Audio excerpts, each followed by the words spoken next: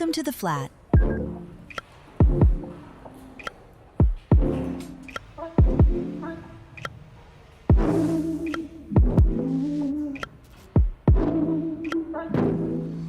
Footy from the flat is starting.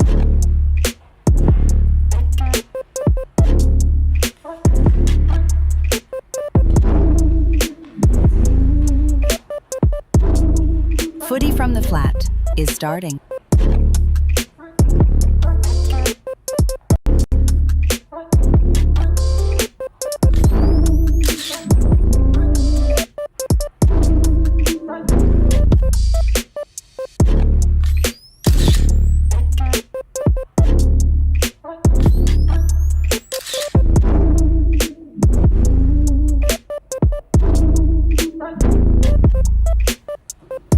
Footy from the flat is starting.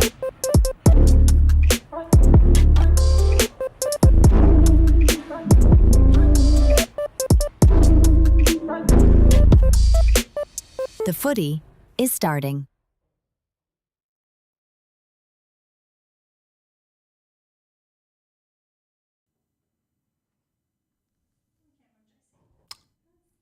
Hello, everyone. Welcome back to Footy from the Flat. I was not expecting to do the intro. I'm going to handball it now to Dylan, who's going to seamlessly take us away. We had as usual, start of the stream, a massive mess. I've got fucking algae on my teeth. I just had something to eat and Jesse's like, run to the bathroom quickly. So I got away. We've got power issues. We've got all sorts of issues, but I think we are ready to go. We've got a bumper episode today, Jesse, a massive one. We've got some of the main topics that we're covering, amongst other things, preseason injuries. We're going to go through that and kind of see how that affects your team. We've got the coaching pressure gauge, which is going to be like a tier list maker. I'm looking forward to that one. And one reason every team in the AFL improves. Yes, absolutely. That last one is the one I'm looking forward to. Sort of making the case for each and every team in the competition. Right now, even West Coast fans have some optimism. North fans as well, other than the George Wardlaw story. I was going to say. Yeah, which we'll cover. But this time of the year is the time to embrace your optimism. We're going to do that. We're going to go from every team in the comp from their perspective and come up for the case for why they'll improve. I had to share this, right? I surf the internet a lot. I look at Twitter. I look at, what's it called? It's called X now, isn't it? I look at Reddit and stuff like that. And this thing popped up and it was like, it just said, today's date is a football score. So we're talking about Wednesday. Oh, I know the where week's this is going. And it says 4th of the 2nd, 2026. 4-2-26. 4 goals 2. That just synchronized with my brain. Interesting. That's not where I thought you were going to go with that. I saw that meme too, but in a West Coast context because it came up with the game where Hawthorn beat us 142-26. And it said, today's date is a football score, and it had the Eagles score. Oh. And that's where I thought that was going. Only you guys would have that. Yeah. Well, we've probably done that a few times over the last 5 years. Yeah, true. No, I don't know. That was just one of those things where my brain, I don't know if you going through school and stuff like that, I was always really on the 6 times table. Yeah, right. Because of the football score thing. Interesting. I was telling my girlfriend about this. I was bragging. I was a genius at times tables up to 12 when I was a kid because I used to fall asleep. My parents used to put on rap songs of the times tables. So I just downloaded them all in my head when I slept. But on that note, a few things trip me up. 4 times 8 is 32. Correct. But 4 goals 8 is 32. Perfect. I love that. It's the symmetry to that. But you know what trips me up? 9 times 7 is 63, but 9 goals 7 is 61. And 9 times 7 has always tripped me up because of that reason. Yeah. There's a few quirky ones like that. So you like the gelling of those I do. reverse. Yeah. That's a beautiful mind. Beautiful way to get into the show. Yes. It's a beautiful mind. We're going to talk some news as well. Yeah. During this show. We're going to kick it off into the injuries at some point, but I wanted to know if you caught the Chris Fagan St Kilda exchange. I did, yes. Well, I saw it via posts, memes, if you will. Post? Yeah, Instagram posts. Yes. Yeah, okay. I get my AFL news via the mail, Dylan. I saw that he had made some comments about the amount that certain players are paid, but I didn't see the full article. Okay. So it wasn't clear to me who he was referring to. I assumed TDK was one of them, but then the picture had a picture of Nasiah Wanganeen-Miller. No, he did. He directly spoke about Nasiah Wanganeen-Miller. One of the things that I was interested about when I dug a little bit deeper was that It was at a press conference. I don't think the press conference was actually particularly recent. Like it wasn't on the day. So it was something from maybe a week ago or something like that where he'd been interviewed by AFL.com. He did not get asked anything about this situation. The only question that he was asked in the interview was about Zach Bailey. So they said, like, where's the Zach Bailey situation at? And he went, well, St Kilda, like what they were doing last year, I think that's a bit of a danger to the game. So he definitely went into this. I feel like when Chris Fagan was brushing his teeth in the morning, he was thinking about what he was going to say and how he was going to weave this into a conversation when he got interviewed about it. So I feel like it was massively a political move. I guess partly because St Kilda are that team that always complain about the Northern clubs. So it was an opportunity for him to get back at them. But also, if you think about what Brisbane are, the talent that they've got on that list. Like if you're the one coach in the competition that's worried about rebuilding clubs, splashing their salary cap money, you're Brisbane, right? He coaches the Harlem Globetrotters. Yeah, exactly right. Yeah, I can imagine that it's kind of like threat mitigation almost, like the threat of other clubs coming big for their best players. I do wonder what kind of effect it will really have though, because like he said it's bad for the game. But he didn't elaborate. He didn't elaborate as far as I'm aware at least. So it's like, I mean, I suppose you could make the argument that I think there is a correlation between like players getting massive contracts and their output dropping. I think there has been studies on that in American sports where there's a correlation when an athlete plays at their best is in a contract year. And then it tends to decline. There are exceptions to that I can think of as well. Like Jeremy McGovern, he became briefly the best paid player in the AFL, and when he wasn't injured, he didn't dip. But again, staying on West Coast, Andrew Gaff did.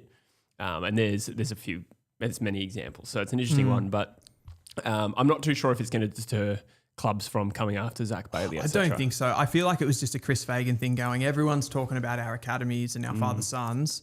I'm going to talk about some of the things that I think are going on. But whether he actually believed what he said, I think is a different situation. They did just take a club captain. What's that? They did just poach a club captain. They did. Yeah, they did. So, I mean, they're not paying him $2 million, but they're paying him close to $1 million, I'd say. Well, that's the other part of it too, isn't it? Like the hypocrisy part, because you're looking at their playing list. Like they do have some of the best players in the competition that wouldn't be getting the money that other players are, but that's because everyone's probably taking a cut. They're not paying them that much because they're trying to keep everyone in the salary cap.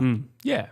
So in a way, he's on the moral high ground there saying like, we're doing it right. Yeah. And you're doing it wrong. But I think it's a bit rich for me. Yeah, that's true. The best clubs do retain their players because players want to play in successful teams. That is like the more money. And I would say this as someone who's never been rich, but I'd imagine there are diminishing returns between like 800K and 1.2 mil. Sure. When the difference between those two offers is playing at a poor club and playing at the Brisbane Lions or Geelong or Hawthorn or Collingwood, these stronger clubs. And the sell for those clubs is obviously like you're going to play better football here in this successul team as well. So we're going to elevate you and make sure that you're at least right up there, but maybe not getting completely as much as you would. Yeah, that's true. We got a comment here from Wooden Spoon Data. Hello to the chat. Thanks for all being here, Woody, by the way. Love you, mate. Woody says, did you see St Kilda's response? I actually didn't see this.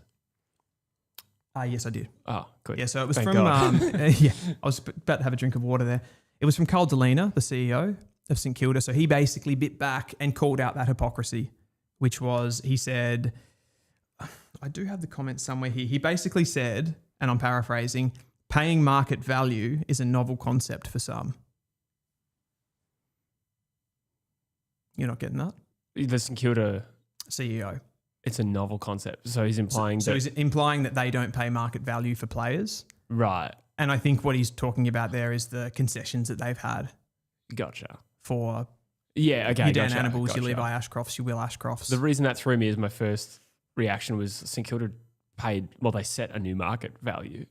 They did. You know what I mean? So I don't know if they paid market value for TDK. I suppose you could say it is, but there's a domino to fall when there's the first $2 million player. In fairness to them, though, like this has been happening forever. Like, and that's I guess that comes back to Chris Fagan's comments that it's like it's bad for the game. It's not new. Like I don't think is this unprecedented? I know the amount is unprecedented, but it's probably not like on percentage. It's probably not unprecedented, is it? No, that's true. Did any of these players leave from a club that was better than St Kilda?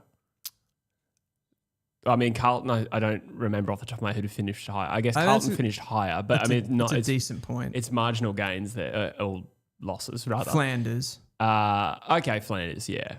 That one, I suppose, in isolation was opportunity though. He wasn't a key player at the Gold Coast Suns in the same way. Like, where would he rank in their top 10? But that's kind of what I'm talking about, and that's what Chris Fagan's worried about, right? Yeah, that's because right. they have these bloated squads with talented players, and they still want to keep them. They don't want those guys walking out because they want the depth, but they can't really pay them, so they know this is going to happen. So this feels like political mitigation to me, where he's like, well, I just want to point it out, and at least then maybe they won't take as much stuff off us if I do a bit of screaming. Yeah, I'd imagine that was his motivation. I can't imagine being too effective. I think anyone worth their salt will be looking at the successful clubs, particularly the Brisbane Lions right now, and seeing who they can squeeze out. We saw Starcevich leave for a better offer at West Coast. I'd imagine he got more money at West Coast. You have to. You'd think so, yeah, safe bet. And Archie as well went to the Adelaide Crows, not via trade, by pre-season draft, but still walked out. So it'd be interesting to see if more dominoes fall in that space at the Brisbane Lions, because it will just be too tough to keep them all. Absolutely. One of them's Lachie Neale. Who knows? Potentially. You reckon you get him? I wasn't even thinking necessarily West Coast, but I know that West Coast has tried, and there has been a public link to them.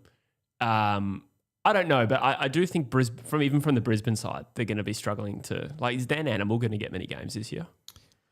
I said that about Levi Ashcroft last year, Yeah. who was one of the better players in that draft, and I said that he won't get, because he's a pure midfielder, he's not going to get the time to get into that, like too many good mids ahead of him basically, and he'll have to play a different position, and he did it.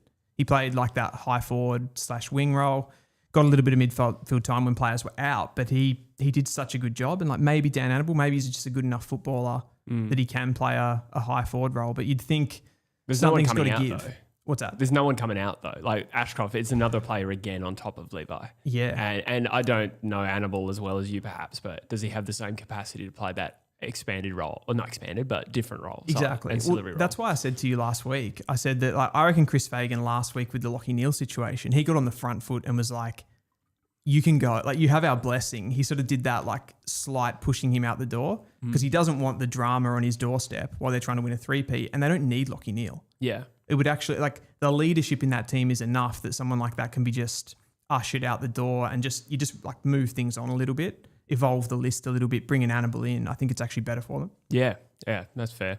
I just want to acknowledge the chat here as well.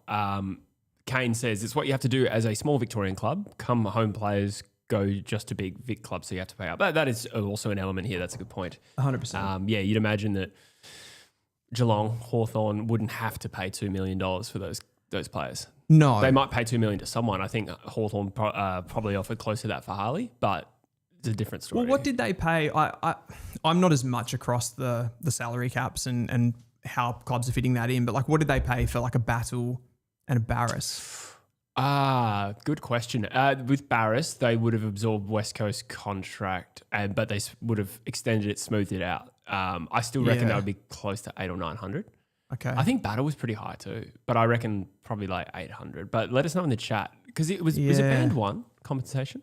It was. Yeah, because that was Travalia and Taru. Yep. So it was band one compensation. So we are talking, in excess of 700. I don't know the exact numbers, but so reasonable offers. Yeah. So I guess you could say that's similar, but like 2 million is more than double what Josh Battle cost. Yes. We've got a super chat. We have a super chat. I'm sorry, I'm neglecting it a little bit. It's in, because we've changed position, it's sort of to my left now, where it was usually like straight ahead of me and I was looking down at it. Good point. We have a flow going as well. Yes. Lewis, West Coast Eagles, West Ham United.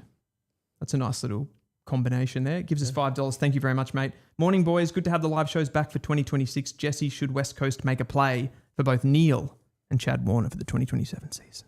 Yeah, I mean, I wouldn't say no to Lachie Neale. There's got to be some question mark about Elliot Yeo's durability. You know, if the worst happens and Yeo doesn't play much longer, like Lachie Neale would be a great person to have in your organisation. Chad Warner, absolutely, at the end of 2027, he'll be a free agent. I think West Coast absolutely should. I think Fremantle will likely have a crack as well. Do you think there's any chance that he would choose West Coast over Freo? Yeah. You still do? I do. I think that he was quite close to joining West Coast had Sydney beaten Brisbane in the grand final. I think that's the prevailing rumour. As to why West Coast, I think sometimes the player agency game is a factor here. And I think West Coast play their cards well in that space. I can't remember who it was. Is it Liam Baker that's managed by the same? Connor Sports? Yeah, I reckon I could be wrong. I think so. There's I think something, and maybe Harley. I don't know, maybe not Harley. I'm butchering that, but that is one argument. But also, West Coast in theory could probably offer more money. 100%. And that would be a motivating factor. And Fremantle going to have a stacked team in 2 years. Yeah. Like this end of next year, Hayden Young, Luke Jackson, I don't know when their contracts are up, but if they're not on big, I'd imagine they're already on big contracts. It's a little bit different, the landscape. Yeah, I sort of get it with a player like Liam Baker who came across, Jack Graham who came across, and Starcevic, who aren't those, in all fairness to them, like big names. They're good role players. It was an opportunity coming to West Coast to maybe like elevate their name a little bit and get a better position. Like Baker's become captain. So I sort of get it from that perspective, but it is attracting that proper big fish who's considered maybe one of the best 20 players in the comp in a Chad Warner. It is different, but you guys have done it before and you've got that kind of big club aura about you. Well, yeah, that's true. I'd say West Coast has 2 years to change the narrative on them. Yeah. At the moment, they're rock bottom and they're not a very attractive club to play for. But in 2 years, like Harley, Willem Dersma, I nearly said Xavier, that's weird, Elijah Hewitt, there is some exciting young talent. If they start to blossom, I think Chad could want to be a part of that. But I am an optimistic fan. Actually, I'm not very optimistic, but I think that is... I think you're optimistic. I flip-flop. Yeah. And I think that's like rightly so. Underlying, there's a layer of optimism. Definitely. Yeah. There's a concern that management is not doing things as well as they should, but that's how I feel about North anyway. But there's still that positivity there. Zach Merritt. Everybody knows about this situation now. Apparently he is open at least to renegotiating his contract after a failed move to Hawthorn in the off-season. He was pretty much ready to walk out, go to Hawthorn, win that premiership, and now he wants to go for a contract renegotiation, which for Merritt loves this. He loves this moment to be able to like work in some more money, get another Lamborghini in the driveway. Yeah. It's kind of like his deal. What were your instant thoughts on that? I'm not massively surprised. I think things can change within a footy club in not long. One thing I was thinking, like, again, bringing it back to West Coast, but like with the Harley Reid situation last year, there was a lot of talk that he wanted to leave. And I think it's come out that he was really unhappy in the first half of the year. But one thing I always felt was wait till see how he feels in September or October. That's when it really matters. In the Merritt case, we know what he wanted in October, but he couldn't get it. But I think over a pre-season, reconnecting with the playing group, perhaps, I don't know what's happened, or staff and coaches, possibly some honest truths spilled and reconnecting, I'm not surprised at all that the relationship could get back on track. Yeah. It really depends on their attitude toward that. But, with Merritt, he's stuck there. Could he have not just waited until the end of the year, though? I know there would be that kind of innuendo all season that he's going to leave at the end of the year, but he could have just waited until the contract was up and got another one, right? Oh, you mean in terms of renegotiating a new one? Yeah. Right, yeah. I suppose it depends. Like, I don't really know how this has been reported on in the sense that, like, has he asked for a contract offer? Well, that's the thing. I mean, I think the headline that I read, without looking too deeply into it, was he's open. He has said he is open to renegotiating. Yeah. Yeah. So maybe it does seem weird that Essendon would have approached him and been like, so longer? And he's going, yeah, all right. But in any case, I suppose he's open to it. But the money's got to be right? Yeah. So we don't even know what this says about his state of mind. Is he a case of, if you add some zeros, which is probably not possible at this point, but then... 2 zeros. Yeah. No, but $100 million. He does do that a lot. Like he goes back in, he signs a long-term deal and then he's kind of holding the club together. So fair play to him. He renegotiates his deals. But yeah, it is interesting after he had such a public issue with the Hawthorn thing. But I guess it is what it is. Like I said to you before, I'm like, it kind of reminds me of that guy that comes to the boys' night out he's kind of got that girlfriend that everybody doesn't like and he's like, I'm going to break up with her. And then 2 months later you see that he's engaged to her on Instagram and he just can't keep going back. Can't stop going back. Yeah, I like that. Top Fix says Roby, Sharp and Farrow changed its mind. Probably, I think, a little bit tongue-in-cheek about the three specific players there, but maybe there is a little sense of renewed optimism about where Essendon's going. But at the end of the day as well, it's a race against time for Zach Merritt. He turns 31 this year. Yep. And the idea of Essendon really competing for the rest of his career does seem a little bit far off, considering that they are now only West Coast is younger and less experienced than Essendon. And there is a huge correlation between teams that are that young and not being able to compete for finals. So in bottom line, I can't see Essendon really challenging while Zach Merritt's there. So he's going to make the choice of money, set up a future, and a lucrative, retirement, I suppose, like a retirement package, or try and win a flag. Yeah. Is there any chance that he's got back to preseason training and gone, like, brought in Dyson Sharp, looks like a gun. Jacob Farrow's training the house down. Sullivan Roby's been injured, but looks really, really good. We've got Kako and Caddy there who are young, but then the rest of the team, if you look at that back line, it is actually starting to come together a little bit. Like you've got Mackay who's experienced, you've got a Zach Reed who's young but looks really good and looks up to the level. Is there like a chance that this could fast track? Still, overall, they're very young. I don't think there's enough top end quality there, especially with like this year, Nick Martin. I don't think he's going to play. He's not going to play. Yeah, he's not going to play at all. They're not winning the premiership this year. No, but I do think that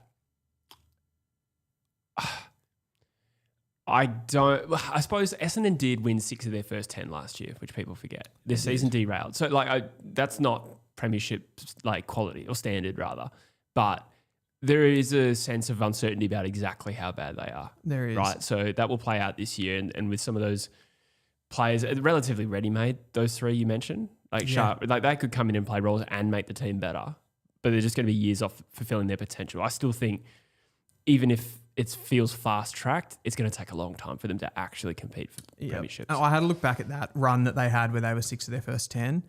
The more I went, it sounds really good, but when you go back over it, there's a lot of wins, very close wins to very poor teams. Like there was like a 2-pointer over West Coast. There was a less than a goal win over North. Yeah, right. Is that the Finbar Melee game? I think so. Yeah. I went through it and it just was like, a lot of close wins. Yeah. Might have been a close win over Carlton early in the season, was it? Don't quote me on that. Not 100% sure. The only other news item that's just been kicking around, I suppose, lately is the Stephen May issue. And I wanted to ask you if Melbourne held on to this guy. They basically said that they weren't going to play him, but for some reason, when the failed trade, that didn't go through, obviously, they wanted to trade him to somebody else and get some value for him. That didn't happen. Do you think they should have just cut him? Possibly. Yeah, I mean, if there's no intention to play him, what are you doing? The opportunity cost there is just an extra spot on the list, which they could use for a train on or, depending on how early they did it, maybe an extra draft pick. It was a pretty shallow draft, wasn't it? So it's probably going to be a train on spot. Perception, for sure. Maybe I can only imagine they've left the door open there to rekindle the relationship a little bit, but without knowing the specifics of what's going on. There has been, a bit going on in the public arena, but I mean, probably in summary to that, if they're not going to play him, what's the point? It's not like, is their VFL team so desperate for on-field leaders like a West Australian club I can think of? Just from the outside, it doesn't feel like he's the kind of guy that you want to have around as a club man. He's kind of, he's had the Jake Melksham issue. That was probably the worst one where you're like, okay, he's causing drama in the football club. And now this, it just doesn't really feel worth it, particularly when, I don't think he played very well last year. His performances weren't good. He looked really, really slow, lacking mobility across the ground. And just if you got that guy in your team, you want him to be what Nick Vlaston's doing right now, essentially from a defensive point of view. So true. I don't get it. I don't get it either. I'm trying to think of reasons why. I mean, they did shop him around and they told him, look for a new club. Is there some contractual or salary cap implication that stopped them from cutting him? Is it just a sunk cost fallacy where you're kind of it's Stephen May, who was an integral part of our premiership team. We have to get something for him. We can't just sack him. Here's something that just popped into my head. Doesn't he have an ongoing legal proceeding? Probably. If something comes of that, is there a way they can get out of paying him? Maybe that's what it is. Oh, you look, Jesse, the lawyer comes out. I love this. It could be completely wrong, but it just popped into my head as a potential theory. That sounded like it had a lot of research behind it. It just literally nothing. Yeah, I believe you. It's just a monkey playing symbols in my head right now. Oh, super chat. I can feel the colour coming out. Grimsby, thank you for the donation. And I'll leave that one. Thanks, Grimsby. Yeah. I'll leave that one. Good on you, mate. Spaniard. I mean, before Scott said he believed in the dream and club, so it's not impossible to see him go back. I think I've just come in with no context as to what that comment's referring to. Sorry, before Scott. I'm just having a look. Pixelism says him and Meatball still have assault charges of a pub brawl. Yeah. I mean, that's the big one that's kind of more information. They're saying that they weren't present, I think was their original statement, and now it's looking more likely that they definitely were there. So that's the big one. And I think Stephen May has something else going on, but I don't know any of the details about that. Okay. Yeah. That's just been reported on to that degree. So it's, there's not a lot of stuff, but it just... Could there be a well-being element to it as well? Like if there's something going on, like maybe. duty of care for the player could be a factor in why they don't move him on. Perhaps. Yeah, it's so hard to speculate from the outside. It really is. Yeah. It really is. But yeah, it felt like Stephen King really came in and wanted to change the culture and move some of those guys out that, like, I don't think necessarily, like, like a Clayton Oliver, like not a bad guy, but they probably just wanted a refresh in there so that he could start from scratch and get things going. So I felt like that's probably a missed opportunity for them. But as you said, it's hard to kind of speculate. Do you want to talk some injuries? Yeah, I'd love to talk some injuries, Dylan. So in this segment, we are just going to discuss. I've gone ahead and tried to round up all the updates on injured players this pre-season. So this will be very, very relevant for your footy team, also your fantasy teams, in particular your game day squad teams, which we'll talk about a little bit later in this show. We are going to set up Dylan's game day squad. I'm loving game day. I'm very excited. I'm opening packs. I'm going like Jevon Philippou. Jesse Detoli, man. Yeah. I got a Jesse Detoli card. card. Nice. I got Latrell Pickett. And I got Threadgold as well. You said you got Threadgold, but he has just picked up an injury. He has. He's got Liz Frank. Very, very sad for him. Yeah. We'll go through that. Someone has asked me, I think 3 times in the chat, Doveston for round 1. Surely. 100%. Yeah. Lock it in. Yeah. Absolutely lock it in. We don't have a player like Doveston. He's going to be brilliant playing that high forward role. Lock in Doveston? It's a pun on his name. Brilliant. Thanks, man. All right, so we're going to go through each of the 18 clubs and just give a summary of the injury updates that I've heard and can find. So let us know in the chat as we go along, anything that I've missed or hopefully haven't gotten wrong. We're going to do reverse ladder order. Okay. I didn't know that. Yeah, I like to mix it up. So I'm going to tell you the updates and you'll tell me, I guess you can react to each club and be like, yeah, that's a problem. Or that's not a problem. Yes, okay. Right. And some of them I'll know, obviously, because I've heard. But yeah, absolutely. Yeah. West Coast Eagles. Okay. Not too bad from an injury front point of view. Starcevic has a bit of a knee concern that puts him in doubt for State of Origin, but he is training at the moment. So he is expected to be fit for round 1. Elijah Hewitt had some calf tightness, but training as well, so not a big concern. In terms of interrupted pre-seasons, Jack Hutchinson, Bailey Williams, Harry Barnett, players that are borderline best 22 at best, some of them. Fred Rodriguez has a stress fracture in his foot, so that will be an ongoing thing. Okay. Brady Hoff had that 3 to 4 week ankle, which is not ideal. So disrupted but not affecting round 1. Yeah, I'd imagine that Brady Hoff will miss pre-season. I think Hewitt could miss the first pre-season game, but all in all, nothing too concerning. And Liam Baker is suspended for round 1.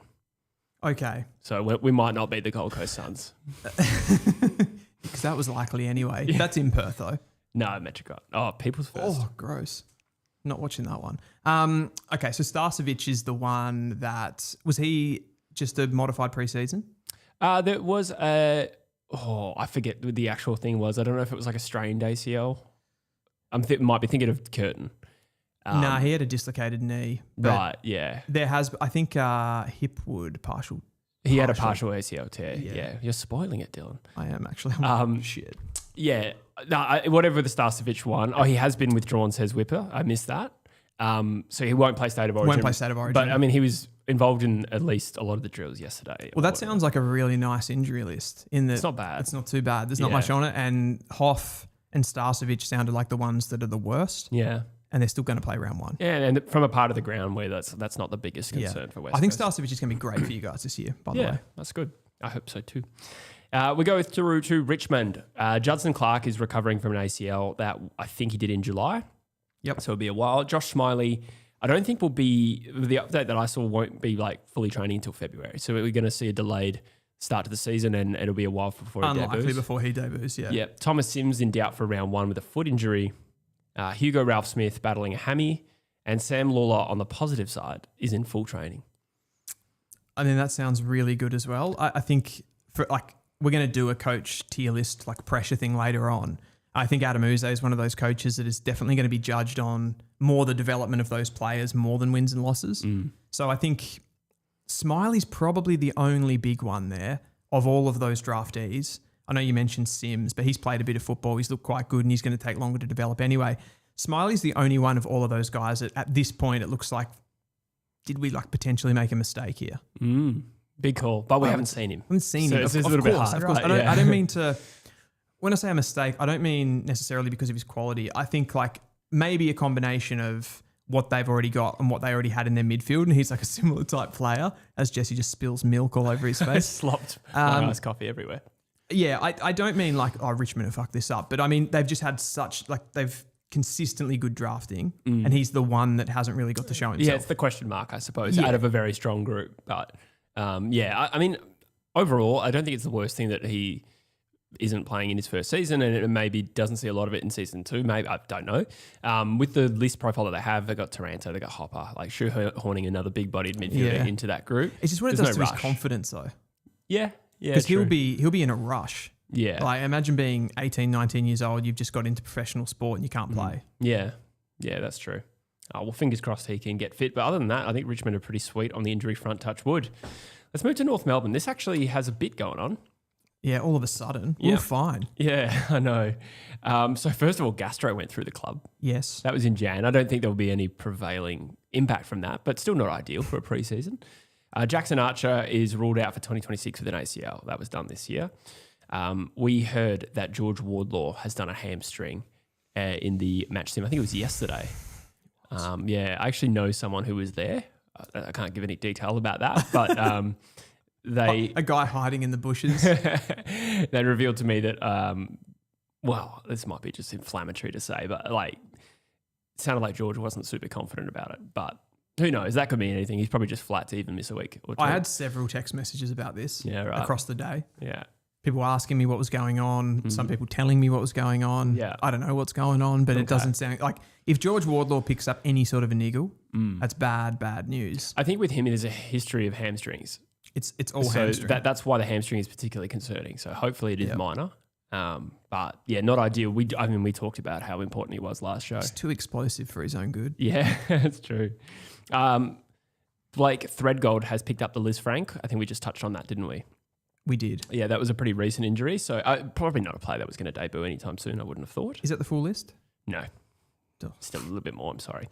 Braden George, minor hamstring. We talked about that last show. Another very injury-prone player. Yeah, exactly. So again, just even the minor injuries seem concerning.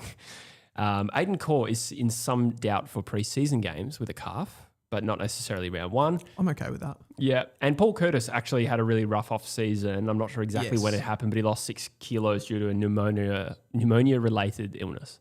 Yes. So that's not ideal for his prep. Absolutely not. And considering how much of a positive season he had last year, but at the same time, he had that suspension built into it, which kind of held him back. I felt like he was ready to go to this like amazing new place and he didn't quite get to go there because of the suspension. Yeah. And then you wanted that big year and this is probably going to stall him a little bit at the start.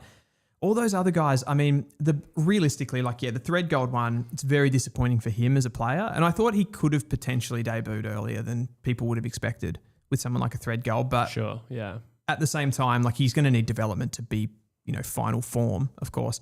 The really, really disappointing, or the two disappointing ones there are Wardlaw, just because he gets injured so much and he needs to have a clear run at it. It's getting to the point now where I'm not sure if his body is up to the rigors of playing AFL football with how he plays and what he wants to do. So that's really disappointing. And I think he's one of our more important, younger midfielders. The other one is Archer, because he's the guy for us that can take the smaller guys out of the game. And we don't really have another player like that. Like sometimes you can shoehorn like a Griffin Logue onto a player like that, but he's not really mobile enough. So Archer's he's not that good a player with the ball and he's not super, super talented, but he's just got that work ethic like of his dad. And So I think that one's a big one too. And I think both of those injuries are significant for us in 2026, what we want to do. That sucks. I was going to say that if it makes you feel better about Curtis, Jake Waterman was hospitalised in the middle of 2023 with a bowel thing. I forget the name. Oh, yeah, because he's got, it's like the autoimmune. Yeah, I can't remember what exactly Crohn's the name disease. was. I don't think it's Crohn's. I think it's something different and is it? niche. Yeah, but same family maybe. Anyway, lost 10 kilos and then randomly became an Dr. Jesse. All-Australian the next year after losing 10 kilos. So players can prove, Wow. or can beat the odds rather. Let's move on to the Essendon Football Club.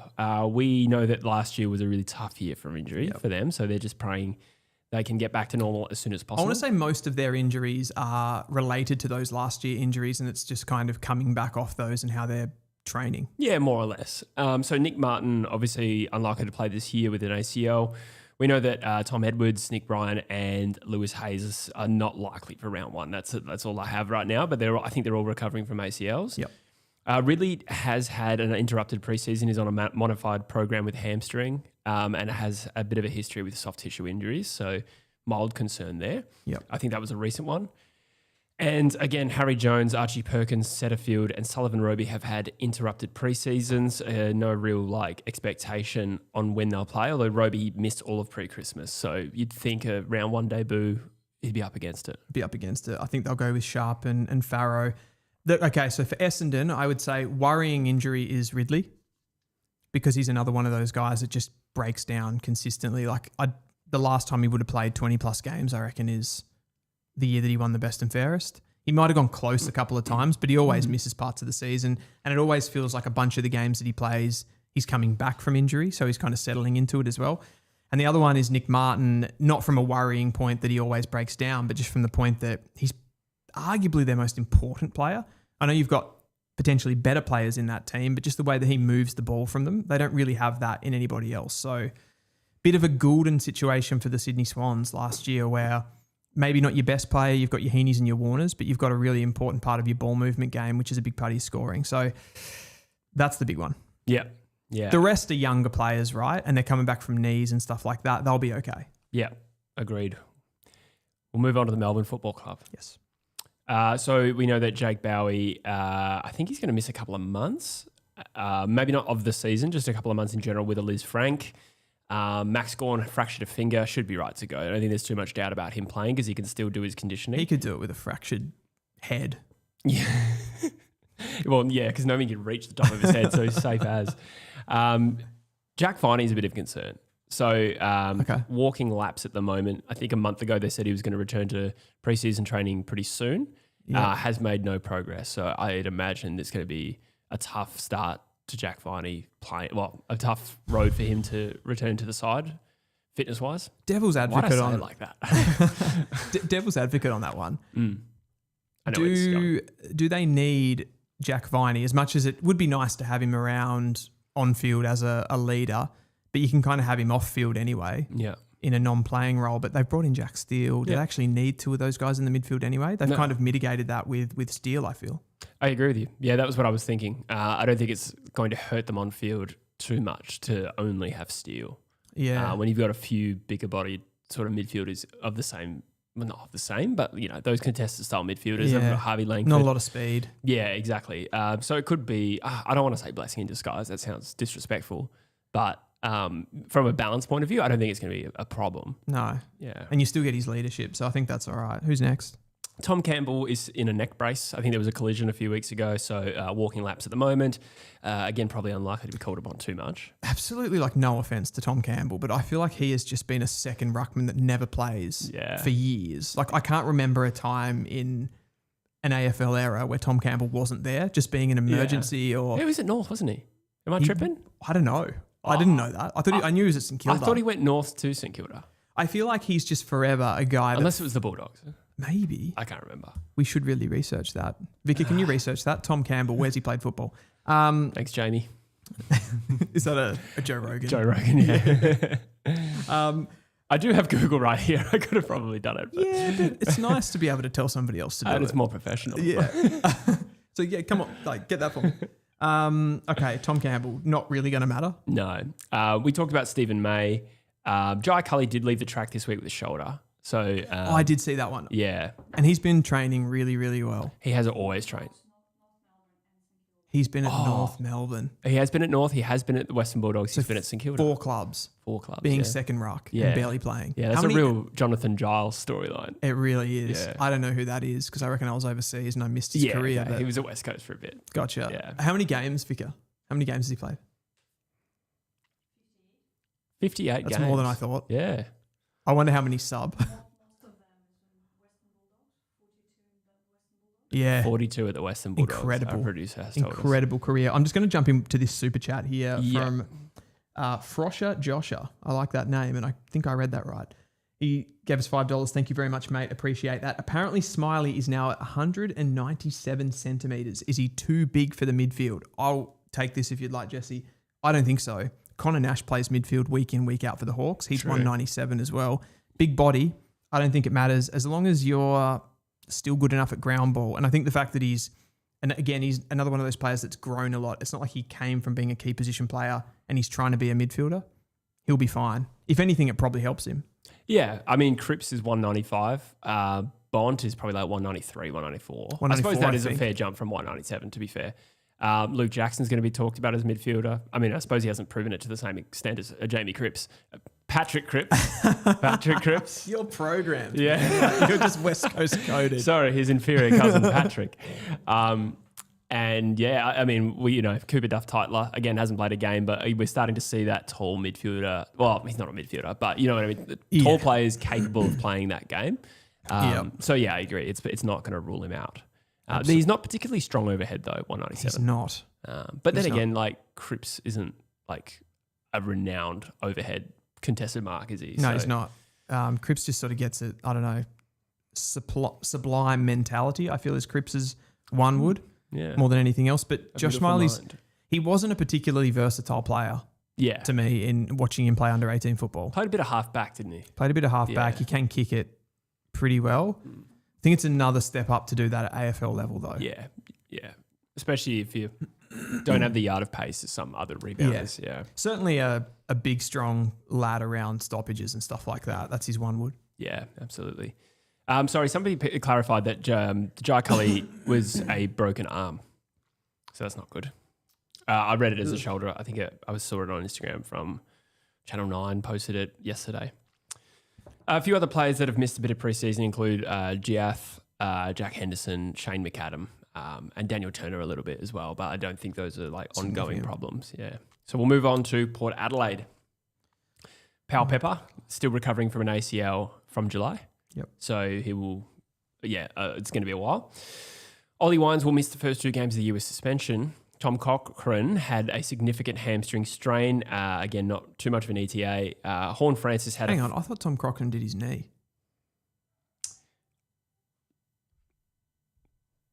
Let's Vicar. I read that he had a hamstring strain. Maybe 11th of January. didn't he? Yeah, no, hamstring. It is a hamstring. Yeah. For some reason, I just have this recollection that I read that he had like a season-ending injury. I don't know. Yeah, keep going. Like in Ignore the me. preseason? I think so. Yeah, okay. It's just in my brain somewhere. Yeah, in gotcha. the depths, but yeah, maybe not. Yeah. Either way, definitely a hamstring strain on the 11th of Jan. Horn Francis had a foot setback, but not too much concern about that. It just had some mild interruption. It's not a big deal. Todd Marshall, and more positive news, is fit and looks set for a backline role. We talked about that last week. I remember thinking about it. Yeah, we did. We talked about Georgiades potentially to the Yeah, midfield. just get everyone out of the forward line. yeah, we don't want goals. Yeah. Marshall to play back. Interesting. I mean, they need keys across Ben. the ground, really. Yeah. What was that? I said Ben. Ben Keys. Yeah. They do.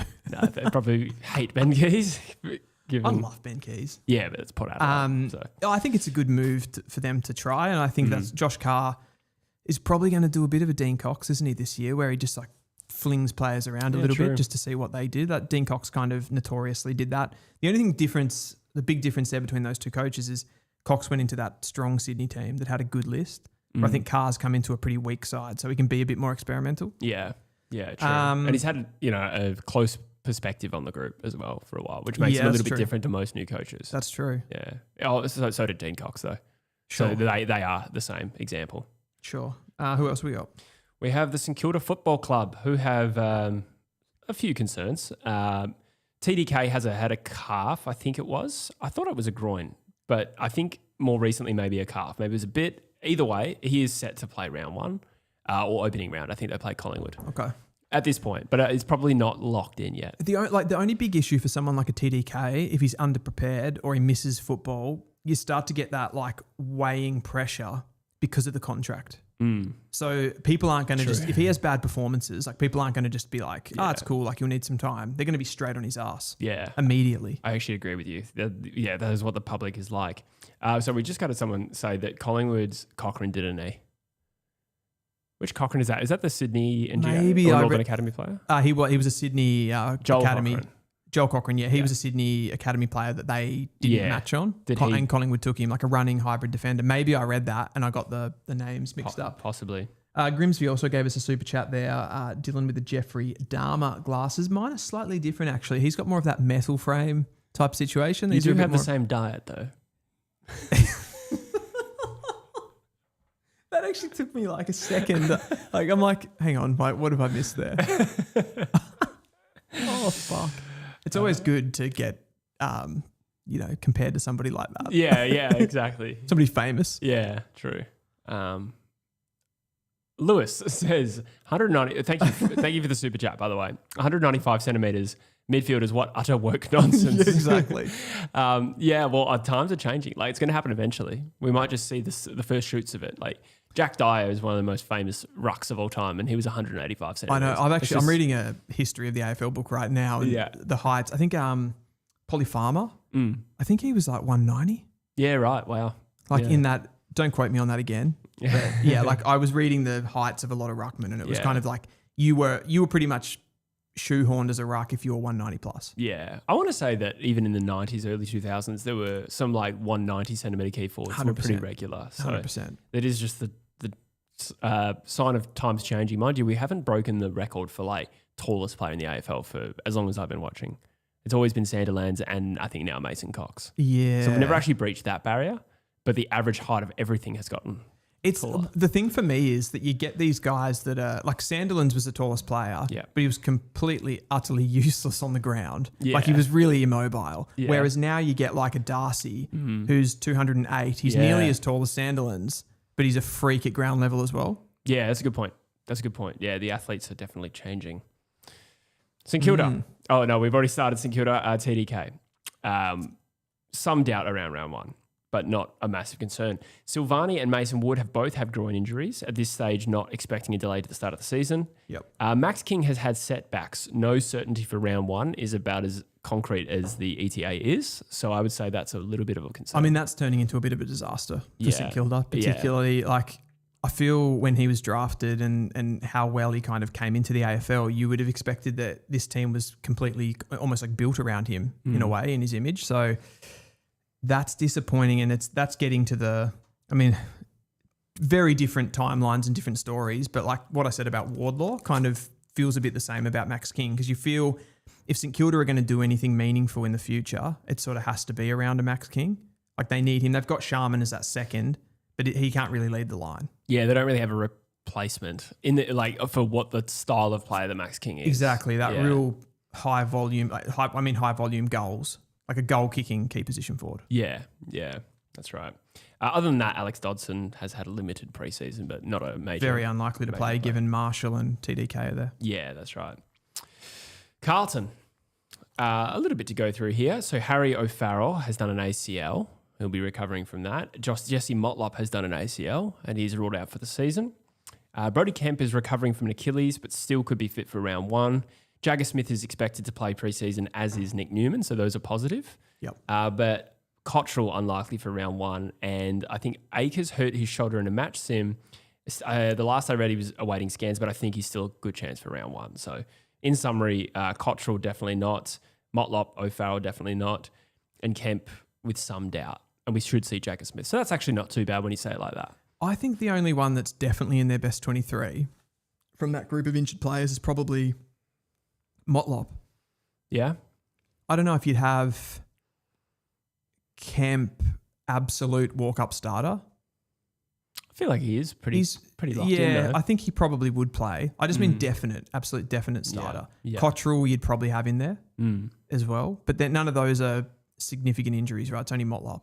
Is the plans for Kemp to play like key forward, isn't it? I think so. I mean, so with Curnow out, that's not ideal. I made a best 23 this week and I went with Hudson O'Keefe as the second. And the reason that I did that is because I think he can play second ruck to Pitnet and give them a little bit more run. So I left Reedy out of the side and went for Pitnet and Hudson O'Keefe. Sure. But I reckon what Carlton will do is probably play Kemp and play Reedy and Pitnet. That's probably more likely. Yeah, fair enough. So not too bad for Carlton. There's an absence of like really key players there, which is a good start. Yes. Yeah, I think they'll be fine. I think they'll benefit more from like what they got back from last year's injury list, like Newman, Jagger Smith, of course. Like they'll move the needle for them. Yeah. We have another super chat from Ibis Lover. Thank you, guys. And thank you, Ibis Lover. Keep your birds away from this guy. Can Zorko and Coleman... I'm sorry. I just can't help myself being a smart ass. I appreciate you. Can Zorko and Coleman work in a back six without Stark? Starcevic, that is. Not This is Mitchell. a very, very, very good question. A very, very good question, Ibis Lover. Because Stark did a lot of that heavy lifting on playing on the smaller forwards. I feel like you're about to say something funny. I'm just still reacting to my joke that I wish I hadn't said. Is there a point though? Like look at that Brisbane back six. You go up your Darcy Wilmots, your Jasper Fletcher. You've got your Zorkos. Coleman is probably going to come in there and play for Stark. You do have someone like a McKenna and a Leicester who can play those smaller roles. But Starcevic was just so well suited to playing on those smaller guys, and he used to shut them out all the time. And I don't know if any of those other guys really have a defensive bone in their body. They're very offensive players. What about Dode? That's the one I was going to bring up. So we'll talk about Brisbane a little bit later. I don't think he's going to be available off the top of my head. Yeah. But longer term, that or medium term, that will be a better mix. He is versatile. I don't think he'll be as good as Starcevic at playing on those really small forwards, but he'll be able to do the job, and he's a defender first. So that's a very good question. I really like that. And I think it's a big talking point for Brisbane across the year. Yep. We have the Sydney Swans, and thankfully, from their point of view, they have an absence of a long injury list, whereas last year that was a real problem for them. However, the names on there that I've got at least are good players. Callum Mills, I think, had a hamstring, but still a chance for round one. But he has been he's been luckless a little bit, Callum Mills, over the years. Yeah. But Taylor Adams also simultaneously was battling an Achilles. Still was a chance for round one. Then there was the assault that happened recently, which I don't have the details of in front of me. I remember reading the article, but the takeaway is that it's still unclear what happened. Oh, sorry, no, it's unclear what impact it will have on his ability to be available. Right. Is all I mean. So Taylor Adams, Callum Mills. But other than that, like they're a star-studded team. I mean, Mills, like you're not worried about Taylor Adams. No, you're worried that's about true. Mills. The Mills. It's probably okay for Sydney that he comes back and he plays like wing or half back. He'll probably play half back this year, but it's a bit of a disappointing story in that like he was tracking to be like a gun midfielder of the competition. I just don't think that's ever going to happen now. Yeah. That's kind of gone. I think he's just going to play those like Augs roles. Yeah, 2015 draft makes him 29 this year. So there is some, like, he's missed some key years. Yeah. Or, this is the prime of his career, I should say. 100%. Who are we up to? I feel like we've been halfway. About halfway. Halfway. We got the Western Bulldogs now. A few names to consider here. Riley Sanders has had preseason interruptions with a hammy, but not like a massive ongoing concern. However, Cody Waitman, his knee recovery makes him no certainty for round one. I believe he's only just started running. So he's going to be up against it. I think he had an infection or something in the injury. Yeah. Riley Garcia, 12 to 14 week hammy. Not a key, like best 22 player, but handy type. That's a big injury for a hamstring. I actually think that one's bigger than you think when you consider the Waitman thing as well, because they've got probably where they lack quality is small forwards. Obviously, the defense is a big issue as well, but they've got the keys there. Need those defensive small forwards to keep the ball locked in because they get transitioned against really, really easily. So Garcia would have helped there. Waitman helps as a goal-scoring threat probably more than anything else. Yeah. I was going to say Garcia is more of a midfielder convert as opposed to a Waitman who's probably got some more goal scoring prowess. More goal scoring, but probably Garcia just from that defensive pressure point of view. I feel like that's something that he kind of prides himself on. You got West there who does a good job, but I just don't know if they'll have enough to come through and help keep that ball locked inside. Yeah. Carmichael's syndesmosis makes him pretty unlikely to play anytime soon. It's disappointing. James Harms is on personal leave. There is a hamstring cloud around Bramble, but I do believe that Adam Treloar is finally fit. So that is something to add in because I'm starting to forget. Did he play a lot of VFL last year or was he just out? He definitely had injuries and then it was like if he's fit, do you play him? Those were the conversations in the media. Yeah. But I don't know if he ever got like a clear enough run at it without re-injuring. Yeah. Yeah, my memory tests me too much. Yeah, I was going to say, I don't recall him actually being dropped. So it was just a case of him not being around. I feel for that Western Bulldogs team too, someone like a Treloar. Like, is he actually necessary for them? Because they've got so many, like they score enough points anyway. They've got Bont, fucking Ed Richards in there. Yeah. Other guys that run through the midfield. They probably, if anything, they probably need more lockdown guys in there. They've got Libber a bit, but like, do they need a big-bodied stopper? Is that probably more what they need? I don't know. That's a good question. We'll move to Hawthorn. The Will Day injury is the biggest headline here. It's a shoulder injury, and I think it's going to be 4 months. So a significant, let's call it half the season at best. That's going to hurt. Do you agree? I know you agree. But I absolutely agree. How devastating is it for their finals hopes? I think it's to the point where I'm not like they're a really good team anyway, regardless of Will Day. So they'll do well anyway. Yeah. But I do think that his like top end quality, particularly from that midfield group, which isn't the strongest, that's probably their weakest part. They transition the football so well, and that's where so much scoring comes from anyway. So they were top 5 for scores from stoppage by differential. I looked that up the other day. In the entire season. Yeah. That's interesting. Yeah. I mean, sometimes those statistics, you can get bloated numbers off what you do to the bottom teams. So sometimes I'm a little bit skeptical by that. But their midfield, I mean, Newcomb plays big games, right? But he hasn't really had that consistent season. Yeah. But they do, I feel like if you look at their just general stoppage differential, like they can get beaten in there a little bit. Newcomb's still like approaching his prime though. He is. So he's a young guy. There's an argument for him getting more consistent. And then there's some upside there with Cam McKenzie and Josh Ward, who probably has 100%. And I think this is it has to be looked upon as an opportunity for a Connor McDonald, a Cam McKenzie to go in there and have a breakout season. And Cam McKenzie probably, like for me, he's the one that has that, like the technical skills and the quality on the ball of a Will Day that he could replace him in some sense. But it's big to lose a player that good and try to win a premiership. So they're going to be up against it for me. They will. I suppose the way I see it though is if they can just stay in the hunt. Like this year, they were a good team. They finished 8th. It probably didn't reflect exactly what their ranking was in the league. They ended up being fairly close to a grand final in the end. So if he comes back as an impact player from August, that's a real wild card. The issue is I have no faith that when he comes back from that injury, like that he's just not going to get re-injured again. Yeah. It just feels like it happens every time. Yeah, that's unfortunate. Gold Coast, with finishing off Hawthorn, Sicily has had an interrupted preseason, not a massive concern. I wouldn't have thought he'll be fine. And Will McCabe and Cam Nairn are in the rehab group, but young players unlikely to play too early. Yep. Gold Coast Suns, pretty good injury list as far as I can tell. Himmelberg will return in the middle of the year. That's Elliot, not Harry. Jake Rogers has a minor leg injury. And Adensall also has a minor strain. But other than that, I can't find too much on the Gold Coast Suns injury list. So I reckon at this point, Hardwick would be looking at guys like Adensall and Rogers and going, I'm actually glad they're injured so that I don't have to pick them. And I don't have to piss off as many people. Yeah. They're just there. Like I don't have to think about you right now. Yeah, that's it. Exactly. So we'll move on from them. They'll be fine. Yeah, they'll be fine. Fremantle. Sam Sturt is expected to miss a lot of the year after a knee reco. I'm not sure, like mid-year is probably like best ETA. I'm just going to move you to go to the chat because I've got a technical issue I need to deal with. Oh, okay, cool. That means he needs to poop. I like how you said that. Or I said that while you sort of sauntered over. Viper says, whose idea was it to chuck 5 ads in before I could get on the live stream? That was not us. That's YouTube. Sorry about that. That is outrageous, to be honest. I would be very angry if I had to watch 5 ads and then you see our faces. God, sorry about that. We back.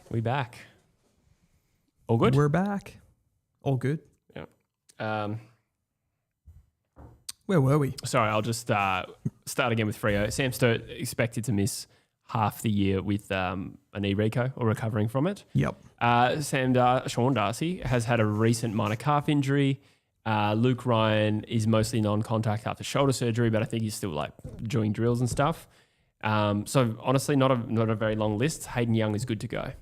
So I think that's the big one. That's the big one. Yeah. He's the ball mover. He's the one that they need. All of those other pieces, like Sam Sturt, unlikely to get in the team, right? Yeah. I think maybe as a role player. You reckon? I think he's borderline, but I think I could see him playing games. Who would he replace? I think they like him on the wing these days, and that's probably an area of the ground they haven't got like locked in preferred options. They want a miss to play wing, don't they? Yeah, that's true. Well, that's probably plan A at the moment. But just laughing at the chat. Did you? I just have to deal with a minor technical issue. Yes. Yeah, that's true. I don't think he's going to be critical to the way they move the ball, Sam Sturt. No. But I do think he could have played games, yeah. Okay, interesting. GWS, we know about Darcy Jones, ACL. Josh Kelly is probably looking to return to footy the second half of the year. He's had, I think it's his hip that's plagued him. So Josh Kelly and Darcy Jones, pretty big outs. As for Jesse Hogan and Toby Green, I think both are in doubt for Origin, but likely to be okay for round one. I didn't actually write down what their injuries were. There. But soft tissue, I think. Yeah, like soft tissue minor. ones. Yeah. So we know just Darcy Jones, Josh Kelly, two players that are very important from particularly a ball movement point of view and the way they hurt teams. So big outs. Yeah. I think that like the Giants notoriously pick up a lot of injuries because of the way that they play and the running loads that they put on themselves. Like they run in that wave. Their defenders get really high up the field. Yeah. And and that tests them a lot. And that's why they have guys like, they just seem to have like last year a ton of guys that missed like 5 to 6 games in that region, which I think like really holds you back when you're pushing for top 4. But Hogan's probably the biggest worry there, I'd say. Yeah, that's true. I think Brent Daniels is all good to go. Yeah, Brent Daniels, big in. Yeah, that's a big in. We'll move to Collingwood. There's a bit going on with Collingwood. Unfortunately, my notes are everywhere, so bear with me. I think Darcy Moore he picked up a hamstring strain or a strain of some variety. He's racing for round 1, or they play opening round, don't they? They play St Kilda. Yep. Jeremy Howe also had a strain. Bo McCreary had foot surgery and he's about 4 to 6 weeks away. So, yeah, he's probably going to miss the start of the year. I think there was a minor hamstring strain to Dan McStay.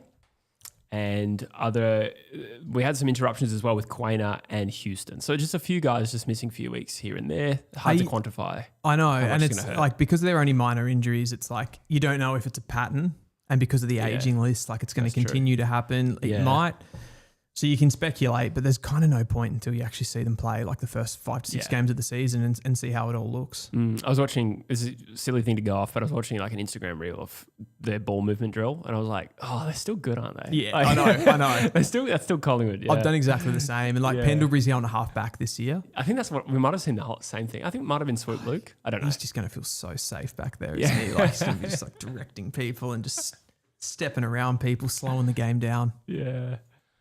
Bobby Hill's still on personal leave as far as I can tell. That's a bad one. Yeah. Like there's no sugarcoating that. A Norm Smith medalist in the prime of their career, not stepping up for you in a position that I think they would just love that extra bit of dynamism. They're probably going to have to play like somebody. They moved on Joe Richards, right? Like he went to Port Adelaide. So they kind of don't have that ready-made replacement. That's true.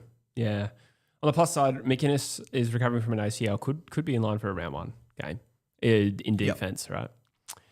We've got 3 clubs left, Dylan. We've got the Brisbane Lions, who we sort of alluded to before. Hipwood is now looking like second half of the season. I don't think he's going to get in the team anyway. Yeah, it's probably like solve a bit of a headache there in terms of like the recruits with Draper and Allen. Yeah. So now from a balance point of view, they don't need to stress about that. I'd play, like if I was them, I'd want to play Morris, Gallup and Allen.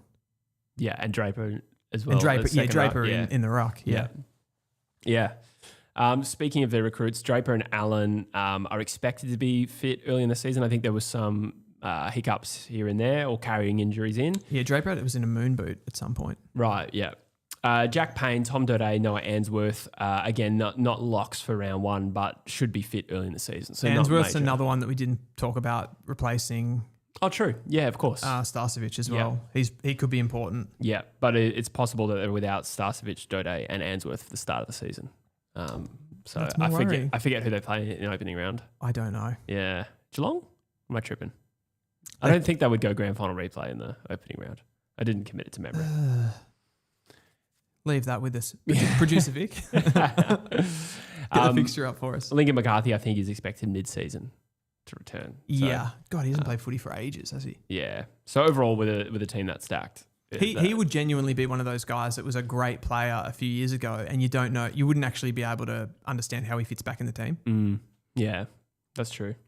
Who we got next? Geelong Cats. One of the first names here is Harley Barker, the player they drafted with an ACL, so not too much to worry about there. We do know that Tyson Stengel took some personal leave. He has now returned. Yep. So that is something. Jeremy Cameron broke his arm or wrist in the grand final. He's expected to be fit. As are Tom Stewart and Toby Conway, who the latter has had a bit of a rough injury run. So overall, very healthy list. Yeah, I guess again, like the guy that gets injured a lot, hasn't played a lot of footy, is Tom Stewart. There would be an important piece to that. Absolutely. That defence. They got plenty of young guys that are sitting in the wings. Like Humphreys kind of came in. They've got O'Sullivan, another player that could break out and sort of in a way like replace a Tom Stewart. But you probably still would prefer if he was there for them to make a push this year. Yeah, which I'd imagine they will be in the window for that. I think so. Yeah. They always are. A few people in the chat saying Draper was re-injured and he was in a I think he yesterday. was. Okay, so I might have missed that. So I'm not sure exactly the extent to that. The final club is the Adelaide Crows, and there is a bit to talk about here as well. Some of these guys I was sort of talked about as potential breakout players. Dan Curtin, the injury, got a lot of coverage. ETA is around round 7 or 8 with a dislocated kneecap, was it? I believe so. Yeah, something like that. Mark Keane, that injury, like that was reported on by 7, I think it was when I first saw it. You watch the footage, it's an ankle injury and his ankle was pointing the wrong way. So that is a significant injury. Yeah. Dan Curtin and then Mark Keane. Similar areas for, wasn't Dersma, not Cox either, Jones. Didn't Jones do a similar injury early in the season last year where he was I think he was playing at Marvel and You could see it. yeah, went into the boundary area and just like just absolutely gross. I want to be mindful in case we have squeamish viewers because some people really struggle with that stuff. I saw Will Powell was probably a pretty bad one as well. I remember that. But we won't need to describe it. Oh, floppy leg. Floppy leg. Nobody wants floppy leg. But where were we there? Well, so Curtin and then Keane. Importance of those players. Dan Curtin's significant. I mean, what he did on the wing last year was incredible, and it looked like he was going to take that to the next level and go inside. A position of need for the Crows, for sure. And it would have just given them so much more flexibility to what they could do with Dawson, then to push him back behind the ball at times. They can push him forward as well, and they'd be just going everywhere. So that would have been a nightmare for opposition coaches. So big loss, but he'll come back. Keane is underrated. Yeah, I think it's an important loss. It's a really important loss because their defense really came of age last year, but he was one of the big reasons, and he doesn't get talked about a lot. And I think the way that he can kind of defend first as that versatile type, that again, like kind of what we talked about with the Starcevic or a Duday, like he's that type of player, right? Has the athleticism to go with those guys, and he's just a competitive bastard. Yeah. Got that Irish blood. Yeah, that's right. Yeah. I really love him. And I don't know if they have, like they've got guys that you could say, yeah, this is a defender that we could bring in, like a Nankervis, but he's more of a flanker, like he's more of an on-the-ball guy, whereas Mark Keane did the dirty work. Yeah, I'm with you. Unfortunate pair of injuries there for the Crows. Sid Draper's on a managed program with a groin, which will just inhibit his ability to be a breakout player like I talked about last week. Exactly. We know Rankin will miss round 1 through that suspension. Ben Keys also picked up a hammy. I think he's in line for round 1, so not an ongoing thing. Keys can play with a hammy. He's fine. Yeah. He just run through it. Yeah, that's true. Run it out. So that is the Adelaide Crows. They were very healthy last year. That was a factor. So it'll be interesting to see how they're tested this year. Sleeping Shadow just says Adelaide still have butts to come in for Keane. I know, but they're different. Keen for butts?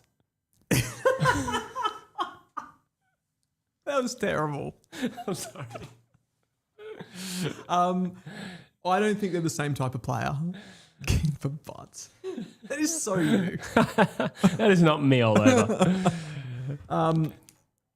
I would say that butts is more of a traditional key and less mobile.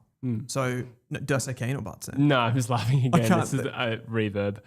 Continue. Did I just say, okay, butts is more of that traditional key defender. Yeah. Whereas Keane is more of that mobile, smaller type defender. Yeah. He like could play tall or small. So I don't think that's a like for like and you get the same output. Yeah. Yeah, I'm with you. But let me know what you think about that in the comments. Yeah. I'm still dying inside and I can't hear what I'm saying. Keen for butts. Keen for that. Is that the injuries over? That is the injuries over. It actually went way longer than I expected. Same. So At one point in that you were like going through and I'm like, he did reverse ladder order and you were like on Sydney and I'm like, they finished fucking 10th. yeah. Like, what's going on? Absolutely. I might take one of our sponsored Tinkle breaks. Sponsored Tinkle Breaks. This is brought to you by... Can we get a sponsor for the Tinkle break? What's a toilet brand? Caroma? Yeah. I should know this. I work at Bunnings. Caroma is a brand. Yeah, Caroma's a brand. Mondella. Brought to you by Estilo. I don't know if they do Caroma. toilets. And what's the stuff that you drink? Water? What? Oh, no, the iced coffee. Oh, okay. I was so thrown there. Oh, fucking hell. I need a break. Take a break. I Take a need break. I'll go to the comments. Yeah, the ice break. Yeah. We'll see what we've got going on here. We've got Reece Plumbing. Electro Boy 13 says, Glad Crows dodged a bullet. Glad Crows dodged a bullet. Is that in reference to going after someone and not getting them? Interesting. Matt Hayne, 6909 says, on Brisbane, Noah Answorth will be back for round 0 against Dogs. I was at intra-club game yesterday and Link McCarthy played off half back and looked very good. That's very interesting. I like that because we don't get a lot of the boots on the ground stuff on Brisbane trainings, obviously because it's out of state. So interesting. So I reckon Answorth will be important because I think he is a player. Jesse mentioned Duday, but I think Answorth's more of a direct replacement for Starcevic. Lincoln McCarthy to half back. That's interesting because you've got Kitty Coleman comes in to fill one of those places. Like Kitty Coleman can't do what Starcevic can defensively though. And then you've got your Wilmots and your Fletchers. Presumably Fletcher gets more midfield time, but then who's going out of that midfield? It's like a lot of moving parts in that Brisbane team. It's going to be a hard one to get into. I'll just get the producer, if she can, to rotate back up a little bit because I'm lost with where I was with the comments. That'll do. Jones was a dislocation. Keynes was a break, says Jack Hardy. Okay, fair enough. In that situation, what's worse? I actually don't know what's worse when it comes to an ankle. Like, I'd assume a break would be worse. But I don't know. I'm not a doctor. Pixelism says Jones was a severe dislocation. Keynes is a complete fracture. Jones was a severe dislocation. Keynes was a complete fracture. Okay. Yeah, I don't really know. Sleeping Shadow, Adelaide still have butts to come in for Keane, so should be fine. I already read that one.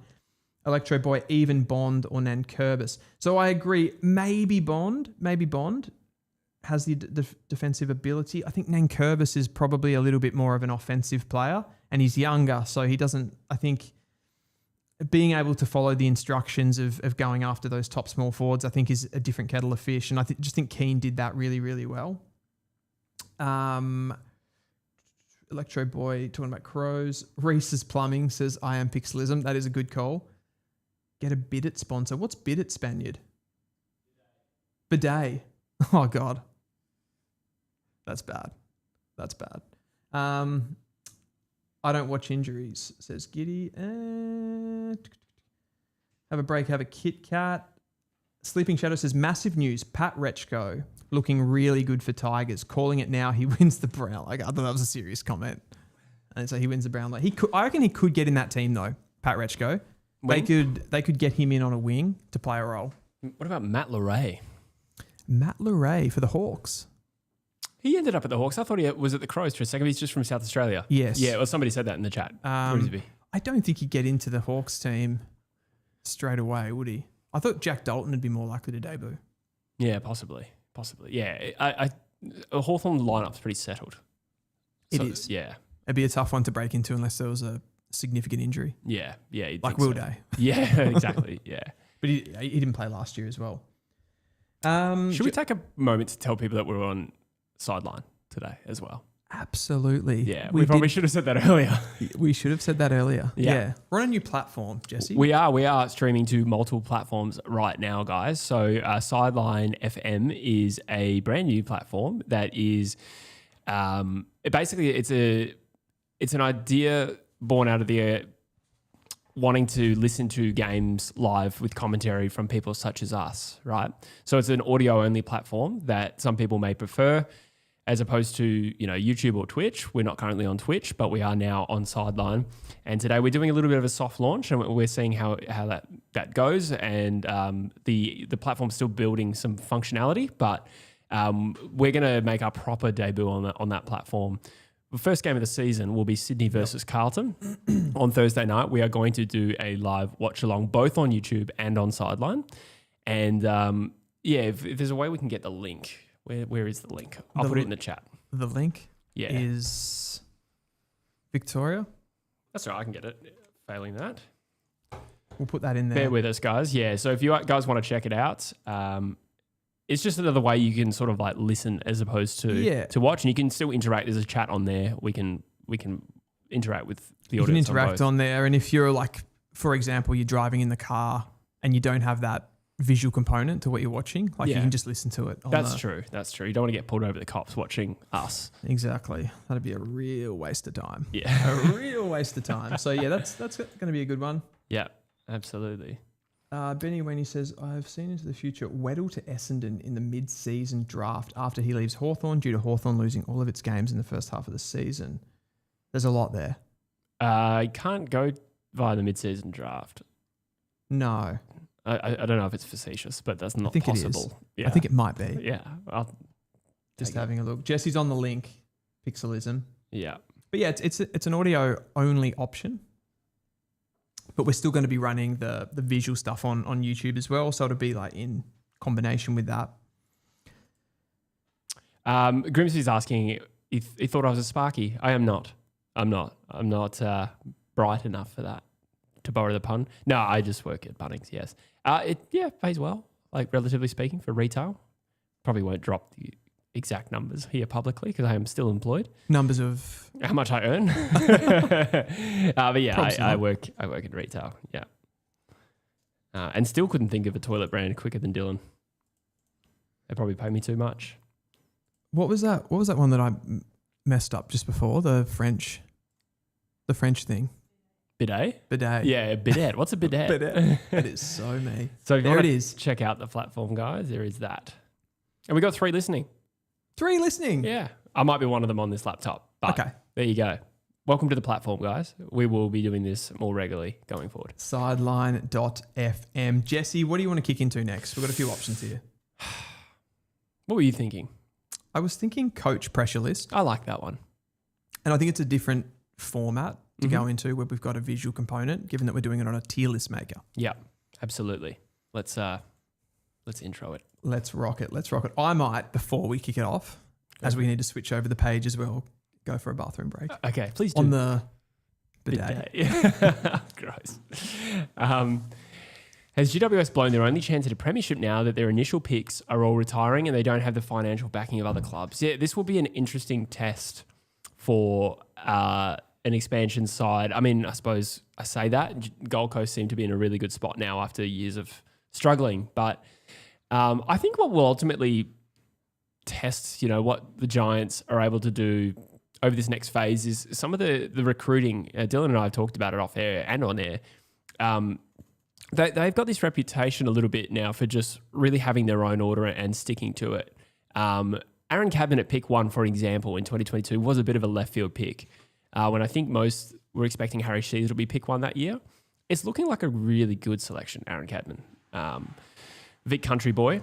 But then, there were some more left field ones like Phoenix Gothard, which we haven't seen him much. I wouldn't say James Leake was left field.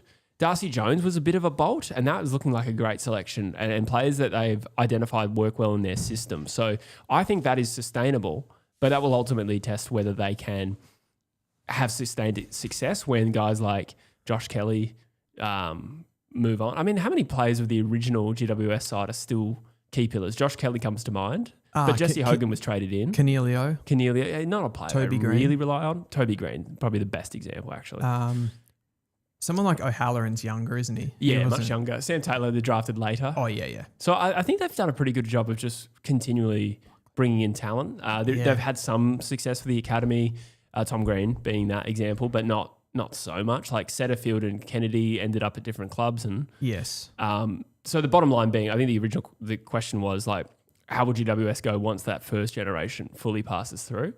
But I think they're kind of already there. Like the list that they've got now has been refreshed over the years. I think they certainly feel they've built their culture, and now it's not really about we need to recruit culture players or anything like that. Like they sort of naturally do that anyway. But what they've built over this first 15 years in the AFL is sustainable. Yeah, they bring guys in and they do well. Yeah, absolutely. We have our first live chat inside Sideline FM, by the way. No way. It's from Hugh F, and he says, "Hey boys." Hey.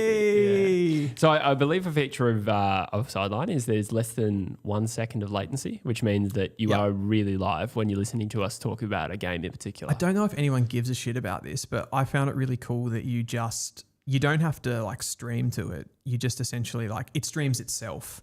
Whereas I don't know what that means. YouTube, you need to throw it through another software. Okay. But this one, you just go bang, audio source. Okay. Straight into it and stream. Yeah, right. Saucy. It is saucy. Yeah. Fonty was a good selection, says Joel. I agree. That was a Perth Demons product. I'm going to say that every time. And I still think they've got a lot of guys that haven't even seen AFL football that are great. I loved Hannaford. Oh, I loved Hannaford too, yeah. Such a little beast. Yeah.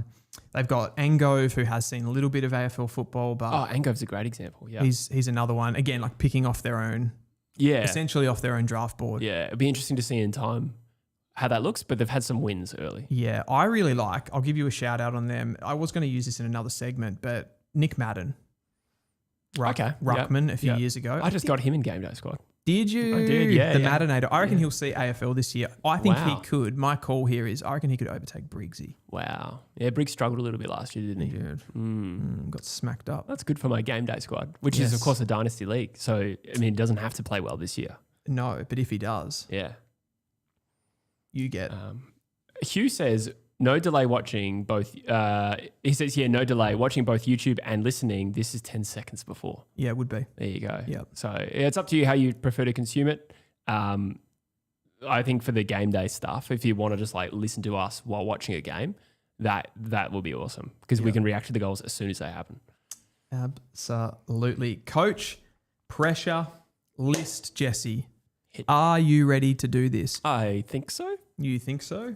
We're going to do this with a tier list maker. And what we're going to do is we're going to go through every single AFL coach and we're going to try to understand how much pressure they are under. We're going to talk it through.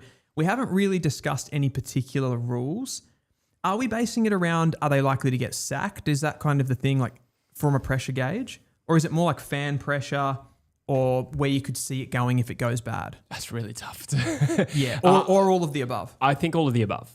To be honest. How many coaches really are under real threat of being sacked? Off the top of my head, I don't know, but not many. Let's see. I'd say 3 absolute max. Yeah. And that's without even thinking about it. At the other end of the spectrum, I feel there's coaches that almost could never get sacked. They'd have to do something really fucked to actually, the losses would have to be obscene and there'd have to be something going on behind the scenes. Yeah. Epstein files could be something that could get them sacked. You'd hope so.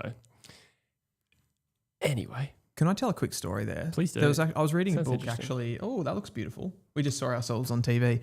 Norm Smith, famous Melbourne player, big goal kicker and who the award is named after on grand final day, right? Norm Smith medal. He was actually a coach of Melbourne, an incredibly successful coach of them, and was sacked for sort of relationships at board level at the Demons way back in the 50s or 60s. So he would have been one of those guys. If in the 50s they were making tier lists online, he would have been one of the guys that they would have said God mode cannot get sacked. Okay. And still did. Yeah, wow. So there you go. You never know. Yeah. I'm trying to get into this shot a little bit better. I'm me just too. Work my way around. Is that better? That looks nice. I think it'll work well for this segment. That looks nice. So I've got my notes here in order of alphabetical. Okay. Do you have the same? You know what? I got halfway through writing it and then I must have fallen asleep. So- It happens. It happens. So, who have we got first there? It looks like we do have an alphabetical list on screen as well.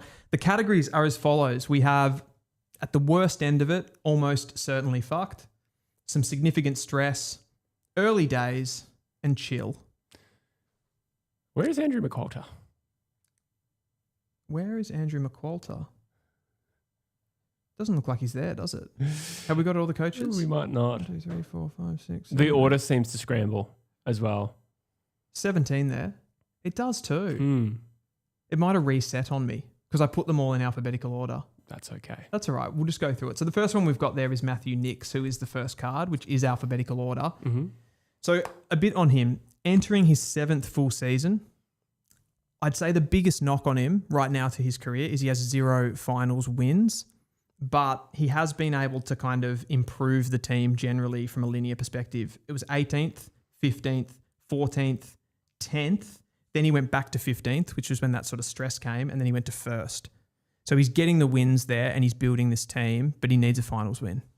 Yeah, absolutely. I mean, I think you buy some time when you move up 15th to 1st. Yes. I think that's what it was, from 2024 to 2025. Does it need to be considered, sorry to cut you off there, but does it need to be considered the fact that he went 15th, 14th, 10th, and then backwards to 15? So like, was he actually out of position at 15? I think so.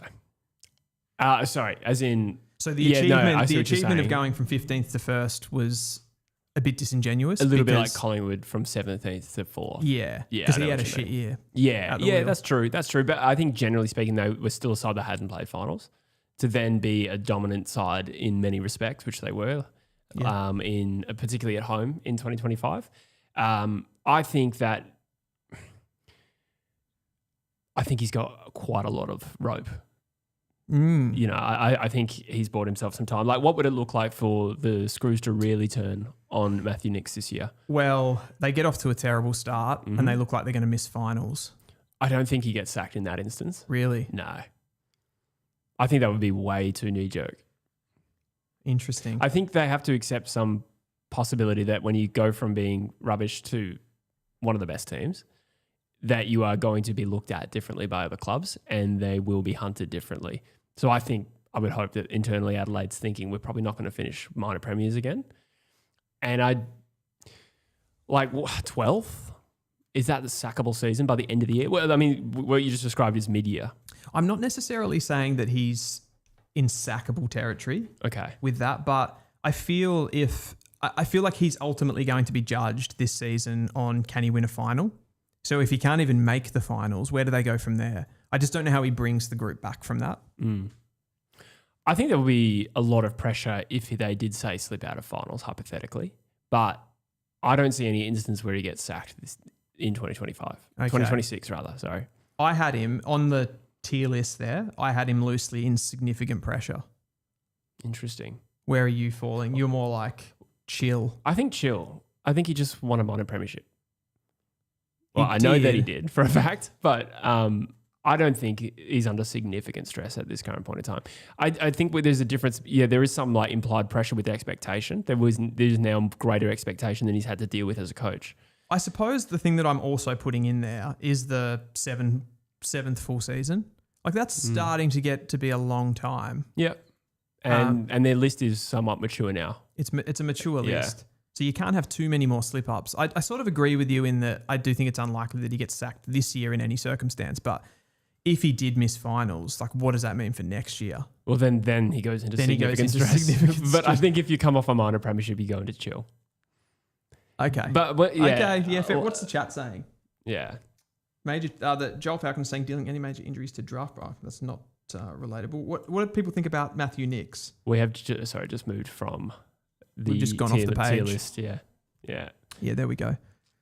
Just doing some Googling there, was our producer. Yeah, okay, we'll put him in chill. Tom Campbell highlights. Let us know what you think. But I'm probably more towards that significant stress. Someone has written in the comments a really good point that all coaches are under significant stress. Yeah. I think that's implied. Yeah, especially at a big, like Adelaide is a relatively big club. Oh, and yeah. that comes with that. And a two-team town. Yeah. Then that comes, I don't think...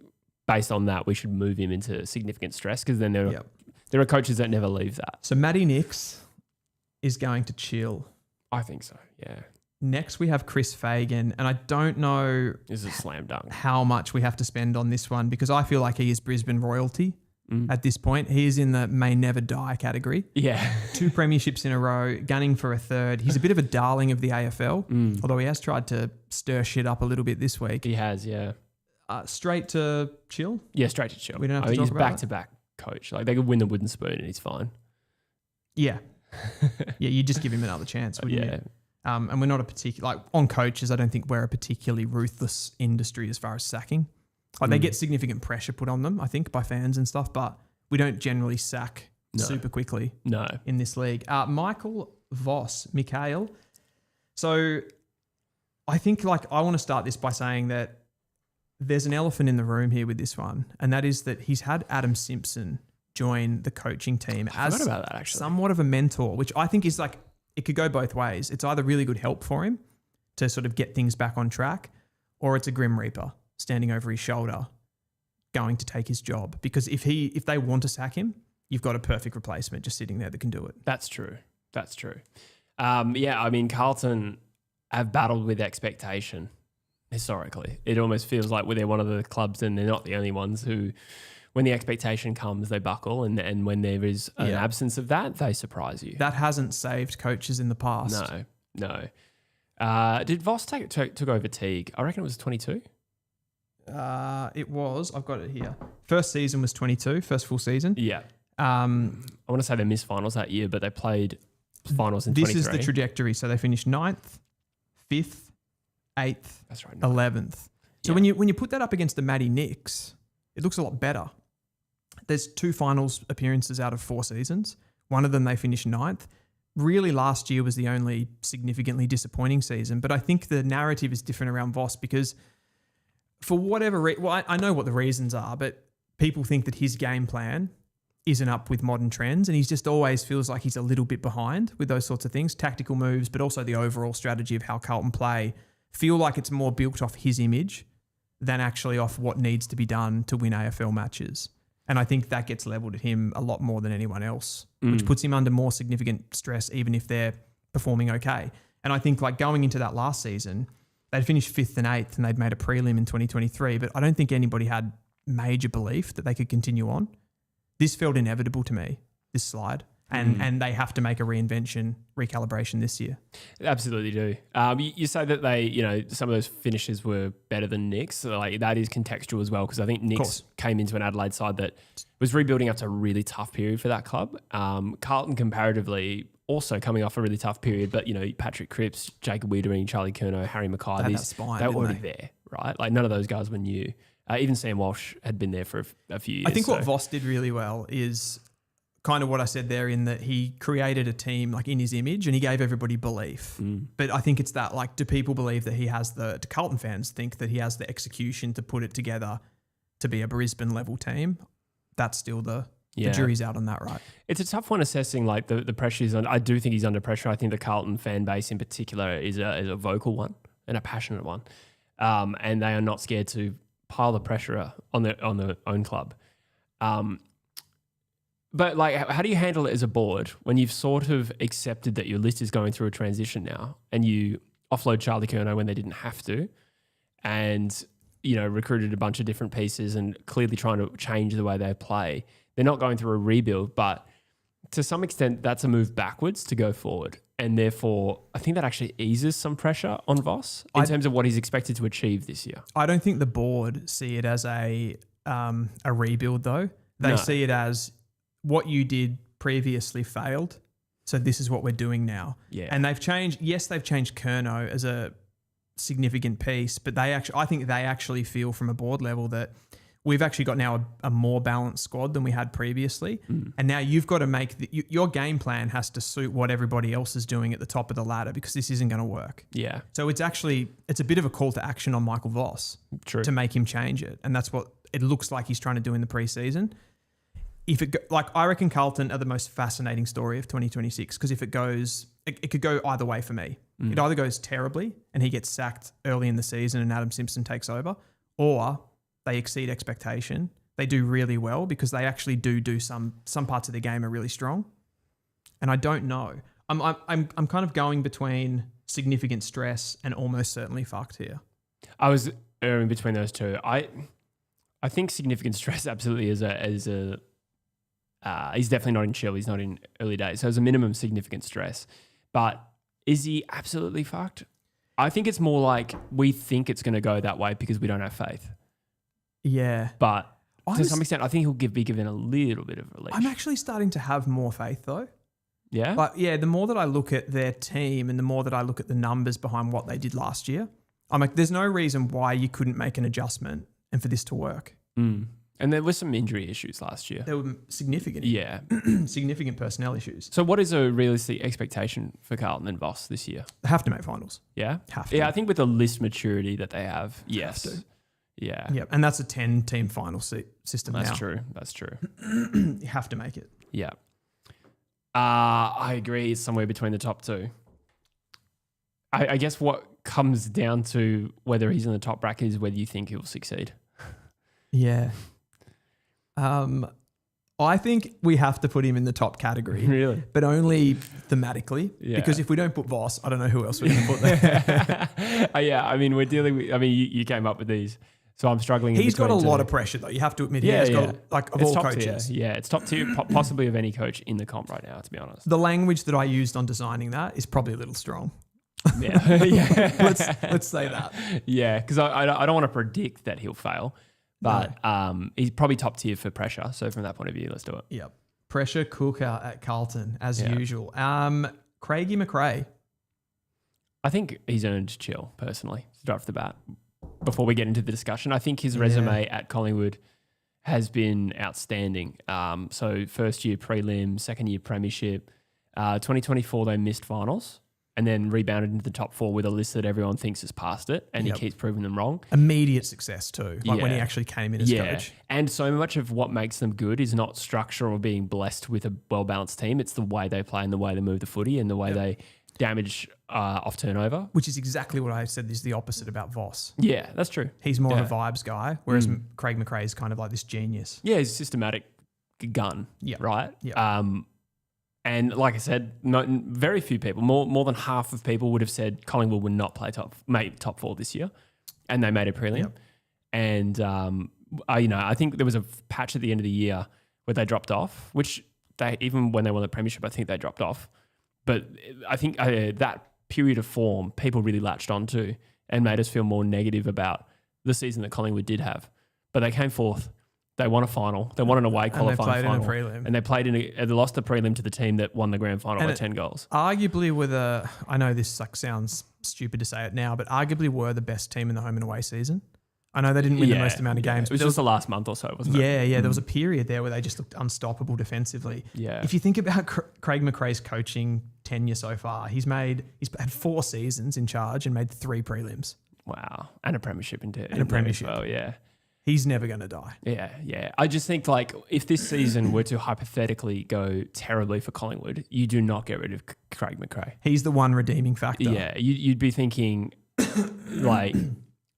you'd be thinking that there would be list balance issues, maybe other stuff that goes on. But I don't think you can pin it on Craig McRae no matter what happens this year. Absolutely not. So he is going in ridiculously chill. Yeah. If there was a category for ridiculously chill, he'd be even more chill. He's in the Arctic right now. See, that's what I'm saying though. Like right now you're looking in the chill category. You've got Nixie, Fagan, McRae. I feel like Fagan and McRae deserve to live there. Yeah. But Nixie not so much. Yeah, well that's probably where we need another category because I don't think he's under significant stress off the minor premiership. Yeah. I'll talk to the guy who made the graphic. Yeah.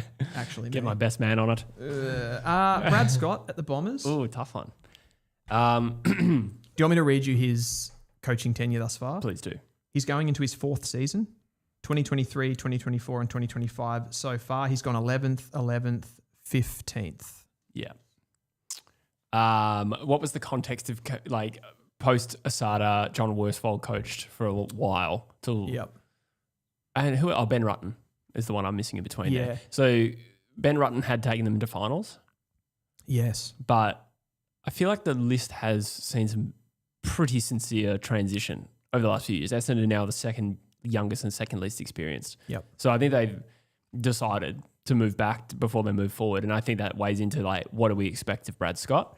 And I think this year they still finished 15th with a diabolical injury list. They still beat North, West Coast. Yeah. I know those aren't I think there's big context claims, there too. but- I know they're not big claims, but there is like context there too where I think they were playing the worst football by the end of the year. At times. I think the Dreamtime game was diabolical, wasn't it? I think Richmond beat them in that. It was just an awful game. Yeah. There was some poor football, but it was obviously caused by the injuries as well. They're just straight up in a rebuild phase. And I just don't know what it would look like. I don't think Essendon play that badly this year. I think they'll play better than they did last year. I do too. So I do too. And I really like their young players. I think the conversation has to get drawn back here to Brad Scott as a coach though. And like, how much do you even factor in his entire body of work as a coach? Never made the top 4 with either team in something like, I want to say, close to 15 years of coaching. Yeah, I don't know. I don't know if I can hold those two things as connected when I feel like the list situation at North was different, right? They were sort of coming at the end of it was Laidley he took over? Was he the successor? He was, because he was there for ages, wasn't he? Yes, he was. And probably carried on with a list too long, or I don't know, could have done things differently there, and it was just a list that was never quite equipped. Whereas with Essendon, they're a list that hasn't really ever got going. So I honestly think that I think he's actually done an okay job, personally. Okay. Like, I don't think we should have expected more from this Essendon group. Do you think he's overachieved in any season at Essendon? Overachieved? Yeah. No, I think one trend that has been true of Essendon, and I think this goes back past Brad Scott, but the faltering at the end of the year and some of the most diabolical performances. There was a 21-goal loss to the Giants where Hogan kicked 9. Yep. There was a game against the Bulldogs. They were 23 goals down at one point, and they weren't in the bottom 4, I reckon, that year. Yeah, like their best football was that of a good team. I reckon that started under James Hird. Because I remember when like 2012, when the Asada stuff happened, people looked at the way that they fell apart in season and in games as a bit of a correlation between is that a team that's, you know, on something, which I don't think there is any. It was a, you know, correlation doesn't always equal causation type situation, but that's right. We're getting off track here. How do we get to Asada? Yeah, exactly. I mean, it's an Essendon thing, right? But like I would have to say that he goes into the orange category here of some significant stress, because I don't think you can just, for me, he needs a season where he kind of outperforms expectation. Yeah. Because he's gone, like I said, he's gone 11th, 15th. You can't take too much from the season that he's just had. I think he'll be judged on how the developing players go, for sure. But he probably needs, I reckon he needs to get out of the bottom 4. Yeah. I don't think he's going to get sacked. Don't get me wrong. No. Yeah, I agree. He does need to overachieve based on expectations. I guess what I can't get out of my head is I think he is more likely to do that. And I don't think Voss is going to be successful. So therefore, in my mind, I'm putting more pressure on Voss and giving Scott more of a break. Yeah. And this is, when I'm saying this too, Voss's expectations are much higher than what Brad Scott's are. Absolutely. I'm not saying Brad Scott needs to finish in the top 8 or anything like that, but I do feel like there has to be some significant signs that they're showing something where their football can compete and those younger players are getting better and all of that kind of stuff, and that he's not relying on the old guys that aren't going to get him there. He needs to put some faith in the younger players, something that he struggled with at North for sure. He did it this year, but he was kind of forced into it this year. So I want to see it when his hand's not forced, let's say. I agree. I don't think he has a massively long leash. I don't think he's right under the hammer either. And with a rebuild phase, this makes it a little bit awkward to impart expectations on him. I'm thinking some significant stress. Yeah, he's certainly not chill. For Braddy boy. Yeah. I like Joel Falconer's comment here. Pseudo finals appearance.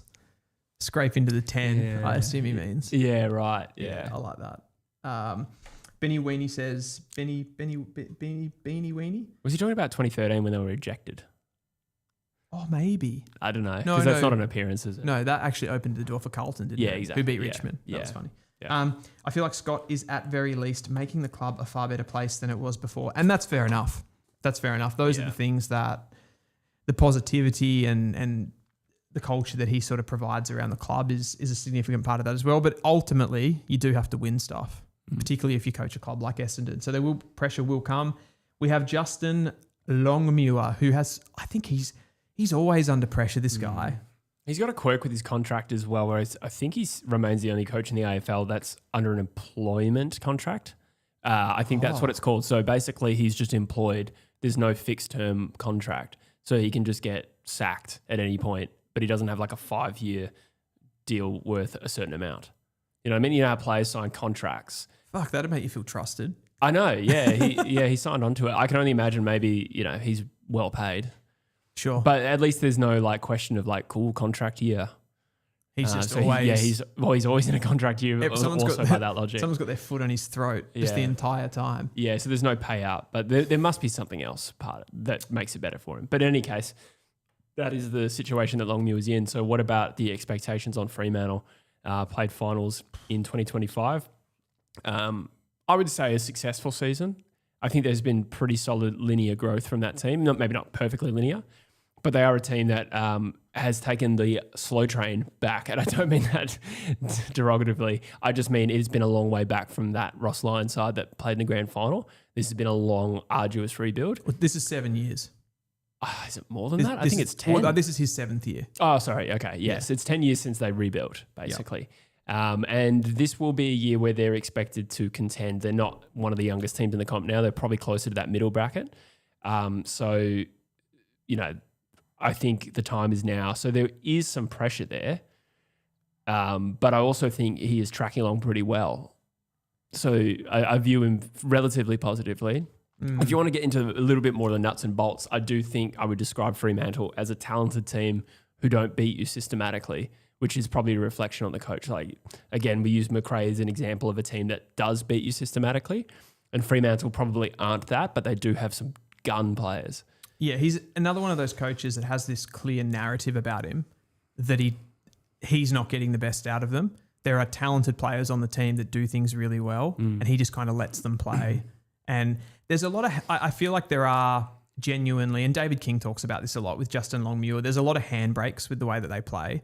Like when they're moving the ball in slow ball movement situations out of the back line, like they really don't like to go quickly, and they'll generally choose that long down the line kick when they have to. So they're not a Brisbane sexy ball movement side in that sense. When the ball's in contest and it's in motion, they're happy to go quickly because there's less risk getting hurt. They can protect themselves outside of stoppage and put numbers behind the ball and stuff like that. But they don't want to go and they don't want to commit forward. And I think that's based off his instruction. So that's where he gets that sort of leveled at him.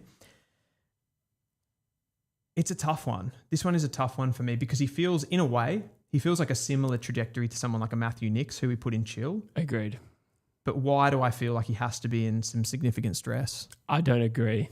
You're chill again. Well, only because with the options presented to us, in an ideal world, maybe now that we're doing this, I would probably have Nicks and Longmuir in their own tier, and then you'd have Fagan and McRae is their never going to die category. Never going to die. Yeah. I think Longmuir can chill, but obviously there is what does he have to do this year? Win a final. I reckon that would be a minimum pass mark. Fuck, that's a fairly low bar. Do you think so? I think so. No, we're talking about like to save his job. Like if they make a semi-final, I don't think he's he won't get sacked. Yeah. I feel like Freo fans would have a little bit more of an expectation that they could do a bit more damage than that. Of course, but I think like it's not a failed season really if they finish 5th, win a final, lose a semi at the MCG. I do agree with that. So, I think with the options there, I think he's got to be in chill. I think he's just come off a successful season. Naturally, there is not like he doesn't have the same leash as a Fagan or a McRae, but it's the same logic as Nicks, where it's like you can't put pressure on them just because they had a successful season and now are expected to do more. I do acknowledge that the better your team is, the more pressure there is as well. And now they're entered in that phase where it's time. Which is kind of relates to what Iron Pixelism says. I don't like him as a coach, but I really like that team. Yeah, okay. Which is kind of a fair call on that. Jack Hardy also says... I'm the opposite. Well, I think he means the players. Yeah. Right. I was like, I don't mind Longmuir, but I don't like Fremantle. Why do you like Longmuir? That maybe is telling. Like, do you think he's shit? Oh, well, he's also a little bit of a West Coast person. He was around for a while there. Okay. Briefly as an assistant He feels coach. like such a Freo guy. No, to he me. is a Freo guy. But I just mean like he was involved. No, I just meant nothing personal against him. That's all.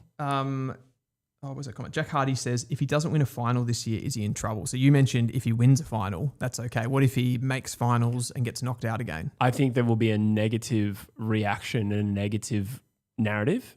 I don't think he'd lose his job. No, I don't. But I think there would be, the West Australian would be like failed season from Fremantle. Yeah. But I don't know if that's such a step back that it would be like really turning the screws on him. Yeah. I like to do this. What's the line where he could get sacked? I reckon everyone's got some sort of a line where the place just it's on fire. Yeah. And he doesn't know what he's doing. Yeah. What would that be? Yeah. So like, if they're faltering at 13th late in the season, there are so many other dominoes that fall as well, which is like stories about how the players are unhappy. That hits the media and the fans are creating a lot of noise. Like it's hostile in WA. Mutiny. Yeah, it can get hostile. So that is the scenario that could happen, but I don't predict it, and it's not reasonably foreseeable. I'm actually laughing here because like all of the comments that are coming in are West Coast people. What are they and they're saying? like, what if this happens? Like Spinkscapes has just come in. I love you, mate. What if Fremantle miss finals? G'day, Spinkscapes. It's possible. I think it'd be on a knife's edge. How badly do they miss finals? Because we're talking 11th. Ultimately, we're going to put him in chill, aren't we? I think so. I think so. I don't think he's under significant stress at the moment. I'll fold. And then we have, I think, a very easy one up next. We have Chris Scott, who won a premiership in his first year, continuously seems to build this team up again. He changes his game style every year, it feels, and he's always a trendsetter in the AFL. I think he's built this Geelong team around unicorn-type players consistently. The Jeremy Camerons, the Patrick Dangerfields. It feels like he's doing the same thing around like a Max Holmes, a Bailey Smith, and an Ollie Dempsey now.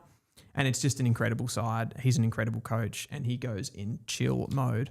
Where does he rank as best Geelong coaches? I'm just thinking, like, does he now surpass Bomber Thompson for the legacy of that football club? When you consider, like, Bomber Thompson obviously won 3 premierships. I think Chris Scott is a better coach than Bomber Thompson, Yeah. but I don't think he usurps his legacy just based on how iconic that team was. But that team had Gary Ablett Jr., Joel Selwood, Matthew Scarlett. Like, yes, I think, but I actually think that plays into Bomber Thompson's narrative of being like a more iconic coach for Geelong. Sure. But it doesn't mean he's a better coach. I think. Well, I just realised Chris Scott won 2011, which means they have 2 premierships each. So I think Chris Scott's legacy is more impressive. Yes. Yeah. Yeah. Okay. So you actually think it just occurred to me now, but yeah. Which team is more iconic? I'm not sort of disagreeing with you because I think Chris Scott is a better coach than Thompson, but like which team is more iconic? Well, the team that we think of with Bomber Thompson blends into the Chris Scott team because he won the 3rd of the 3 premierships. Yeah. So a lot of it was the same team. Like the 07 flag feels to me like one of the greatest AFL sides of all time. Yeah. And probably like in a lot of ways kind of changed the game, I feel. So like that, it's hard to ignore that. Whereas Fair. I feel like Chris Scott's flags have more felt like he pinched them, that without disrespecting. Like Collingwood were the best team in 2011. Yeah, okay. They were the best team in 2011 and they knocked Collingwood off. Oh, you could use that logic though for all of Richmond's premierships. They came 3rd every year, but they were undoubtedly the best team in that period. Yeah, so I'm not sure. They felt really, I'm really not sure if we can do that. No, but I don't think anybody. I reckon if you went back to the odds of 2011, Collingwood were the overwhelming favourites. Yeah, I think they were certainly favourites. I don't remember how much by, but I remember I went to work. My boss at the time was a Collingwood fan, and he said to me like, "I just can't see anyone beating us." This was like midway through the season. A very Collingwood thing to say, but true. Yeah, they got their own. He's one of the greats. He's going in chill. He's going in chill. We don't need to spend any more time on that one. And then we get to, I think we've got Damien Hardwick as the next coach there. That's Hardwick. Again? Yeah. Chill. Yeah. He comes with an advantage of having an incredible legacy. And, we'll talk about Clarko soon, and that's probably a factor there too. But that does help. It makes it so much harder to sack a Damien Hardwick than it does a Michael He's Ross. also positioned himself into like the cushiest situation. He's got like the equivalent of the Chicago Bulls 1990 team, like coming through. But he also has like no expectation on that club because they've never done anything as well. Yeah. So it's just like perfect for him. Yeah, absolutely. Look, we have to separate what we think will happen versus the actual pressure. But he is coming off the best season in the club's history. And even if it goes badly, I don't think they turn their back on Hardwick. So, I said, there is always a level where it going badly, if it goes so badly, you could still get, like anyone could get the sack. Yeah, on it would have to be a serious PR disaster to move on. It'd have to be nudes. Yeah. I think for that one to go bad. So he is very, very safe. And then we go to Adam Kingsley, who started his coaching career in 2023. He made a prelim final, then he made a semi-final, then he made an elimination final. So linearly, it's going bad because he keeps getting worse with his finals knockouts.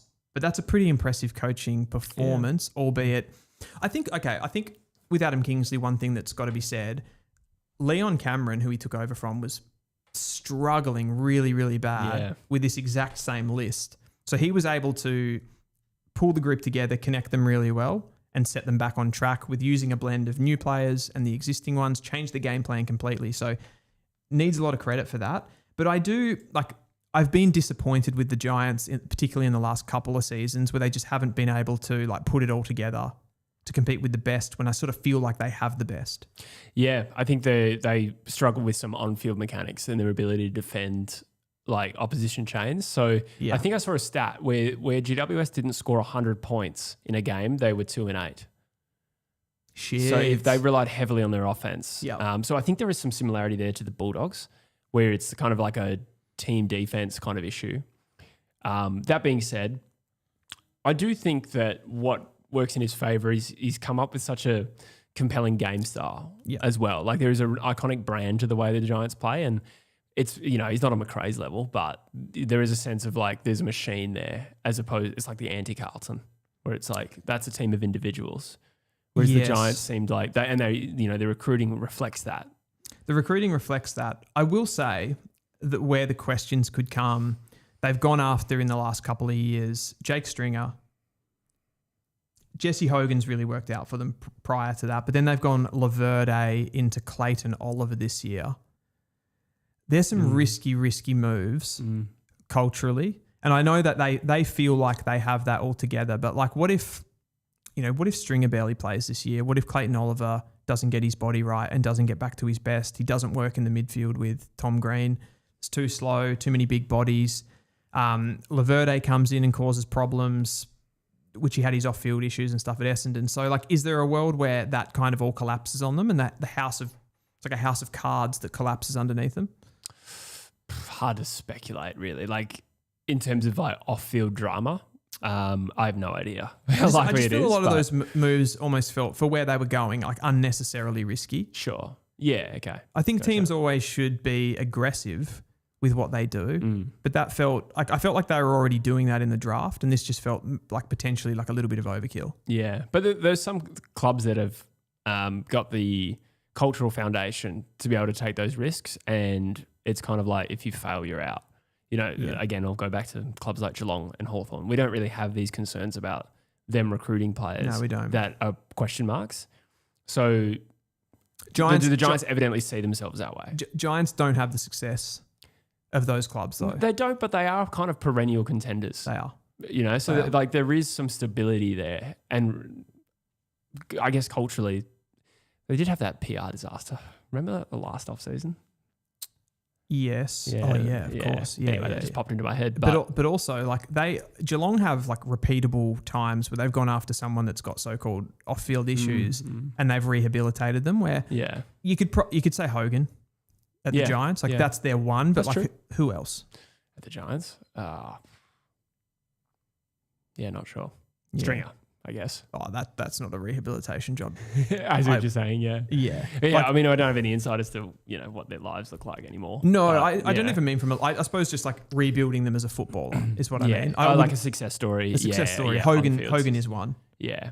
I guess. Well, there's just not a lot of data, I think, on that. But all that being said, what do we think of Adam Kingsley? I don't think he's in chill. I think there's got to be some like expectation on. We got no one in early days. There is some expectation because it does feel like the team is too good to bow out in week one of the finals when they can play as well as they can. Consecutive straight sets, knockouts too. Before that? Sorry, no. The 2024 was straight sets. Sorry, and then last year was straight out. That's true. Yeah, gotcha. So I haven't won a final for a little while. Yeah, since that prelim year, which was his first year. So yeah, wow.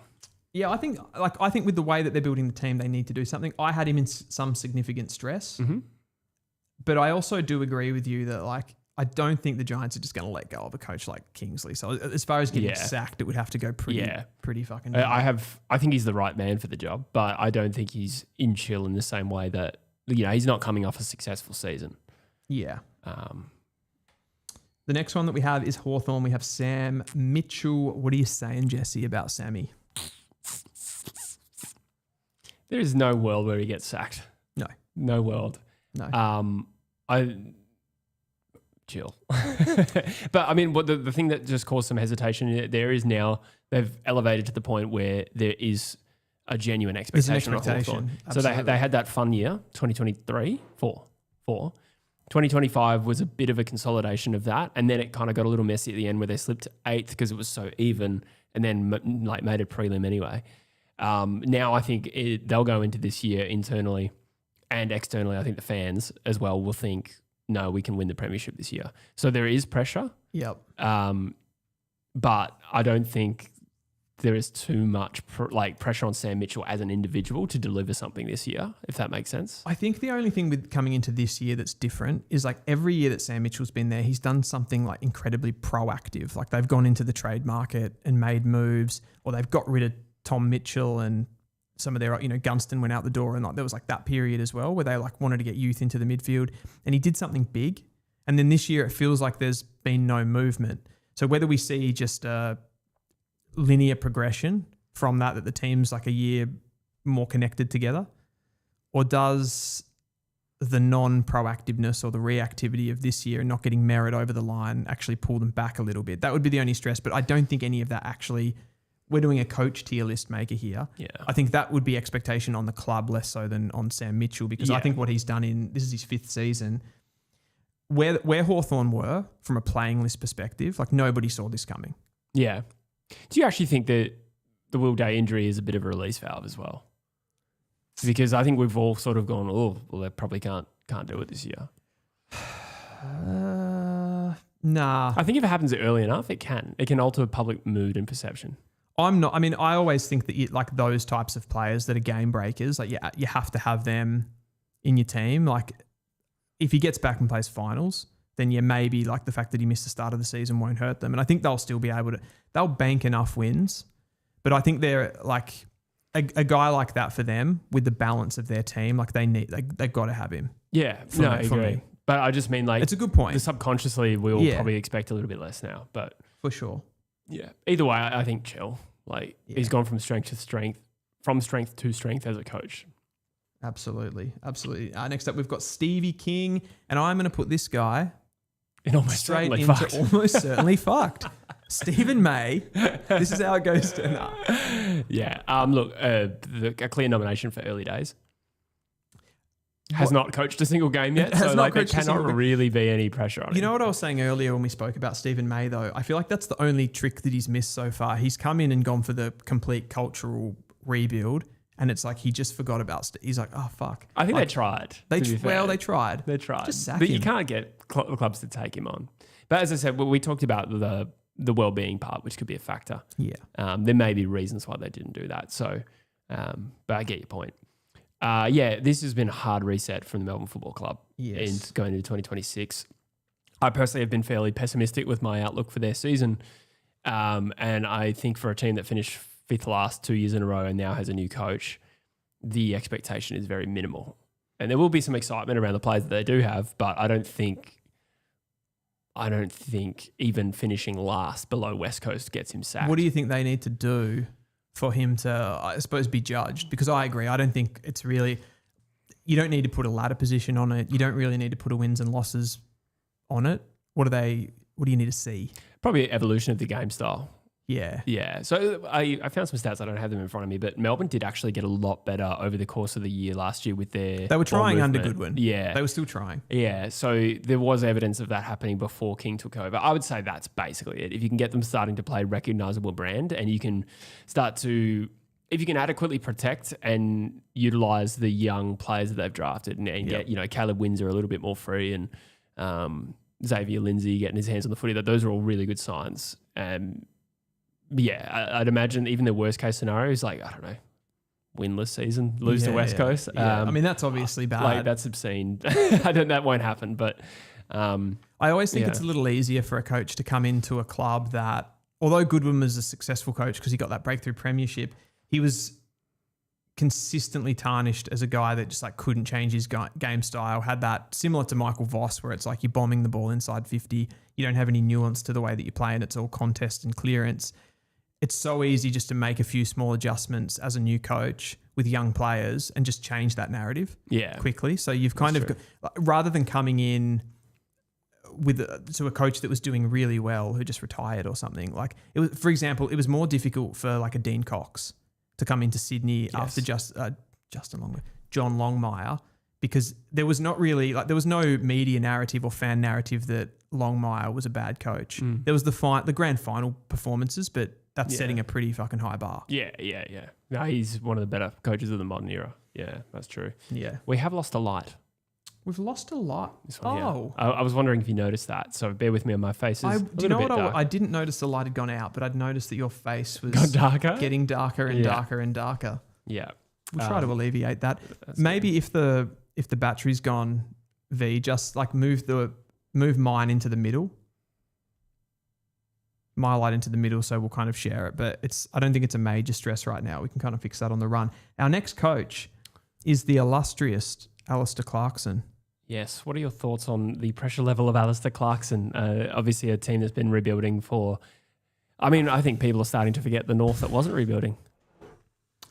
This is interesting. I don't know. I feel like because I am a North supporter, I'm too close to this. Mm-hmm.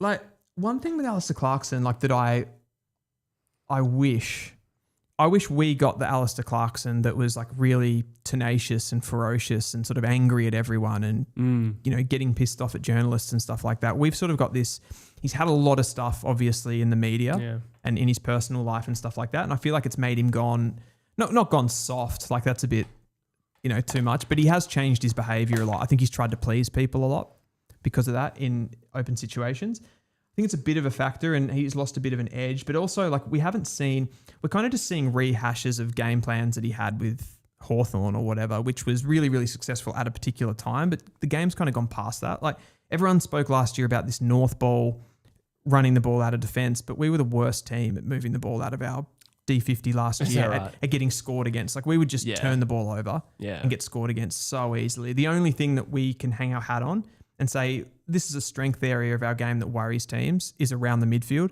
which is mostly led by Tristan Sherry getting the ball to an LDU. That's kind of our one wood. LDU is an explosive midfielder that's got, for his size and power, has like amazing mobility. So that combination helps us out a lot. I think there's so many pieces in this team still missing, so I don't see significant improvement coming in and we've had the injuries that we've just spoken about as well. Archer, Wardlaw, that I think are really important. There might be a little bit of linear improvement, but I'm going to be honest, I don't really see where this is going. I am probably more thinking that up until this point, that Clarkson, in terms of the output of wins and losses and improvement, I think that that's about as much as anyone really could have expected, considering how young North has been and how imbalanced perhaps their best 22 has been over the years, like with the, structural gaps like key forwards. If you went back though, I mean, we talked about Sam Mitchell just before. If you went back to when he first came in, they looked like they had this weird balance of like guys that the game had gone past, slow in the midfield. He completely gutted that and put young players in, and they were back in the finals like 2 seasons later. Sam Mitchell? Yes. Yes. What did I say? No, you did say Sam Mitchell. Okay. Just checking. Yeah, just where that Hawthorn team was after Clarkson. Yeah. I think that remains a pretty strong outlier. And through that period, Hawthorn was still a fair bit older than North. Yeah. So like West Coast and North have been the bottom 2 teams. And say for the first few years where West Coast age was coming down, that hasn't changed and that has correlated with their performance. Sure. North is no longer there. They're not in the bottom 2 for age anymore or experience. So there has been a slow uptick of that, and maybe some of that drafting didn't go well either. Like Will Phillips got delisted. Yep. Yeah. And you're going into that period. Yeah, LDU was a good pick. Simkin, I suppose Simkin wasn't terrible, but there's a few years that I'm missing there. Like prior to Simkin was earlier. LDU was earlier. They would have been. Oh, and you had the Polek trade, which also took out 2 first year. Yeah. Okay. Yeah, I'm with you. That would have been more Brad Scott. Yep. Yeah, it would era. be. Yeah, I'm just sort of like getting a picture for like the list build. Probably also almost restarted again a few years ago, almost like with the Horn Francis draft. Yeah, and then that's played out differently. I think we heavily rebuilt from a drafting perspective. Like we had good midfielders that were taken at the top end of the draft. That, like, for example, a Hawthorn, they went, we can make this work with Warple and Newcomb. We'll move Tom Mitchell on to get midfield minutes into a young Will Day, who's this utility. North have just continued to draft, and this is like where the good clubs are a step ahead. Like, they see where the game's going and they start to recruit and put all their value, or put their capital, let's say, they put it into transition players. And North just kept putting it into like inside bids. Yeah, that's true. Yeah. And it just got them behind. So like, how much you want to put that on Clarkson? That's more of a club situation.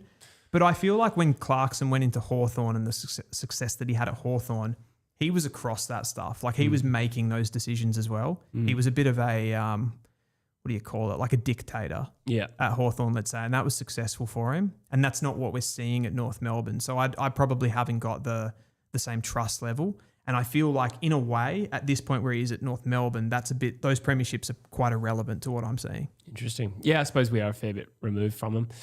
I still think, though, that North improving their win-loss tally last year and, claiming a win like Carlton. Who else did you beat this year? Carlton. You beat West Coast once. You beat Melbourne. Richmond twice. And Melbourne. We had a big early win against Melbourne. Yeah, that's right. Oh, yeah, that's true. It was like 50 points or something like that. Absolute stoppage smashing, though. Yeah, that's true.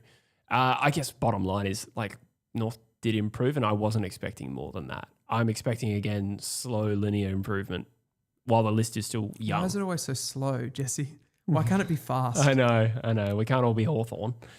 Yeah. So what are we doing? Yeah, I don't know. Did that get us any closer to an answer? Look, he's not chill. No, he's nor is he in early days. And the fans aren't chill. Yeah, I would say significant stress applies here. I think we're starting to get to that point where North have some expectation. Yes. What is it? So for you, what is the expectation? Avoid the bottom 4. I think would be a win, to be honest. Fuck, that's grim. Yeah. Well, but don't forget how far below the rest of the comp North and West Coast were over those years. And North bridged that gap, but they still finished third last. So they didn't actually graduate from that bottom 3 group with Richmond. No. So I think 14th would be a solid win. It's not great. Put in there significant stress for Alistair Yeah, well, I think we agree on the rating. And we get another early days boy. We get Josh Carr, who has walked into Port Adelaide, and this guy might be, of all of these coaches that we've spoken about, might be the least under pressure coach that I've ever seen, because nobody expects anything from this Port Adelaide team for what they have done over the offseason. So he's chill. For me, he is like absolute chill. I mean, we put him in early days anyway, but... Oh, sorry, yeah. Yeah, but I think, it's kind of implied that they're both chill anyway. I think there's a little bit more expectation on Carr than there is on King, because Port Adelaide haven't embraced a rebuild and they still have some of the more talented midfielders in the competition. That is true. That is true. Factoring also fan base, which we probably should exclude, but I like this Port Adelaide group hasn't embraced, okay, this is going to be a reset. Like, obviously there's a transition of sorts, but I think most Port fans will be hoping finals in 2026. I feel like this is what coaches do when they come into a team. This one does have more parallels to a Dean Cox coming in over Longmire. I know Ken Hinkley wouldn't be held in quite the same esteem as Longmire, but he was a good coach. Yeah. He was a relatively successful coach. And Josh Carr comes in, and that's where you see these moves. Like, he's putting, Bergman's going straight into the midfield. He's trying to throw Marshall behind the ball because he wants to have that statement. He wants people to talk about him early on in the media as a bit of a genius. And I reckon he's really trying to embrace this challenge that everyone's talking us down. I think that's the best place to be as a young coach. Yeah. You can make moves. Whereas the only difference is between Cox and him is that he doesn't have the expectation that Cox had because that Sydney team was still bloody good. Yeah, totally agree. He definitely doesn't have that expectation. And I don't think, I certainly don't think it's a failure if Port don't play finals in 2026. No. I was just more distinguishing King and Carr. I think there is a difference in those situations. Yes. I think the fan base will expect more of Josh Carr. Having said that, straight into early days, and he'll be walking into a Will Brodie, Corey Durden, and Jacob Ware. Midfield. Laden mid. Yeah, like that's the midfield because Butters and Horn Francis and Rosie aren't Probably be playing their forward line at this rate, to be honest. Okay, the next one that we have is Adam Uze at Richmond. I'll let you take this one first. I think he still goes into early days. Is that fair? Yeah, It's me his too. third season. It's a tough one just because there's been such a re-imaging of the side and everything has gone relatively well. Okay, first season, he got some hate from Kane Corns and some heat, but they had an injury crisis. And then the second season it certainly went better than as expected. There were still some listless performances, but you still expect that. And, we saw the difference in level between like Richmond and West Coast at the end of the year. Yeah. In summary, I think it's gone well so far. I don't know if he's in chill, but I guess he is in chill because that's an extension of early days. Well, it would be around. early days. He'd be the early days chill where I think he has some runs on the compared to a Carr and a King. He's actually got some runs on the board. I know that's second last, but like they had such a young team. Like all their key position players last year were young. They made an impression with the wins. They beat the Gold Coast Suns. They beat Carlton in round one, and it was almost as though from that point we decided, they're going real well. I think he's made some smart political decisions too. Like I know the Noah Bolter situation, how he handled that was always going to be pretty delicate. Mm-hmm. I feel like it would have been easy for him to public opinion was always going to be harsh on him as a person of how he dealt with that because he kind of protected Noah Bolter. Okay. But I actually think that was a very good move to make from a Richmond player perspective and how the players looked at him for protecting him. That was a bit of a line in the sand moment. And I think if as you start to read Richmond supporters, like they do love that us against them. They like the fact that like the rest of the AFL doesn't like them. They like to be that hated team. And then how he played that, I think actually fits into like the sensibilities of Richmond fans, not for what Noah Bolter did, just the fact of like us against them. Yeah. Yeah. No, I feel you. In summary, I think he's proven himself to be, he had a really strong start. Yeah. There is no real pressure on Adam Uze this year. And I think even a wooden spoon doesn't really ramp that up, I don't think. I think we're all kind of expecting close to the mark. Yeah, like if a Taj Houghton wins a Rising Star, a Sam Lawler has elevates from what he did in year one, that's really all Uze is getting judged on. Exactly right, yeah. So, early days still, I think. 100%. So then we go on to a really interesting one. We go to Ross Lyon. We're just getting we got our lights back. We got did we? Or did we? It just cut out. I reckon someone just took a photo. I think you got to flick the switch the other way because you've plugged it in. We had the batteries before. There we go. Hey. There we go. Thank you, producer. Jesse's face is back. Hey. He's not. Yeah, we just dropped 50 viewers.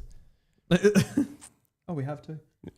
We do actually have. We got 250 on the stream at the moment. That is thank you, everyone. Wonderful. Thanks everybody for being here. Chuck a like on the stream if you don't mind. And also for those unaware, we've pinned the link to Sideline FM, which is an audio-only platform that you can also follow along with. Absolutely. So we are up to Ross Lyon, who is very interesting. A coach like this, his second stint at a club, you don't see that very often. Yeah, that's weird. He's had another stint in between that at a club. I think from a legacy point of view, I sit in the minority here in saying that I think Ross Lyon is one of the genuine goats of AFL coaching. No, I actually think he's a gun coach. Yeah.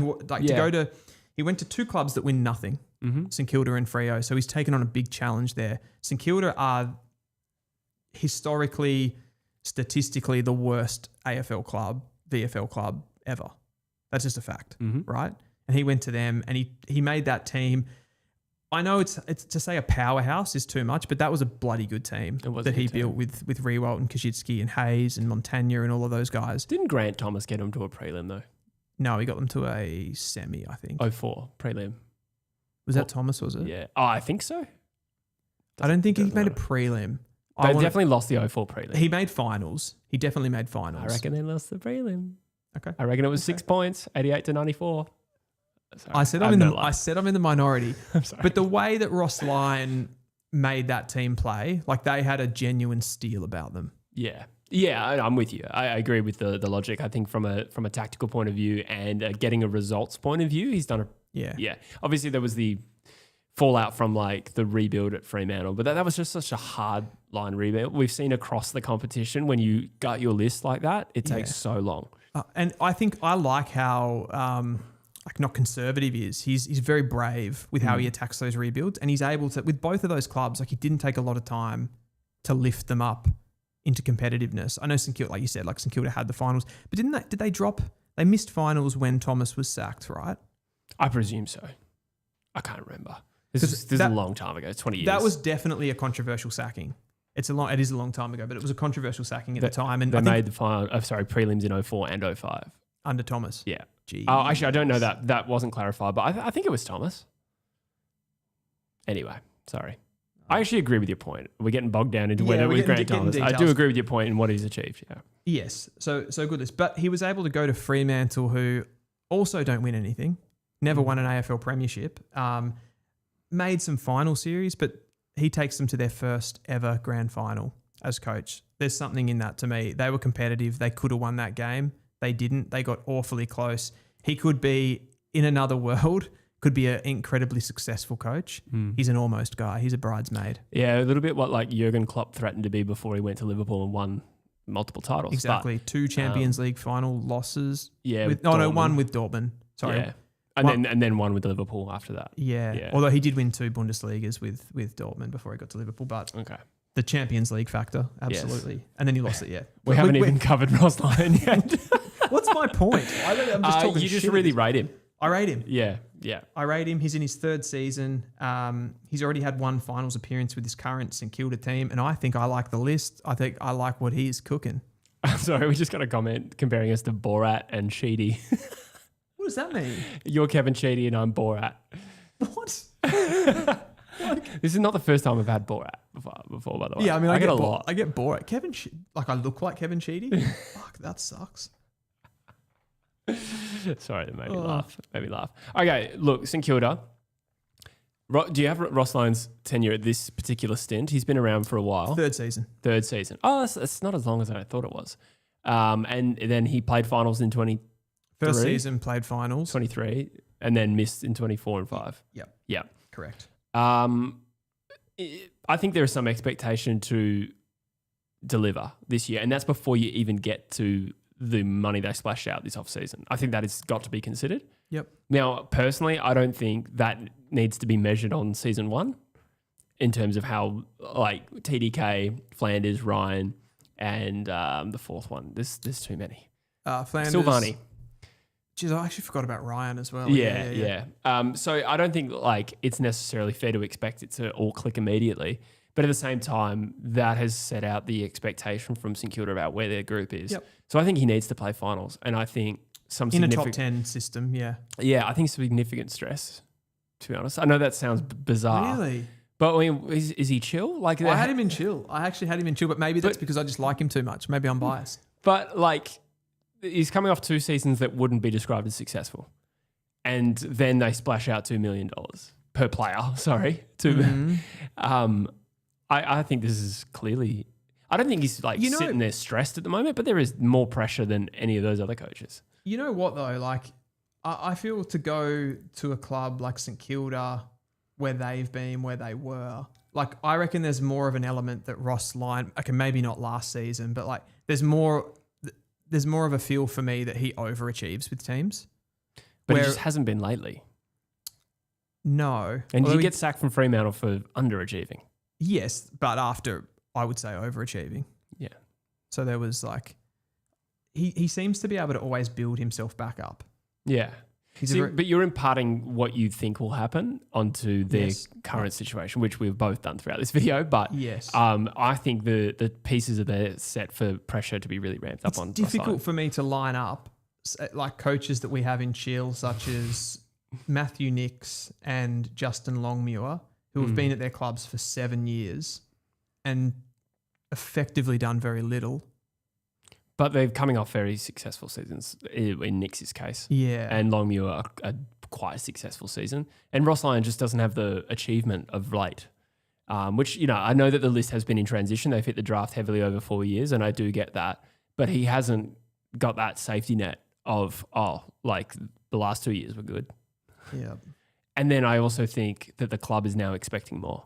And you can imagine if they're 0-4, which, I'm not saying they will be. But let's say they're 0-4, what's the media narrative going to be? Yeah. I do think sometimes the media narrative on Ross Lyon's game style is also unfair because they criticise him purely for defensive football, which I don't think is true all the time as well. They criticise him for low scoring games, which doesn't necessarily mean defensive football. Not enough ad breaks. Not enough. They're coming for him. Yeah, exactly.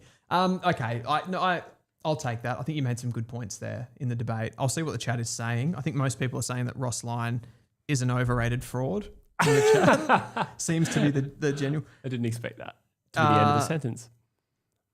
Ross during interviews, though, is pretty disrespectful, so kind of changed my perception of him. Interesting. Yeah, I don't think he's the nicest guy, personally. Yeah, I mean, he's definitely very... he likes to be very abrasive, but again... I feel obnoxious, I would describe him as. Obnoxious, yeah, okay. Yeah. Interesting. I suppose as a coach and somebody in that position, you sort of like sometimes to see, and I feel like he plays into, particularly like he was very obnoxious, I suppose, like for St Kilda last year, but their fans love that. They love when their own are sticking up for them. Yeah. They loved the Nepo baby call. Yeah, that's true. To the Gold Coast, for example. Saints fans, they probably like that more than a premiership. Yeah. Okay, Ross Lyon is in some significant stress. You've won me over. He just cannot sit in that bottom group. Dean Cox. We've talked about Dean Cox a number of times in this particular video, so we can rehash it a little bit, but inherited a very strong Sydney group. Last year kind of went pear-shaped. Had injuries. There was certainly the injury factor. And I think there is a lot of optimism about where the group goes in 2026. They've also introduced Charlie Curnow into the mix, which again, using the same logic, that implies some expectation for how this season's going to go. Not to mention the teams in their prime and star-studded, if not perfectly balanced. So I think this guy comes in with as much pressure as anyone just about. I'm not going to put him in the top category, but I'm thinking significant stress, definitely. Just because of the expectation of last year. Yeah, I mean, he's had one season and it didn't go well. So he made a lot of mistakes, didn't he? I think that was the thing. Like, there was a lot of stories about him from the preseason where he made them watch the tape of the grand final, ad nauseum, where they were in a room for 8 hours or something like that. And then he did that double 2K time trial, which then when you start the season really poorly, it looks over the top, right? When you've got a team that are trying to get back from the emotion of the grand final. He did some strange positional moves that I think were maybe overkill and trying to insert himself on the group. Gross. And then they had a crap season, really. I mean, they came home really strong, and I think he started to get them going after the byes and stuff like that. They win 8 out of their last 11? Yeah, something close to that. Was it 11 of the? No, it wasn't 11 of 12, but it was something. It wasn't quite that good. No, but they had a win at the Gabba as well. Gabba, a big win there. That almost knocked Brisbane out of the top 4. For some reason, and this is probably me being too predictive again, I feel like in year 2, with fixing up those little holes, they've done really well, like getting Curnow, a genuine fix of an area of need. That frees up what they do in their back line with a McCartan consistently, and they get Goulden back, which is really, really important. I sort of feel like it just will come together. Oh, yeah. So for that reason, I feel like he gets a bit of a mulligan for season 1, and you just go let's pretend that never happened. And yes. About which category are you leaning to then? Well, I'm in the same boat as you. It's either some significant stress and you put weight on that first season, or you go with we just scratch that off as a mulligan and you go to chill. See, I don't think he goes in chill at all. So you reckon it's either early days or significant stress? Well, the thing that's caught my eye is that we're going to have Uze in his third season in early days, and we're going to have Cox in significant stress. Yeah, fair call. Which, I do think that can happen because they're in vastly different list positions. So, but I'm happy to go early days because I think mulligan is probably fair. I think it's early days. But there is a much greiter expectation on him now he's introduced Charlie Curnow. If this year goes bad, then he ramps up to the top 2 categories. But also, I think like as far as pressure on his job as well, like there's not many worlds you could see where he gets sacked. Yeah. Sydney don't feel like that club either. No. We've just got Michael Voss on his own. Someone had to be there. And we did it early, so it's been up for the whole video. The branding is really poor for it. I mean, I don't know what else to like. When looking back, I'm like, why did I even do that category? It's like it's such a stupid category. Andrew McQualter, you take this one. I just think early days for this one. The season 1 went pretty badly, but we did see an evolution of game style and we did see improvement in certain aspects. I actually think he did really well. Yeah. What, for 25? Yeah. With the one win season. I'm actually serious. I think West Coast last year smashed it. Yeah, it sounds crazy, like wins and losses. And for that matter, for that fact, you're not over exceeding or anything because they finished last. And would you beat St Kilda? They overachieved by 1 win.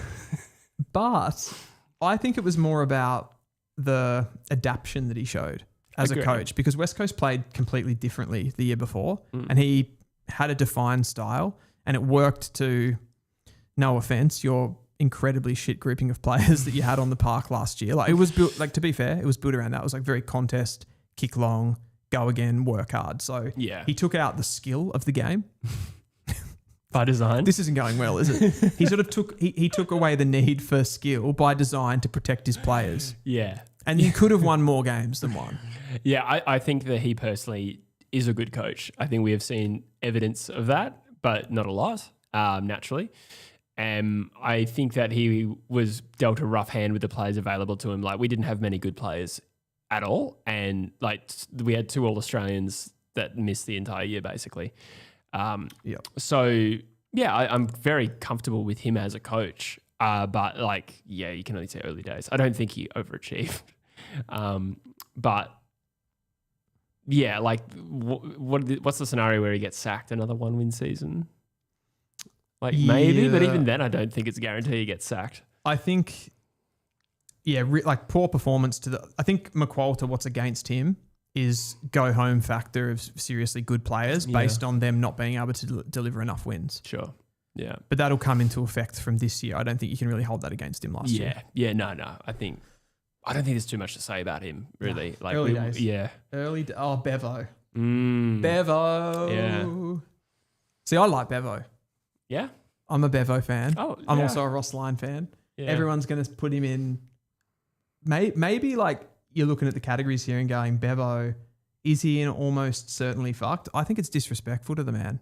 Yeah. No, definitely not. But he's constantly in significant stress. Yeah, he and is. Possibly without justification. Well, I mean, pressure is justified, but there does seem to be a real anti-Beveridge sentiment amongst some people.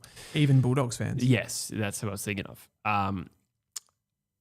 I think to start off with, there's no scenario where he's chill. I mean, we're talking about a group that is... He's definitely not fucking chill. Like, he's definitely not chill. Absolutely stating the obvious. You want to put Ross Lyon in there a minute ago. Surely Bevo's on a different stratosphere to Ross Lyon. I get what you're saying in terms of group, like expectation on the group. We're talking about a prodigiously talented team that has probably been slightly on the younger side in terms of like your Sam Darcy's, Ed Richards, and some of the other, like the younger end. But then that is starting to change and we can expect more of the Bulldogs now. Offensively, one of the most, if not the most potent side in the competition. Clearly. Dominant from stoppage and bit leaky in terms of their defense and the way they defended the ball, which is a game plan issue, which reflects on the coach. Yeah. Right. So there is an argument that he could be doing better with the group that he's had.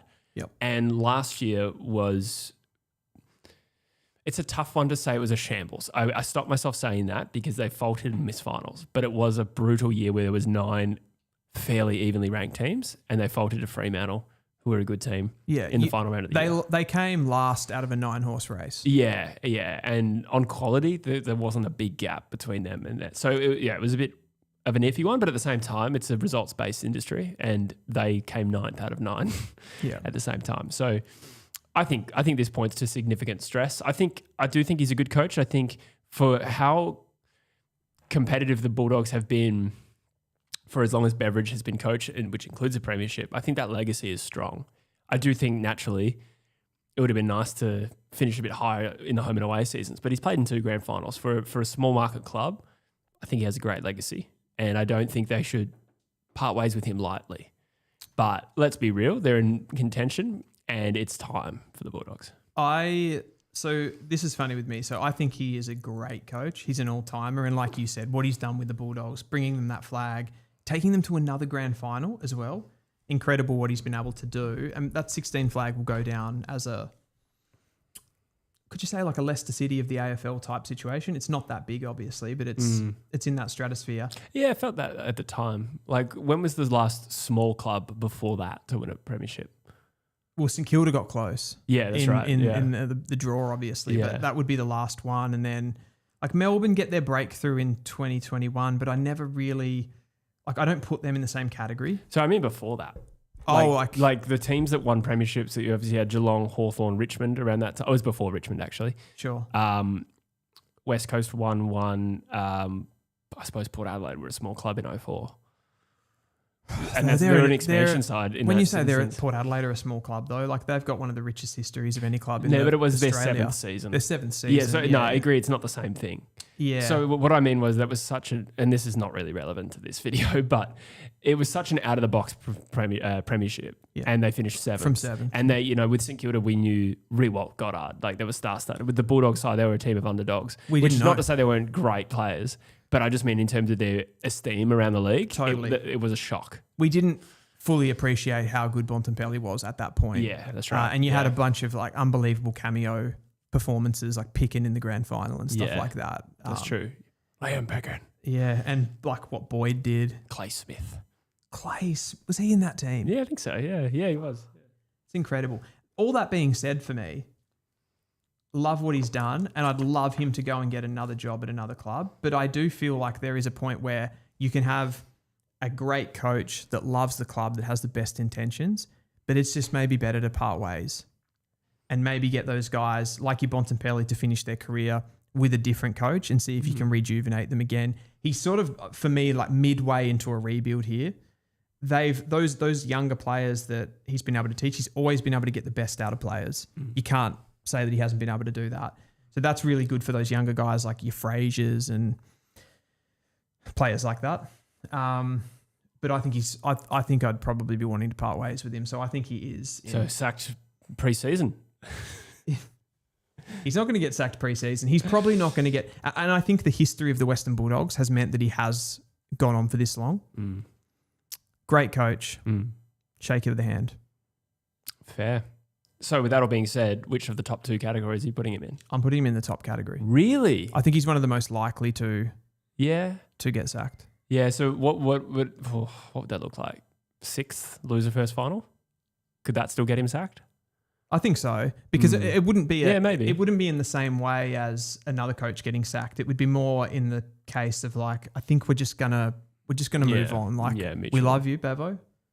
Mind you, we don't actually. I don't know what his contract status is. That is no a idea. Factor. No idea. That is a factor. Hey, it's got to be top 2, right? We do have a couple of super chats that we will get to. Sorry, I agree that it's top 2. I suppose I would put him in significant stress, but then I consider how long he's been there, how much of a drain this conversation has been for many years now. Yeah, you could. I could see it we happening. could be in 2019 here. Yeah, having this same conversation. Yeah, that's true. Yeah, absolutely. So you've got the final say here. There's a part of me that's motivated by making it more even.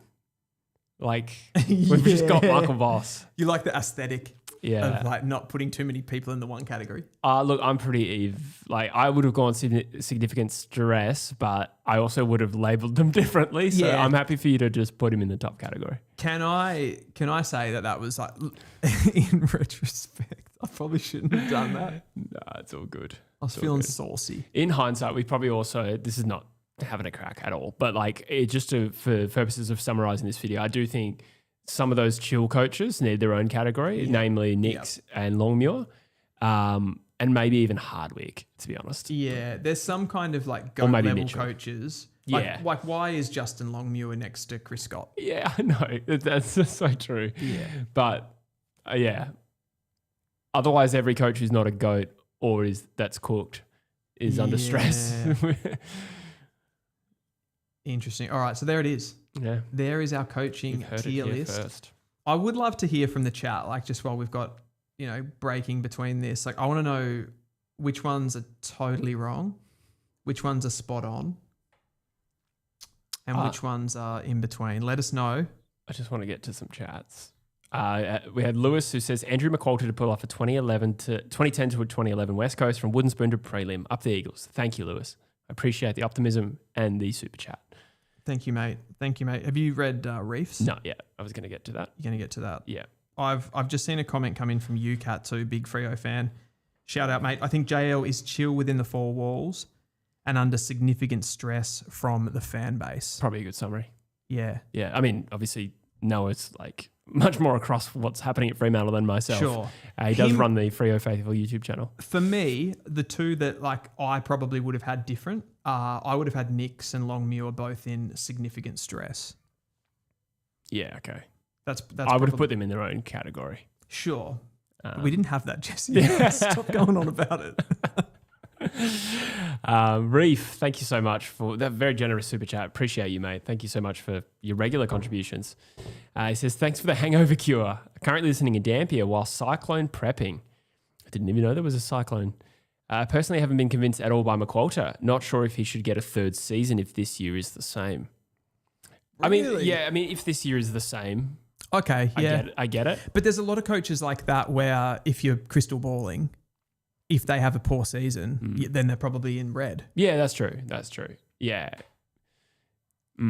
Like if Matthew Nix finishes 15th, Adelaide aren't going to be happy with that. Yeah. I still think McQualter should be in early days for the purposes of this. I agree. But I think, say, a 2 or 3 win season maybe puts him in significant stress. I don't know. Like, it's so contextual about how the season goes. And how the coach is viewed, I think. Yeah. Like what their strengths and weaknesses are is a big deal in this. Yeah. I like McQualter. I like his personality, which, is not really relevant to how he is as a coach, but I do think he's a good educator. From what I can tell, and more of a nurturing type, which I think is what West Coast needs right now. 100%. I think he's a very smart guy, and I can see progress with us implementing a game style. There were like the stats that I read out last show that showed. Did I read it last show? Might have done it on True Eagle actually. Yeah, you guys, I agree. You guys don't need the next iteration of the Weagles web or the Clarko cluster. You just need we need to get you guys to get better. That's quickly. right. Yeah, exactly. Listening while using a compactor. Thanks for keeping me entertained. That's why. What's a compactor? Compactors like those, we hire them at Bunnings Warehouse. My brain went sexual there. I don't even know. What does that look like? Yeah, what does that look like? Did you do Lewis's super chat? Yes, I did. Yep. And you did Reefs. I did Reefs. Yep. Lovely. Thank you so much, guys. Thank you, guys. Thank you so much for that. Appreciate those donations. Brilliant stuff. I've seen Rogie. Shout out to Rogie in the chat too. Clarkson to perform a voodoo rite to stop Dylan's favourite players from being injured. 100%. Wardlaw I wouldn't say Archer's my favourite player, but he's an important player. Go for it. But then losing Wardlaw into Threadgold. Threadgold's my darling. He is my darling. Not Foss. Please not Foss. Please not Foss. We're back. I'm back on full screen. I need the chat though. I want to have some conversations with the chat. I do have my phone here. Lewis says, only time Carlton Voss come out on top and they still have to share it. Only time Carlton Voss come out on top and they still have to share it. I might need some clarification there, Lewis. Maybe I've read that out of context. Interesting. Jingo Rhythm, JL needs to be under stress. If they start poorly, he could be sacked any week. Totally agree. I think, again, it comes into that thing with Voss and Longmuir. Like they have this, there is a stigma. And I think it's fair because I think there are some serious doubts on Longmuir being able to pull the handbrake off when Fremantle really need to go and really need to score, and they haven't been able to do that. They can score really quickly. They had some big come from behind wins last year where they were able to beat you up around the ball a little bit, and they were able to turn the ball over. They're good at winning the ball back high up the ground and making those fast entries from that state of play. But when they're in those slow ball movement chains, like go and watch Brisbane play and how Fletcher and Zorko kick the football from half back and cut teams apart. It just gives them another avenue and it saves energy ultimately. So I think that's really, really important. I think Longmuir will have to develop that element of the game and not protect himself so much because that's what he's ultimately trying to do. He's trying to protect that defense constantly. Jacob says Voss will be fine. Blues will bounce back in 2026. It's so interesting with Carlton. It's so interesting because they were the number one contested possession team. Like their mids can beat you up around the ball. They're a top clearance side. I feel and I did a video on this earlier in the week, like when they come out of stoppage, they just don't work the ball enough. They don't bring the ball. So like every time they're kicking inside 50, they're one of the worst inside 50 kicking teams in the competition statistically. And like, it's not about having an Errol Goulden who can receive the ball out of stoppage and just kick an absolute dagger. That's a nice to have, but not every team has that. So they don't work the ball into the center enough where they can change the angles from there and basically reposition the opposition defense enough. So they're just constantly just coming out and just bombing it in and trying to get it in quickly to the Kernos and the Mackays and those kind of players. And they need to be able to work the ball better, work it into the corridor so there's more angle to use. That's my opinion on that one. Who else have we got in here? That was Jacob. We've got Precise Path, listening while using... Oh, Jesse already read that one. Falconer, maybe you could... Joel Falconer, that is. Maybe you could have labelled them in terms of airline safe Singapore, not safe Ryanair. Nixon Longmuir on Qantas. That's good. I like that. That's the next tier list for sure. Joel just said, Jesse, that we should have done like in terms of airlines with the tiers. So like you'd have like Singapore as like a safe coach, right? Ryanair at the bottom or at the top. We had it Malaysian Airlines. Jesus, too soon. It's been like 10 I know. 14 years. When was that? It's always too soon. No, it doesn't matter. Let's not get into this. A lot of people saying Clarkson under serious stress. Longmuir under... UCats also said, cheers, Dill, you've put compactor sexual into my search history. Why? Why did you Google that? You didn't have to Google it, man. I am sorry about that though, mate. I'd love to see the results. DM me. You know, some things just when you don't know what they are and then it gets... Like... I don't know, like it sounded like it could have been, I don't know. I'm not going to go into it anymore. I'm going to go to the bathroom. Okay. And use that as material. Joel says they have no one who can kick. Jagger looks okay and could add something different, but it's too much to expect first year. Yeah, I think, Jagger will be an exciting one. I think his movement around stoppages will be exciting and he'll help release players and be that kind of valve. But in terms of ball movement, probably not the one. There's going to be a real need for someone like a Campbell Chesser and a Ben Ainsworth in particular to actually help that part of their game, which is their punish, which is the word I used a lot last show. I was watching it back and I said punish a lot. I pick up words and I drive them into the ground and then I retire them when people bring it to my attention. West Coast need to win 6 games this season or it's a failure. If they're a serious team, they should beat Port and North both times, beat Collingwood once and beat Richmond once. Beat Collingwood. That would be nice, but gee whiz, at the G? I think we only play them at the G, so that'll be a tough ask. As for Port, I don't know. I'm not expecting Port to be pushovers, so I wouldn't say it's unwinnable, but yeah, I don't think they're in the category of a North and Richmond. Rogie, I can see Carr being under some stress if they don't improve with him being there as an assistant coach. You think there could be some thoughts that he isn't a new enough change. That's fair, but I still think... sorry, we're just adjusting the camera on me to get more mustache, I'm sure. What did you? Could Carr be under some stress if they don't improve? Oh, probably, just because that's the nature of the psychology of the way people see it. If he's not a new change, but I don't think it'll be fair. I don't know. Like, I don't know if they've got the list to automatically improve either. No, I don't.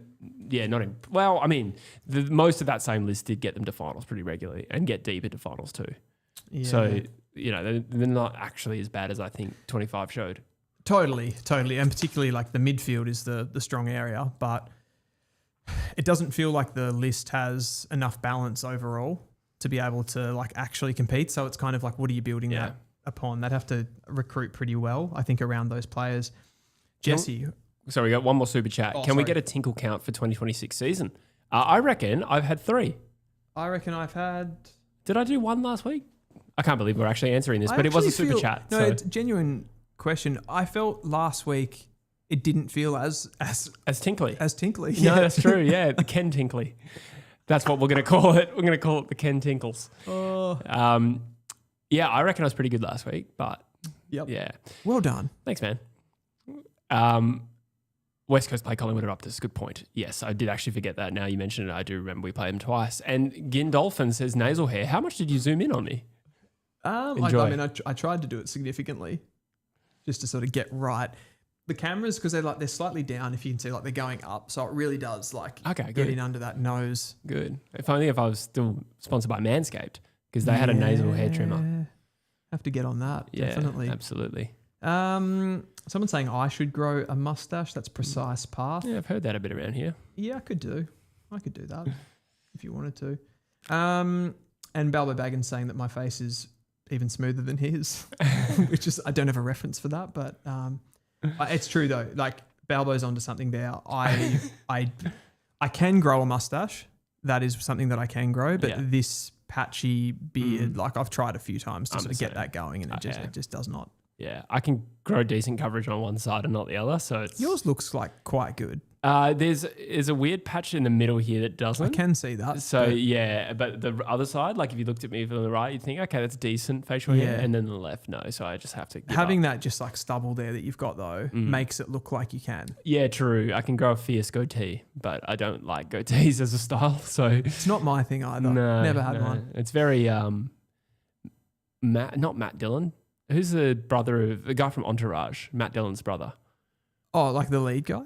He's not the lead guy, but one of the main guys. Is it his brother or something in the show? Oh, yeah, there's 2 brothers. Something Dillon. There's like the main guy who's like the star, and then the brother's kind of like a failure to thrive guy. I think that guy with goatee. Yeah. Is who I was thinking of. Gotcha. Joel Falconer says Dylan is secretly Asian. I have been told that before. So that is not the first time I've heard that. I can't believe that's not the first time that's come up. Yes. No, it does. It does. What's Johnny Drama, that's who it is. Johnny Drama, but yes. The actor's name is something. It's been so long since I've seen that show. Yeah. What are you thinking about Game Day Squad right now? I think we launch into Game Day Squad. What we're going to do today is, if you weren't aware, we are partnered with Game Day Squad, and we are going to set up a league for the True Footy community.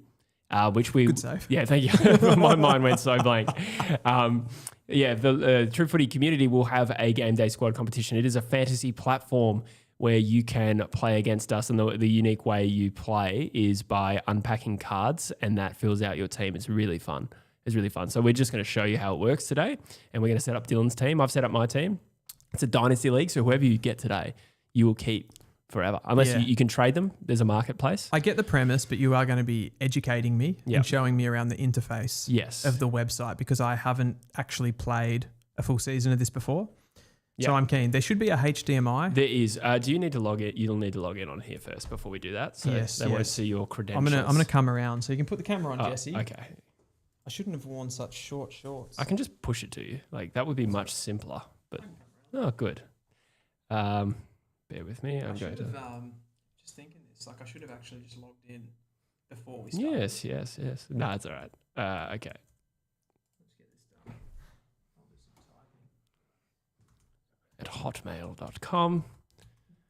Password nipperwizard89.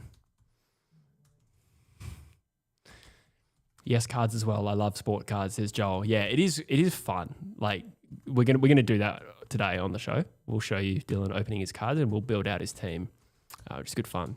There's a fair bit to it. Like we'll simultaneously be in like 9 different leagues at the same time. Do you want to throw that? Yep.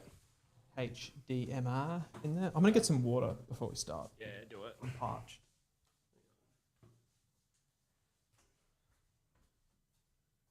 How long have we been going? I think we are just under 3 hours. That's the question. Forgive my tech abilities or lack thereof. This will have to go around.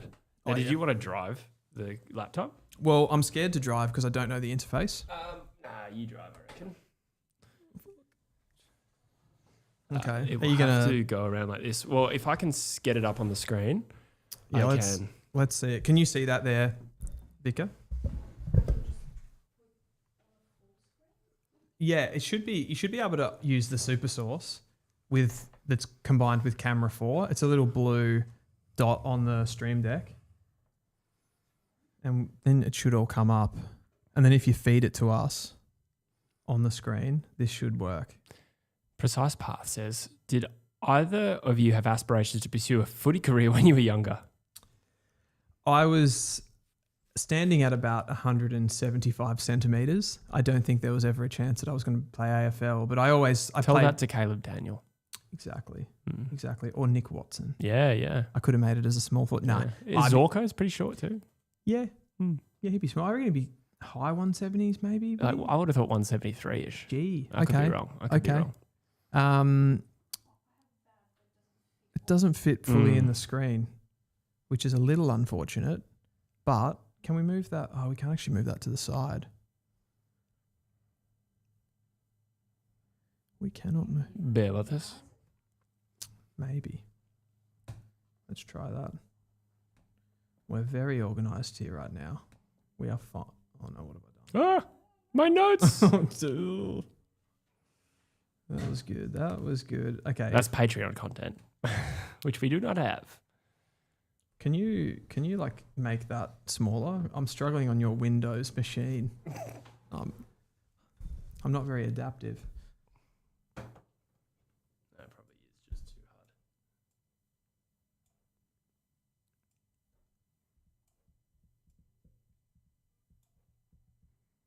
I do have one more lever that I can pull. We may need that Jake. I mean, that did something. How does that look? Do you think we can show enough? It's worse. Somehow that's worse. Yeah, okay. Let's I think we will need a full screen view, ideally. Yeah, just run it without us. So you'll be able to hear us but not see us. Yeah. Do that. I'll have to do. Yep. That's what she said. Okay, there we go. Beautiful. Everybody can see that? Yeah. Give us a thumbs up. Let us know. This is Game Day Squad. This is how it works. Jesse's got the mouse. Yep. Absolutely. So what we actually want to do, first of all, is join the private league.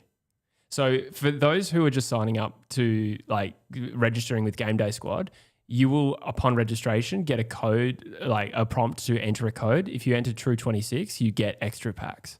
So there's an incentive for using that code when you first register. That is the time to enter that code. Now, joined. This is the private league tab. And what we want to do is enter the code. So I will actually get that up because it should be in the description. And I'll get Dylan to type that in when he gets a chance. My team, as you can see there, my team is named MVP. Why MVP? This is because when I first started playing fantasy games, that sounded weird, but it did sound weird, yeah. Sporting fantasy competitions. I used to watch a lot of South Park when I was younger. So we're talking early 2000s here. I don't know if you ever remember there was like a character in South Park called Man Bear Pig. I've heard that word or phrase, I mean, yeah. So it's Man Bear Pig. No. And I just always went by that, MVP. Cool. So we're at the point of entering the league. You can find this information in the description, Dylan. If I read the code to you, you will type it in, please. Yep, let's go. AR00 C5 QS. Is that capital? Try without, I think. Okay. It is in capital. S. Yep. Let's go a bit And of then both. hit join. See if it works. Are Make sure you want to sure? join. No. Yes. Okay, that's try capitals. All caps. Yeah. Are the C's lowercase? No. Hey, no, all good. So it was cap sensitive. It was cap sensitive. Good to know. So you are now in the True Footy competition. Hey. So if you go to now the dashboard. Cool. So scroll down a little bit. You can have, I think it's as many as like 9 teams you can enter. 9 Right? You different don't have to teams. do them all. You can just pick. They all have different rules. So there's salary caps that apply. I think in the starter league, it's all bronze players, which means they're all the same salary cap, and it's just the basic league. I preferred the third one along, which I think it's just out of view at the moment. I think it's called Classic. Okay, let's give us that full screen again, Vicar. Here we go. Yeah, Classic. If you hit it on Classic, let's start with that. Classic. Basically, that means you can That's over include like some silver players, some gold players. You can fill out as many as you want. So it says your team is incomplete. So if you scroll down, that's what your team's going to look like. But Dylan, we haven't used any packs. That's why I don't have any players. That's why you don't have any players. So if you go to the packs tab, go into the packs tab, packs. Yep, on the that left one here. there, yeah. There we go. and you get starter packs. So let's just open them. Don't hit open all because then it will just open them without you seeing them. Yeah, so if you just hit open, Let's go. we're going to open some midfielders. Oh, that's cool. Cool. You got 6 players in there by the looks. So just hit each individual one. Okay, number 1. Ollie Greaves. Nice. Keep going. James Rowbottom. That's quite boring. Sam Cumming. Okay. So this is, we'll clarify, is a dynasty league. So you have Sam Cumming for his career now. It doesn't. So I'll never lose again. Yeah, you'll never lose again. No, so like in 4 years, if he's dominating the comp, like you will have him. Oh, You don't need to get him will again. Be. Yeah. Yes, he will be. Max Holmes. Oh, that's nice. That's good. This is a good pack. Bontempelli. Oh. I don't have Bontempelli, so I am jealous about that one. Also note that you get 8 points for a goal in this competition. So players who kick goals, such as a Bontempelli, are worth more. They're worth more. Yeah. Those damaging midfielders. Yeah. It's not just about accumulation. Oh, Finn Oh, Callahan. wow. This has been hot. Look at those 4 you just Holmes, got. Bontempelli, Callahan, 3 of the most damaging players in the game. You got 9 players in this. Why can't I see that now? It might have just glitched a little bit there. Interesting. Hit the others. Okay. Okay. Yeah, same thing. So they gave me 3 great players, well, 4 including Cumming. and Okay. When you go back to your team, you'll be able to see him. You just Okay. missed out there. Okay. If I go, I'll click out of that, Yeah, click out. and then let's go Yeah. to back to competitions. Was it? Or I dashboard? I reckon just keep opening packs. I'll keep going. Keep Yeah. this one. Open. Let's do Hey. one of each position, and then we can just hit open all. You can see him, or unless you want to do them later. But Anastopoulos, I didn't even know he was still on the list actually. He's so close, I reckon, to being delisted. But Yeah, this is his year. Philippou. Philippou. Oh, nice. Mateus. Are you in the forwards? I didn't actually see. Yeah, I reckon though, based yeah. on these I think players. Philippou's a forward. in this. Lipinski's not a bad one. Yeah, Good role player. Zane Piker, Nice. another one of my A favourites. sprinkle of youth. A sprinkle of youth. Could get games early. Charlie Ooh, Cameron. Yeah, not a bad option.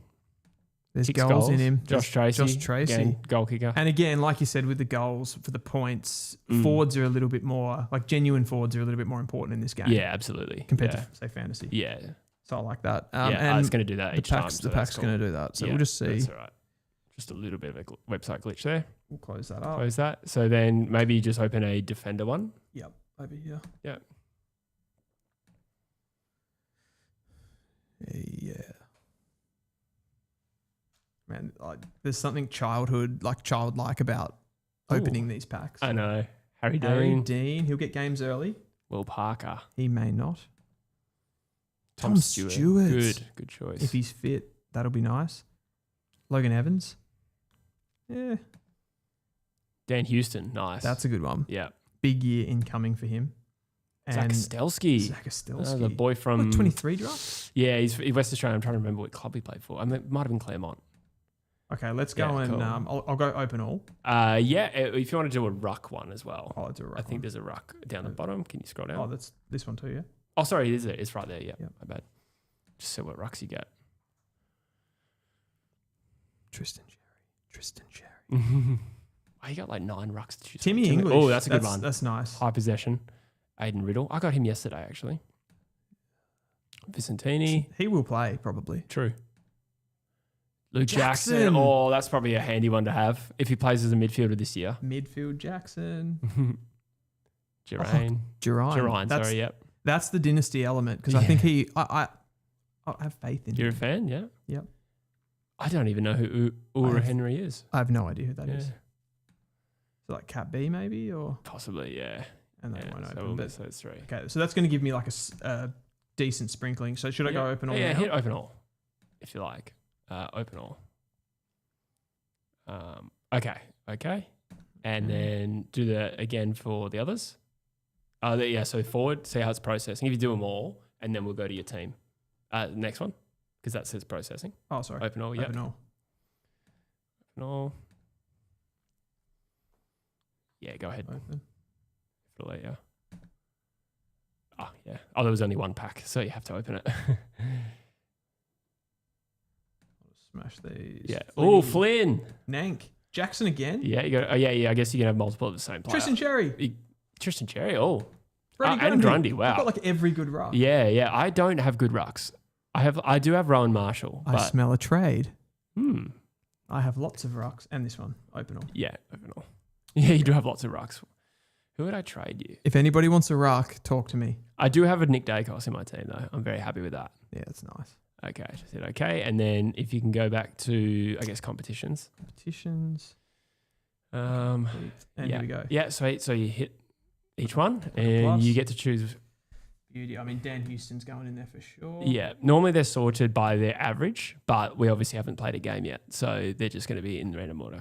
Josh Dacos. Oh, nice. So he goes in. Yeah. So you essentially here, the idea is to put in the best players, right? Yeah.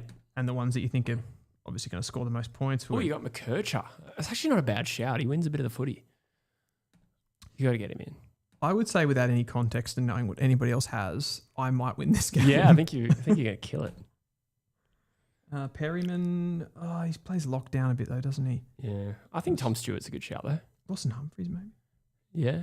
Yeah, Scroll down. No, do that. As long as he's fit. Oh, Caleb Daniel. Were you genuinely excited by that? No. Oh, you got Naz. Oh, no way. Yeah, you got Naz. Where? It's on the right. Well, yeah, there we go. Surely this game's actually like they've given me like good packs or something. Nah, I don't think so. Matt Carroll, he might play. True, Bergman. actually. Midfield Oh, yeah, Bergman. nice. Midfield He's a Bergman. defender. That's great. Cool. Go to mids. Yep. Finn Callahan. By the way, and one important rule is if you don't have your whole team selected, like you at the moment don't have a bench, and that's fine. We can do that later. Yep. But if you go into the first round like that, you actually score 0. Like the game, you need to have pick the whole everyone team. on. Yeah. Chad. Oh wow, you have a stacked team. I've got such a good team, man. Like your Nick Dacos isn't going to hold up against this lineup. Braden Fiorini. Okay, I'm starting to... Will Ashcroft. Oh, nice. Big year incoming for Will. Yep. Just got back from Doha. Oh, did he? Some marginal gain training over there. Caleb Sarong, who we know that I love. Oh, Max Holmes. Oh, you got Grill. I wouldn't put him in yet, but like he's a good no. player to have long term. I'll just put on field currently. Yeah. This is actually genuinely going to be a difficult one of like who to pick. Yeah. Like I'm locking CDT. in. Go Harry Barnett. Showing promise. Nah. I think I'm going to... Grundy would have to be. Oh, and Sherry. Surely Sherry's... I mean, Sherry, the only question about Sherry would be the ruck rules changing and that affecting him, but I don't know like how much it objectively will. Yeah. And forwards, this is always hard, isn't it? Like in any fantasy game, forwards are tricky. Oh, you got Toby Green. Nice. I reckon Philippou... Yeah, Philippou, because he might play midfield. He'll play mid. Yeah. Toby Green will... Yeah. I mean, he'll kick He'll goals. kick goals, yep. He will kick goals. And then Darcy Fogarty's... Fogarty's an interesting one. Tracy. Job Shanahan. Job's in there. He's having a big year. I reckon he will, actually. He looked so good last year. I got Aiden Schubert too. Would you go Charlie Cameron? He got here some quiet games. I reckon keep looking first. Where's Taj Houghton? Man, you got Richmond's Tim youth. Kelly. Ooh, brave. You reckon? Yes. But he might play midfield and win a bit of the footy, which Jacob makes him a Newton, good forward. midfield Newton. Nah, low possession player. I wouldn't do it. Oh, I'm going to go Joe Barry. We got Bailey Humphrey. Do I? Yeah. And Zach Bailey. Oh, okay. These are not. Yeah. These are not in order of like quality. Yeah, I feel like looking. Okay, let's go down. We got Doveston. I got Doveston as well, Nice. man. This is a stacked team. Yeah, that's actually. Oh, Charlie Curnow, bro. But if like, Charlie Curnow. oh, okay, I'm putting him in there. Yeah. But like Gunston would have like scored well in this last year, right? Yeah, Because he of- would because have, of all his goals. Yeah. All right. So that's my on-field team. Yeah, that's it. Can you get that big? Yeah, sick. So I've got Dan Houston, Josh Dacos, Colby McKercher, Tom Stewart, Nasaya, Wayne Ganine, Miller, and Miles Bergman in defence. Finn Callahan, Marcus Bontempelli, Chad Warner, Will Ashcroft, Caleb Sarong, and Max Holmes in the midfield. Tristan Sherry is my ruck. Mateus Philippou, Toby Green, Job Shanahan, Tim Kelly, Zach Bailey, Charlie Curnow. I'll probably have a bit more of a look at that just to make sure. Like Job could go out of that team, to be fair. Yeah, I think probably, maybe there were some better players there that I'll work with. But that's pretty much it, isn't it? That's it. I reckon just hit dashboard. Dashy. See, scroll down. On the right, you see how you've got in classic, you've got orange, which just means you need to select more players to finish it. Gotcha. You can also make teams for all these other competitions. And that's using the same player cards. You're using the same player cards, but you'll assemble different teams. There is an under 22 team. So you're actually looking real hot with the Sam Cummings, Sam Grill, and whoever else you got. That's there, yeah. Yeah. Yeah. Stats Lab Prime Time, Yes. Classic Finals and Champion Finals. So if as soon as anyone makes a team, you're automatically in the True Footy League for all of those 9 things, and you don't have to do them all. You can just pick the one you like. The starter one is bronze only, but you can unpack like platinum players. And basically the difference is like if it's like a silver player is 1.1 times his score. There's no captains. I think gold is 1.2, platinum is 1.3. Then I think there's something after platinum, which I looked up last night, but I've forgotten what it's called. Gotcha. Diamond. I think it's a diamond player. I think it's like 1.5, but they cost more in salary. Yep. So you don't need to have like a diamond Joe Berry in your team because he'll cost so much more. But 1.5 times his score might not be that valuable. Got you. You know what I mean? So you like that's how the salary cap's calculated. And these ones, like the one that I just did, that's completely free. There were some extra packs involved in that with our code. Yeah, exactly right. So which I think you would have already had because you made your account already. Yes. Yeah. So we skipped that in. part in this, but when you register your account, you just type in True Footy 26 when you're, True 26. The description has the details you need, and join the competition, you get those extra packs. Yep. So there's 2 codes. You'll enter True Footy 26, which is the True 26. True 26, which is the promo code, and then there's a league code to join the league. Yeah, to exactly compete. right. Yeah. And if you're in the Discord as well, or you want to join the Discord, we'll put that in the video description somewhere. You can join that, and then we chat about the players, and we can you can swap and stuff like that, which you can do on the platform as well. Yeah. As far as I know. Yeah. But yeah, you can kind of discuss it and talk about it in the Discord as well. Absolutely. Great. I think that'll do. Awesome. So let us know how you go with that, guys. We have another big segment coming up. Yes. That'll be soon. That is... I'm just going to unplug the HDMI if that's all right. Go for it. So we will be talking about kind of giving like a one reason or a couple of reasons why every AFL team can improve in the 2026 season. So we're looking at that from a very positive lens. I know when Jesse flagged this idea to me, I was like, what did I say? I was like, and then I was like, I'll come back and say like why that shouldn't happen. And he was like, we don't have to be negative. We don't have to be negative. So he put that one on me. You can tell us what your prediction is as well. Yes, yeah. And you guys get involved as well. If you think that there's something that we've missed, let us know for sure. Yeah, I reckon we keep it concise as well. We'll keep it concise. Yeah. We'll try to keep it concise. We can talk. Yeah, we can talk. Particularly me. I'm guilty. I'm guilty Yeah. of talking. I do want to let everyone know as well before we proceed with this that we are also in partnership with bets.com.au going forward. So for those unaware, bets.com.au is a website that provides game previews and predictions that are statistically and analytically driven, completely free, and also lets you know which Aussie bookmakers are providing the best odds on the selected markets. That is their logo up there. Yes, I nailed it. First go. So they also produce written AFL content. You can find some of our work on that website as well. So I just want to give them a shout out for supporting the channel. Great. So shall we go through the clubs in descending ladder position in 2026 or 2025? Descending ladder position. Yes, So this was where they finished in starting season. with Adelaide, Yeah, which is also alphabetical order, it is. Yes, it's very confusing. which is good because that's how I did it. Okay. You want to kick us off? All right. Starting with the Adelaide Crows. This is a reason for them to improve on season 2025. Okay. My thoughts are simply that they are already a very, very good team. They don't actually need to improve that much to stay in the hunt for premiership contention. I would just argue primarily, we're not going to limit it necessarily to one reason, but finals experience will go a long way. They played 2 finals and they went badly, but we see over time that teams who don't have any finals experience don't go deep. All the premiers, I think we did this, all the premiers over the last 20 years have had some degree of finals experience. Adelaide had very little to none. So that will help. But there's also a lot of upside in younger guys like Rankin, Curtin, Draper, Rochelle, Saligo, etc. So I think, I agree with that, particularly the Rochelle piece. I think the thing that broke down for them in the finals was the composure piece. They were just bombing it. They couldn't take the pressure of finals football. So that's something they'll have to evolve. But I think putting personnel in and around the ball that do have that composure element, which Josh Rochelle, that's a big factor for him. The other one that I just wanted to flag as a positional one, Riley O'Brien, I don't think he does some things really, really well, but he's probably not an AFL ruckman in a lot of areas, the way that he covers the ground and transitions. I think with the new rules, you could see somebody going up with him like a Toby Murray, who's been trialled in that position, but you could see someone like that overtaking him as well, which I think would help their midfield with the physicality point of view, going after the second balls and stuff like that. Yeah, I like it. Do you expect Adelaide to improve? No. Yeah, it's pretty hard to improve from first. I So we were talking about getting to a prelim. Yeah. I probably wouldn't predict it, but I think they'll could. finish. I think they'll finish lower on the ladder than they did last year. Obviously, they can't improve on that. Yeah. And I suppose from that, could I see them winning a final? Maybe. But I don't think they're going to make a prelim. Let's say that. Fair enough. Let's talk about Geelong, a team that made it pretty close to a premiership.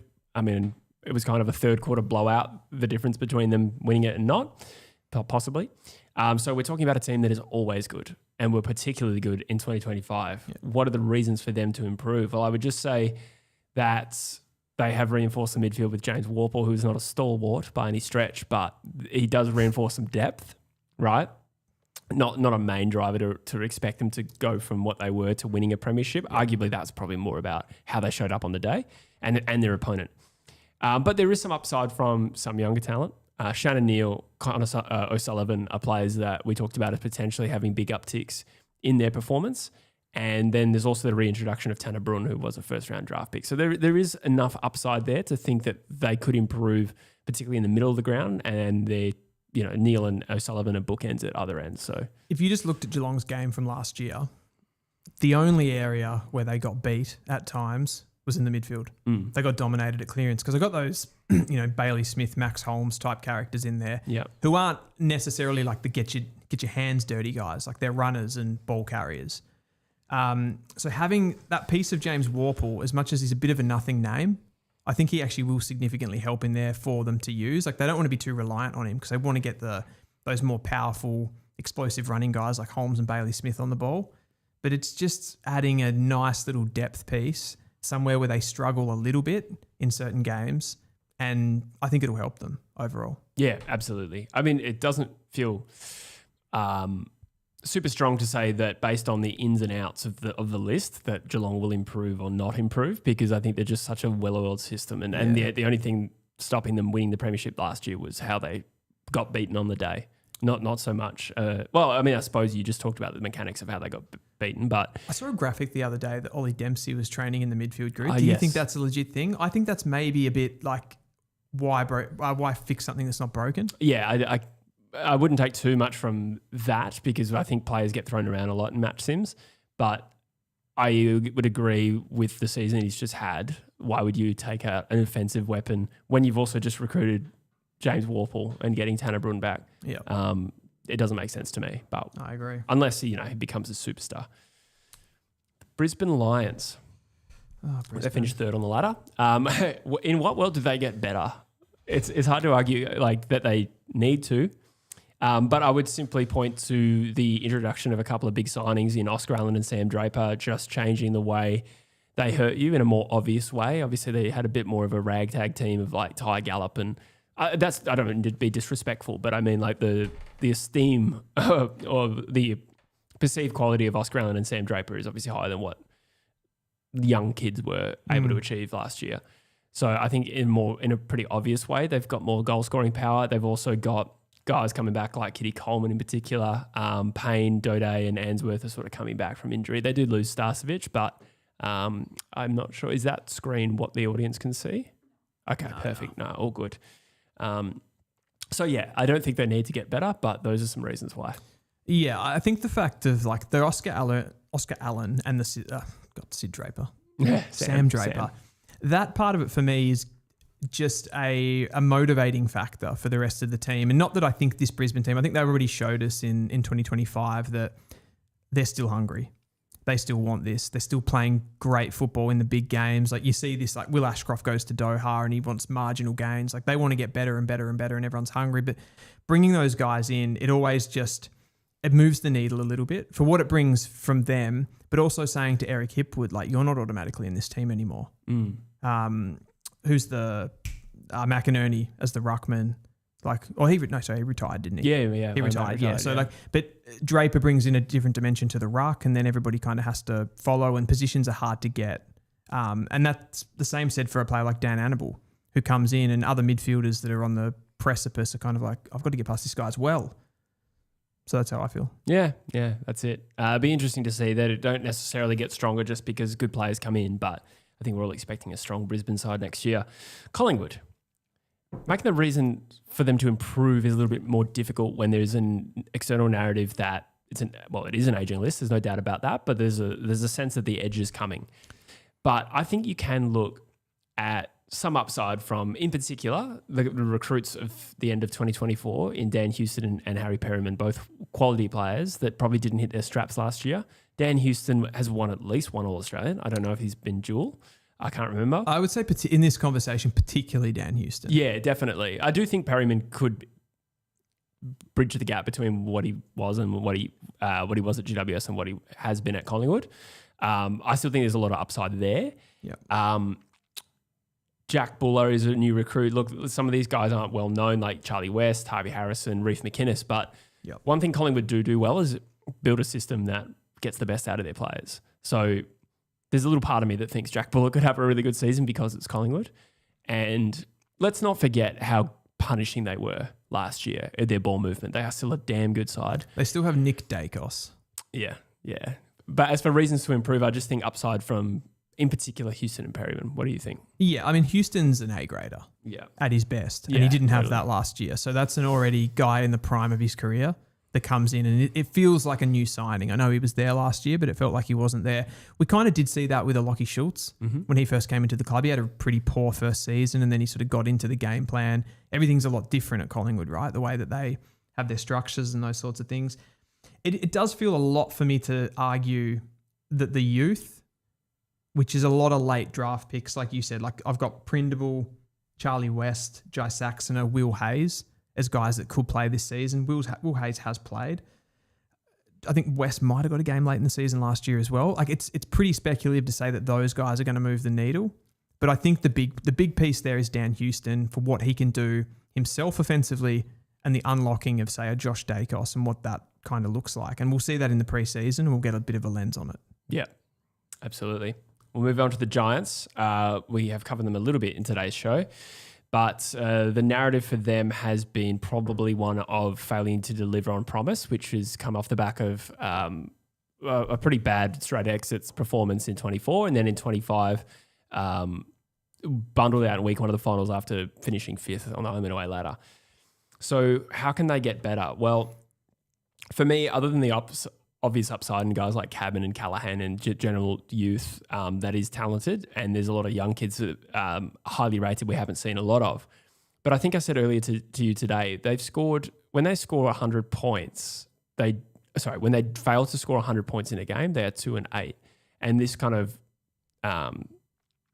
underscores what we've been talking about their ability to defend the ground. And when the opposition are scoring and they're not, it sounds redundant, but they really struggle in that scenario. So for me, even though they have players like Sam Taylor and Jack Buckley, who are great key defenders, for me, it's more about systematically how their team can defend. And I guess my argument there is if they can improve on that, there's massive upside as to what GWS can achieve in 2026. So it's a systematic issue than not necessarily personnel. And I do think there is genuine hope that they could do that and become a really quality team. So where I would start there is personnel. And I think a lot of it's not like they had a Buckley or a Taylor out for the entire season, but they just picked up stuff last year. They were having like small injuries and then they were coming back from injuries, which I think really disrupted what they did defensively. But kind of the hole in their game plan was that they never had field position. They're a really bad clearance team for a team that sits up the top of the ladder. So, and I've played devil's advocate to this point too, but can Clayton Oliver come in there and actually help at least assist Tom Green when he's not in there at being a first hands player and giving them some field position so they don't constantly have to move the ball from defence. We know when they do move the ball from defence, they're one of the best teams in the competition. And probably at their best, the Giants, I see them, with the eye test says to me that they're one of the more like breathtaking sides with the way that they move the ball in waves. Definitely. And that all comes from the fact that, they're not always pinched up into the front half of the ground. So I think Oliver could help with that, as could a player like Nick Madden, because I think Kieran Briggs had a really poor year and showed the maybe frailties of his game and that he can't go to that like top level of Tristan Sherry or someone like that he kind of sits in the same frame as. So I think it's a possibility that all works out. There's a lot of things that have to go right there though. Yeah, I guess my argument is just that they only need to pull a couple of levers to fix some pretty You can sort of see clear what's issues. there, but at the same time, they haven't been able to do that. That's true. The Fremantle Dockers are a team that have moved up and progressively improved generally. I think there was a year where they fell back, but overall the improvement has been slow and linear. They have a really strong side on the up with a lot of players about to pop, so to speak. So what is it going to be that takes them from the level they're at to a team that genuinely contends, which is probably the next step for them? For me, I think one thing that was common throughout 2025 was probably just reverting back to old habits in the way they use the ball and bombing along down the line. So I don't know if this is a maturity thing or, whatever it is. But I don't think it's a list talent point of view. I think it's just the ability to stay composed and move the footy in more methodical ways. And at times I thought they dropped their bundle. And there was a pretty poor patch, particularly early in the season, I think. So for me, it's probably just closing the gap on the way they play, and they don't really need, whether it's Judd McVie, they didn't really need too much external help. I think it's just a system thing. No, the team's brilliant on paper. I think, like I mentioned it in this WA clip that I did on Instagram during the week. I think one thing that they will experiment with, and it could really be helpful for them as just something to unlock the midfield a bit, because they hit to Caleb Sarong so regularly, and he's a 180 centimetre small mid. He's pretty easy to shut down from an opposition defensive midfielder. You kind of know what they're going to do. So they obviously get Hayden Young, who naturally comes back into that midfield that creates a bit of a different dimension. But Luke Jackson could be important in this. I think they're going to use him as a bit of a hit two player. They're going to have more of that Sean Darcy, Mason Cox tapping it to a Luke Jackson, who's obviously big, tall guy. No one's going to be able to get their hands in before Jackson. And he's going to get a lot of guys coming onto him. And then Freo will then from that be able to... Freo from that will be able to open a lot of gaps. You have two opposition defenders trying to bring Jackson down because he's a big, powerful guy. The gaps will open, and then the Brayshaws, the Sarongs, and the Hayden Youngs are going to be able to kick the ball inside 50 in more space. Yeah, absolutely. I mean, just even the Hayden Young playing a full season is probably a strong argument on its own. And even if he only played at halfback, that'd still be a massive win. That's true. The Gold Coast Suns might be the easiest team to explain why they're going to improve in season 2026 with the introduction of Christian Petrarca, amongst others with Jamari Ugle-Hagan, the return of Charlie Ballard, who's a good player. This is something to not be ignored. Then they drafted Ezekiel and Dylan Patterson, particularly early in the draft, and a whole host of young talent still improving. So is there anything else to say? The only other thing that I had written down was Will Powell to the midfield, apparently. which is a scary prospect as well. Yeah, right. You reckon he can? Oh, he could be really good. I yeah. reckon Will Powell. I reckon he's got all of the tools. Just needs to put it together. I think probably it is though. It's that like Christian Petrarca, Jamara. If they can play full seasons and sort of get Christian Petrarca can get back to his best, that unlocks a lot for them. Zeke Ewland could be a player that hits the ground running pretty early too, I reckon, and actually give them something, which is big. But it's more of a natural progression conversation, right? Yeah. Plus Petrarca though, like it's just everything at once. How don't they get better would actually be a better video for them. Injury crisis, internal disharmony. I don't know, like the nudes, Damien Hardwick's nudes. It's hard to make the case that they're going to go backwards in 2026. We do have a super chat from Samantha Jane. Thank you so much for being here. And in the super chat, good to have footy back. Which team or teams are most vulnerable to the rule changes to the ruck, other than the obvious, like my West Coast? Most vulnerable. So would you look at? Obviously, the rules are sort of geared towards leaping rucks. I think the ones that you would look at pretty strongly would be Lloyd Meek. Yeah. Not a athletic jumping ruck. Tristan Sherry. Kieran Briggs. Riley O'Brien. Riley O'Brien, man. He was struggling anyway with the other rule changes.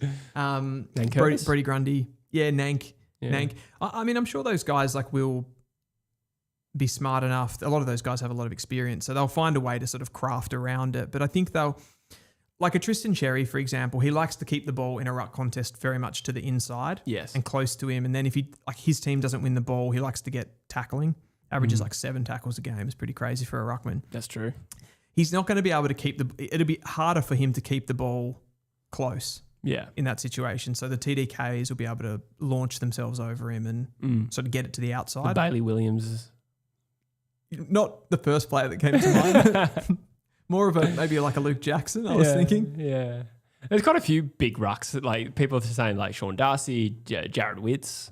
Yeah, because that's what everyone's been gearing up towards. Yeah. Everyone's been going for that bigger bodied, aggressive ruckman. Yes, yeah. And now you're Matt Flynn's. Now it's changing. Yeah. I was on a podcast the other day talking about this, and I was saying it reminds me of, I watch a lot of Formula One, and they every 5 years or whatever, they have regulation changes. Oh yeah. Where the teams have to build a new car based on different restrictions. And it kind of feels like that, where everyone's recruited around this big bodied heavy ruck, and now they're getting more athletic with the last touch and the wrestle rule and all that kind of stuff. That's right. We'll move on to the Hawthorn Football Club, a reason why they might improve. So for context, they won 2 finals and made a prelim from 8th. So we're really just talking about nudging themselves into being one of the absolute best teams of the competition. There's a lot they do right. I mean, we talked about a perceived weaker midfield, and it will hurt they won't have Will Day, but they are 5th best scores from stoppage side. As you pointed out, though, that can be inflated by your opponent. But I'm not too sure any deeper into that. Very strong defensively. They concede the 3rd fewest points of any side during the home and away season. So there's a lot they do right. Yep. For me, I went more on the individual approach. So outside of Will Day, obviously, Josh Weddle, Nick Watson, potentially someone like a Cole Shadir, Cam McKenzie and Sam Butler, all players with upside that I think could really improve, and I probably left some on the table there. I went down the track there with Cal Shadir and Mitch Lewis. Oh, yeah, Mitch Lewis, good shout. If there just can be some fitness continuity with those guys, it just means that their tall forward line is a bit more settled, because I feel, particularly early in the season, they were just kind of not messing around, but they were just throwing defenders forward, Sicily would go forward, Hardwick would go forward. Yeah. They can just be a little bit more understanding of what they have to do, not just having Chol there. Yeah, well said. The Western Bulldogs. Doggies. Again, an interesting side, just dominant in some respects and still ultimately somehow missed the finals with a lot of pressure going into 2026. How do they get better? Well, I think they're a dominant stoppage side, so they don't need to get better at that. Probably can't. I think they're double the second best. Yeah, so I don't think they won't. They'll come back a bit if anything. Yeah, that's right. Yeah, and it's more probably team defense as well, and finding an adequate key defender. I'll give you a little narrative there. Please They've just brought in Daniel Pratt as the backline coach. They brought him in last year. West Coast man. Yes. There is a Northman too. I know. Yeah. There is a school of thought though that given the woes to the backline last year, that he'll be given a little bit more agency over Bevo with the way that they defend. Okay. So they could have a few more tricks. They've also brought in Connor Buderick into that back half as well. And then what they can do with positional changes. I've heard that maybe Croft is a player that they might be bringing back behind the ball to help out with those like key defensive issues. I still think they're going to have some because they just don't have the personnel there. Yeah. But maybe those levers systemically will help them. Yeah, I don't know which ones are correct. Yeah. Systematically? They both feel good off the tongue. Yeah, that's right. Gross. I also say that they still have some good upside from someone like a Sam Darcy. Yeah. And I know that he kind of delivered on that, but I still think there's levels he can go to. Riley Sanders? Riley Sanders, there's quality youth. Cody Waitman I did have in here that make them even more potent, but his injury makes that a little bit unclear at this point. Yeah, he's an important player though, given what they've got in that forward line. And maybe another couple that you could throw would be like a Cooper Hines as an extra bit of a bigger bodied sort of defensive mid because they haven't had that really. Libba's doing the defensive duties, but he's a smaller guy. Yes. Different type. So Fraser also a big upside player. Oh, Fraser, a big upside player. Yeah. So what a gun. The Sydney Swans. I think it's very easy to make the case this team will improve. Yep. Last year they had guys like Mills, Goulden, Papley, Cunningham missing significant footy. Logan McDonald also didn't play and they missed that structure. So those players being more fit, added to Charlie Curnow joining the club, makes them a Monty to get better in my opinion. Touch wood, like fitness pending, but I think they're going to be a premiership contender. Yeah. The other one, and you could argue both ways on this, like I said about Michael Voss and Adam Simpson, but they have brought in Simon Goodwin as well. That's right. I forgot about that. From Melbourne as obviously an experienced coach. So they've kind of packed out their coaching department a little bit, which could either help or hinder, I suppose. But you'd like to think that someone with that experience would only be a good thing coming into the club. And all of the things you said, I think particularly Errol, just the importance he has on that game plan, and we saw the wins that they had when he was there. The other one to note there would be like a Sarong that just helps the key position defenders as well. Yeah, well-performed player at Box Hill. I think he won the best and fairest Sydney, so there's an upside there. Yep. Let's talk about Carlton. I think for Carlton to improve, it's probably not one individual factor. It's going to be lots of little things. One notable thing, though, is probably just a better injury list, and I think that will go a long way. They lose Charlie Curnow, but I think some more consistent performances from their senior players would go a long way. But in terms of the way they play, I think they're going to be asking a fair bit of guys like Jagger Smith in terms, probably not a transition player totally, but in a way he connects the coalface to the runners. He's got more composure than their other midfielders, like Hewitt and Chera and Cripps even, where like he can take that extra step. He's not explosive or anything like that, but he's got Dacos qualities in how he like steps in and out of traffic and just takes his time to think about what he's doing. Yes, absolutely. I would just also point out the mature players they recruited, Hayward, Ainsworth, Campbell Chesser. These guys are at least lined up with trying to improve on a weakness of Carlton's, and that has been able to hurt the opposition when the ball is in transition, which is something they lacked. I don't know if they'll do it, but I think that particularly maybe Ben Ainsworth, I think his best footy does fit a need for Carlton. So I think there's some upside there, and Hayward is a proven goal kicker. I think Ainsworth's going to take centre bounces for that matter to give them something a bit more dynamic in there. The other players that I just wanted to mention on top of that would be Nick Newman, Sam Walsh, and Elijah Hollands, if he can sort himself out. Because I think Newman and Hollands were big misses for them last year, and Walsh had a lot of injuries and came back, and he wasn't really fully prepared for the season. So feels like that's always been the case. I know. So it's a big ask, but I think having those three players back will puff out the side significantly. Yeah, absolutely. We move to St Kilda. Again, another team for whom it is easy to make the case why they will improve with the inclusions of TDK, Silvani, Liam Ryan, Sam Flanders, Max King maybe. Like there is some doubt about when he returns, but at the same time, they didn't see him at all last year, so you have to sort of include him. So structurally, they're a little bit better. On top of that, we both love their youth, and guys like Philippou, Travalia, Alex Taru, and people I'm forgetting off the top of my head. I've literally got them in front of me. Mitch Owen's another player I like. I think Darcy Wilson, Garcia. There's so many. Yeah. In any case, I think it's very easy to make the case for why they improve. It's just a matter of how much. Yeah, I don't think I can actually add anything there. Yeah, sorry. It's pretty much for me. Like, I think there's that like juxtaposition between the guys that they've bought in versus the youth that's already there, and which one will take them to the promised land quicker. Yeah, I think maybe it is more about the youth. Yeah, to be honest, like outside of TDK, like the rest of them are just going to help build the squad. like guys like Flanders and Silvani will be plug and play, but I think TDK is kind of doing what he's doing and he's getting better every year and he's still young. But he just gets thrown into that bunch of like the Philippus and the Owens and the Tyroos, and I just think it's going to naturally work out for them. Yeah, I agree. Now, perhaps with one of the more challenging teams, Port Adelaide, making a case for why they'll improve, when there does seem to be a bit of external negativity on this football club. Why will they improve in 2026?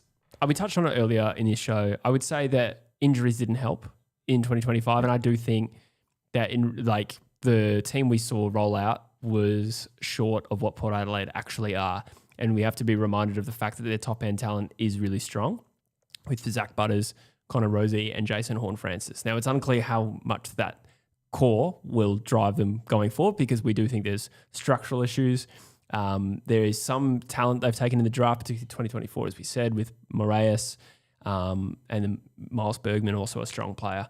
Forgive me if I'm just taking all of the points here, but we haven't seen a lot of Jack Lukosius or Todd Marshall. Ripping them out of my brain. I am. I'm really trying hard to make a case here for Port Adelaide. I do think they will improve, to be honest, based on that. What do you think? Yeah, I think you have to, and like I'm guilty of this all the time. What's that saying about like seeing the forest from the trees or whatever? Yeah. With the fact that like their destination looks really murky, like where they're going. Yeah. But when you actually look at the players that are currently there and what they could possibly do, it's probably not that bad. Yes. It's more for the long term. You're thinking like, what are you doing? Yeah, I agree. We've questioned their off-season moves and their general strategy. They did pay up big to get Horne-Francis, which also has hurt their draft access. They also do have Dougie Cochran. So maybe the narrative shifts in the future. But again, Zach Butters, big question mark there. So and they do have more talent when you start to flick through. Like you go, oh yeah, Georgia. Like they've got that midfield, well, but then like true, yeah. you got Georgiades there. You've got Bergman there, who's come from halfback. There's a little bit there. Yeah, there is. The top end talent is strong, and this is a team who played deep into finals for many years in a row. Yeah, under a different coach, to be fair. But yeah, who's next? Melbourne. This might be the toughest one. Melbourne, in my opinion. I don't think so. I think that. No, I have to say it positively, don't I? Melbourne, obviously, the context, though, is in the fact that they've got a new coach, new standards. Petrarca and Oliver leave the club. Making the case for them improving is difficult. Not getting worse. Yeah. Look, what I will say that I do like about Melbourne is there is a good spread and a pretty deep spread of quality talent. So there is a lot of upside in guys like even up to Trent Rivers, who's been around for a little while, but more recently Harvey Langford, Xavier Lindsay, Caleb Windsor, Tholstrup, Van Rooyen as well, and more, like Daniel Turner as well. I think he's fairly young.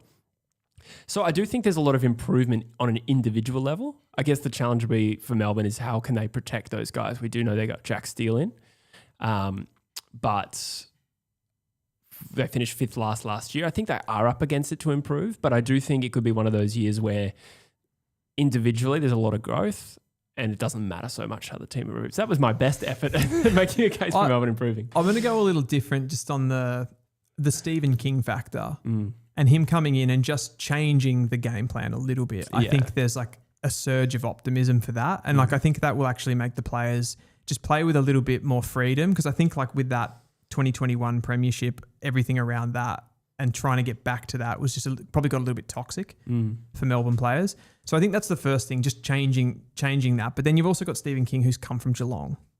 That's true. He knows what it takes to win, right? He's been in that system. He's been a part of the success that they've had. And if he can bring that to Melbourne in his first year of coaching, and we've seen coaches, like we said, with Craig McRae, Adam Kingsley, come in and actually hit the ground running and do really well.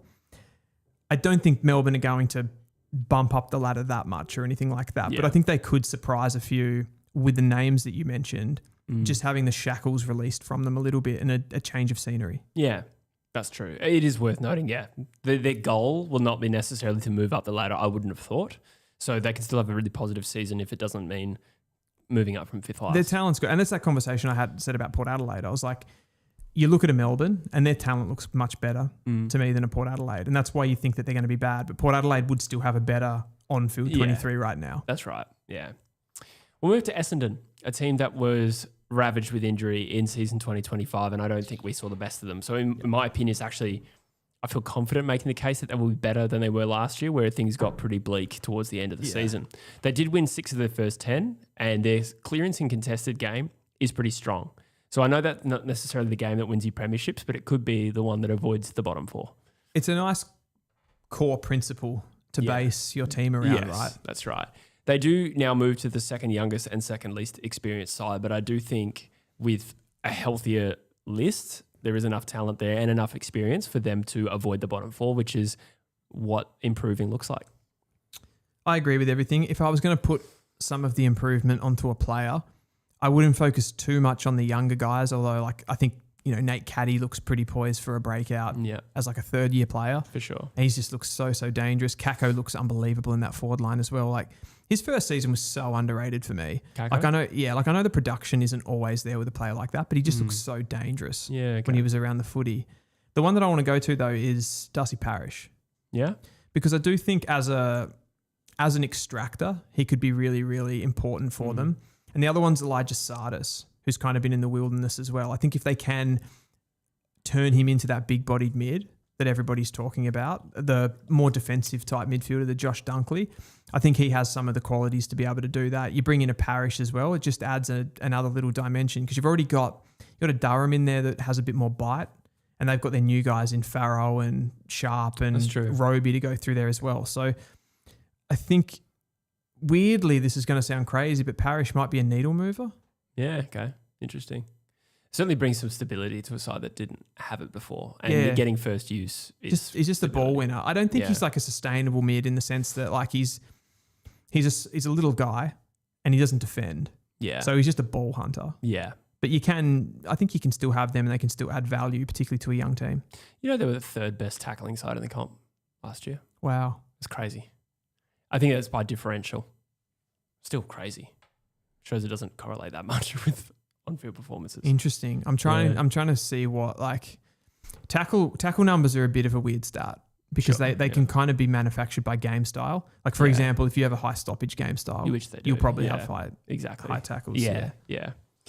North Melbourne. I'll make the case quickly here. I would say that over the years we've seen improvement linearly, if not in a big jump. But last year we did see 5 wins and a draw, which exceeded 3 victories. That happened, I think, the first couple of years that Clarkson had. I think we did see an improvement last year in terms of brand. And then I think it's easy to make the case that a talented squadron of youth, Sheasel, Wardlaw, hamstring pending, McKercher, Foss, Doveston now, and a couple other guys like Dawson, Trembath. Like there's enough excitement there that North should improve. I think it's a very safe bet, to be honest.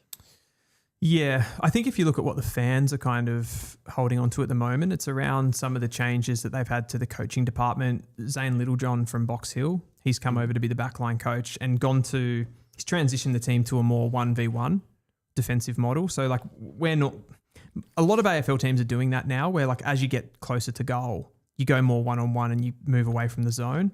Higher up the field, you're still playing that zone and making teams kick through you.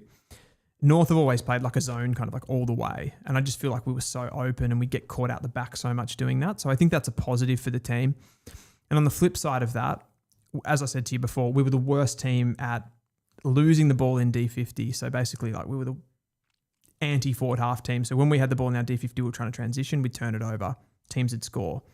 We're trying to fix that as well. I think like they've got Colby McKercher back there. They're trying to make him that real defensive playmaker because Caleb Daniel just got caught on the ball way too much. He's still going to be there. So that's not necessarily going to fix itself. But you think about that development that you mentioned and the players improving. McKercher looks like he does look really, really good in the preseason, albeit a preseason. If we get the ball movement slightly better, we defend a bit better, back shoulder one-on-one, I think there's potential for improvement there too. Yeah, totally. I think it's a safe bet personally, barring some sort of crisis, touch wood. Let's talk about Richmond. They are a team that surprised us a little bit last year by how competitive they were. And the senior players that are there provided a really good platform for some of their talented youth to shine, namely Sam Lawler, a little bit of Taj Houghton, John T. Fall in particular. It was like it was the medium breakout contenders though, right? That's true. Yes, I was actually accidentally overlooking them, but like Seth Campbell, yes, Tom Brown, Banks, yeah, the guys. I think they were all 2021 draft. Yep. So I mean, it's just easy to say that those guys taking another step. It won't be Taranto, Hopper, Prestia taking a step that moves the needle for them. They'll But just keep doing them. yeah, but we could see a big year for Lawler, who missed a bit with injury. Taj Houghton was recovering from an ACL.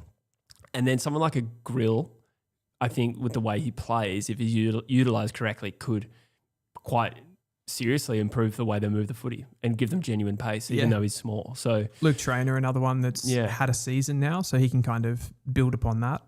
But it's like what did David King say the other day about the Ferraris? Like they just need some of those Ferraris to actually break out. Yeah. And that will improve them naturally. That's true. It might take longer than this year, but I think there's an argument that Richmond are a better team this year with the balance and development of some of those guys. Absolutely. I want you to do West Coast. West Coast. Okay. No, I actually think it's quite easy to improve from one win. I mean, like objectively, I'm sure you'll win more than one game, but I actually do think there will be general improvement. The obvious starting place is Harley Reid, right? He looks beast mode in training at the moment. We know the talent that he's got. He had a bit of the second year blues, although I don't think it was as bad as what people said. I think he can become one of the best players in the competition in 2026. You've got Tom McCarthy moving to the midfield. Like, what an absolute bonus that he's been. He was excellent last year off halfback. He's going to go into the midfield, a midfield that's going to have a lot more people to worry about than him to tag and stuff like that. So he should be able to run around, get plenty of the football. And his running ability just gives something different to that. Like, you've got your Elijah Hewitts, you've got your Harley Reids who have that explosiveness, but he's just a long distance runner, right? He just overloads you with his running. So I think he's going to be good. You're going to get Waterman back. Job Shanahan looked really good last year, so they can make a little bit of a pairing there. I don't think you lose that much with losing Oscar Allen.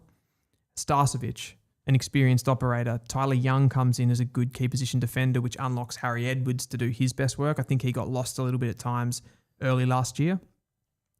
And I think that's probably the main points that I would want to touch on. Have I left anything out there? Not really. I did a video on this earlier in the week because I was inspired by the fact we were doing this. Sure. I think, Yo and Waterman by themselves are like a strong argument. I forgot about Yo. Yeah. So, I mean, Yo obviously has the body, but starting with Waterman, like Jamie Cripps led the goal kicking last year with 24. We had no avenues to goal. And he was an All-Australian the year before. Was Liam Ryan not second? He was second. Yeah. So that remains a problem for West Coast, but Jake Waterman is a big in. So someone to kick the goals with Shanahan. But from a stoppage point of view, the West Coast is like a historically bad stoppage side. But you start to think the names that are going to come together. Elliot Yeo back in, even just as a big body. Tom McCarthy moving into the midfield. Harley Reid now in his third season. Elijah Hewitt now in his fourth.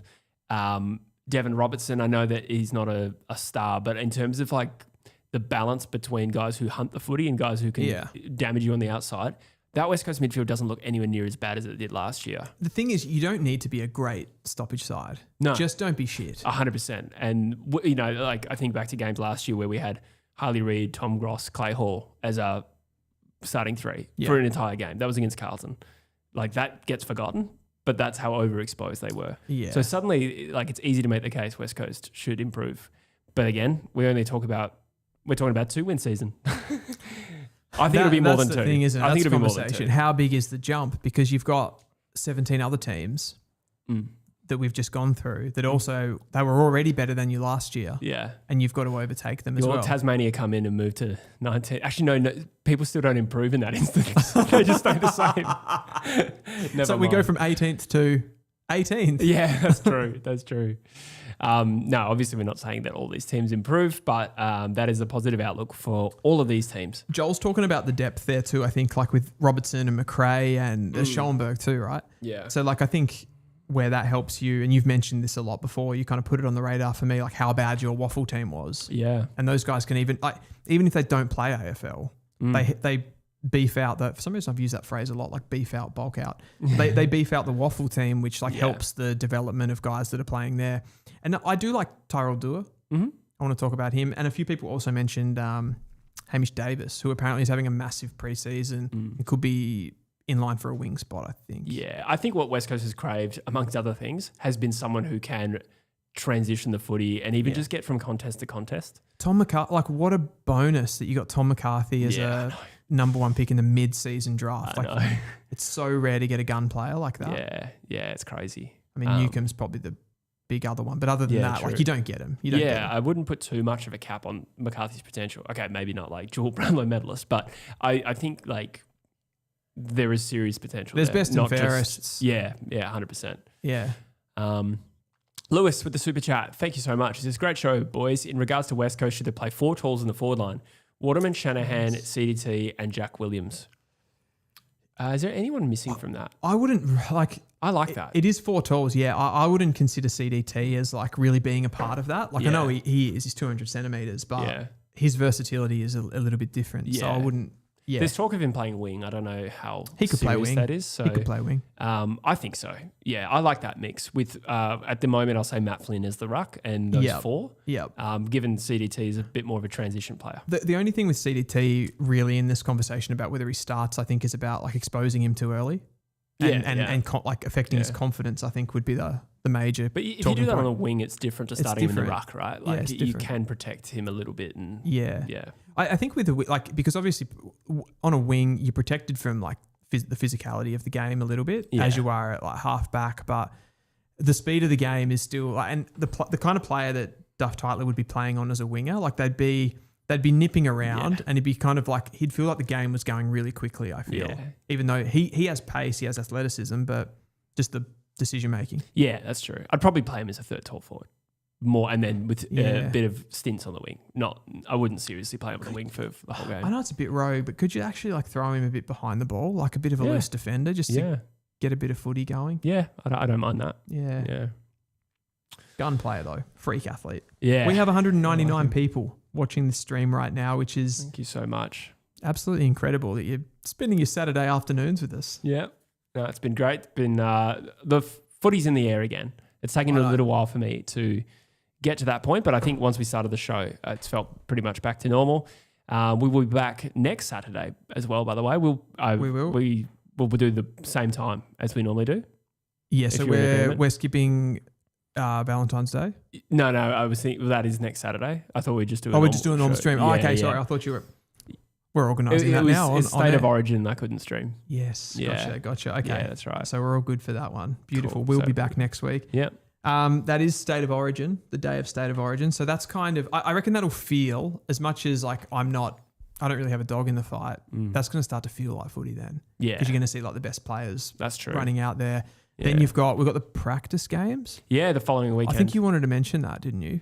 Yes, I think it's okay to not. We can probably talk about it next week. Yeah, given that it's like the week after, but yeah. So next Saturday will be our last Saturday show. Then we move to the Monday when the games start, which is like the weekend of Feb 8th, 20th, 21st. I think is a Saturday. Yep. So that will be games. So we'll let you guys watch the games, and then we'll be back on the Monday, the 23rd. Yep. Yeah. Perfect. Cool. All right, guys, we're going to wrap it up there. I think we've been on for 4 hours. Just about, I reckon. In the end. Yeah, just about. Unbelievable. Yeah. Thanks for being here with us, guys. We love you all, and we'll see you in the next one. Thank you.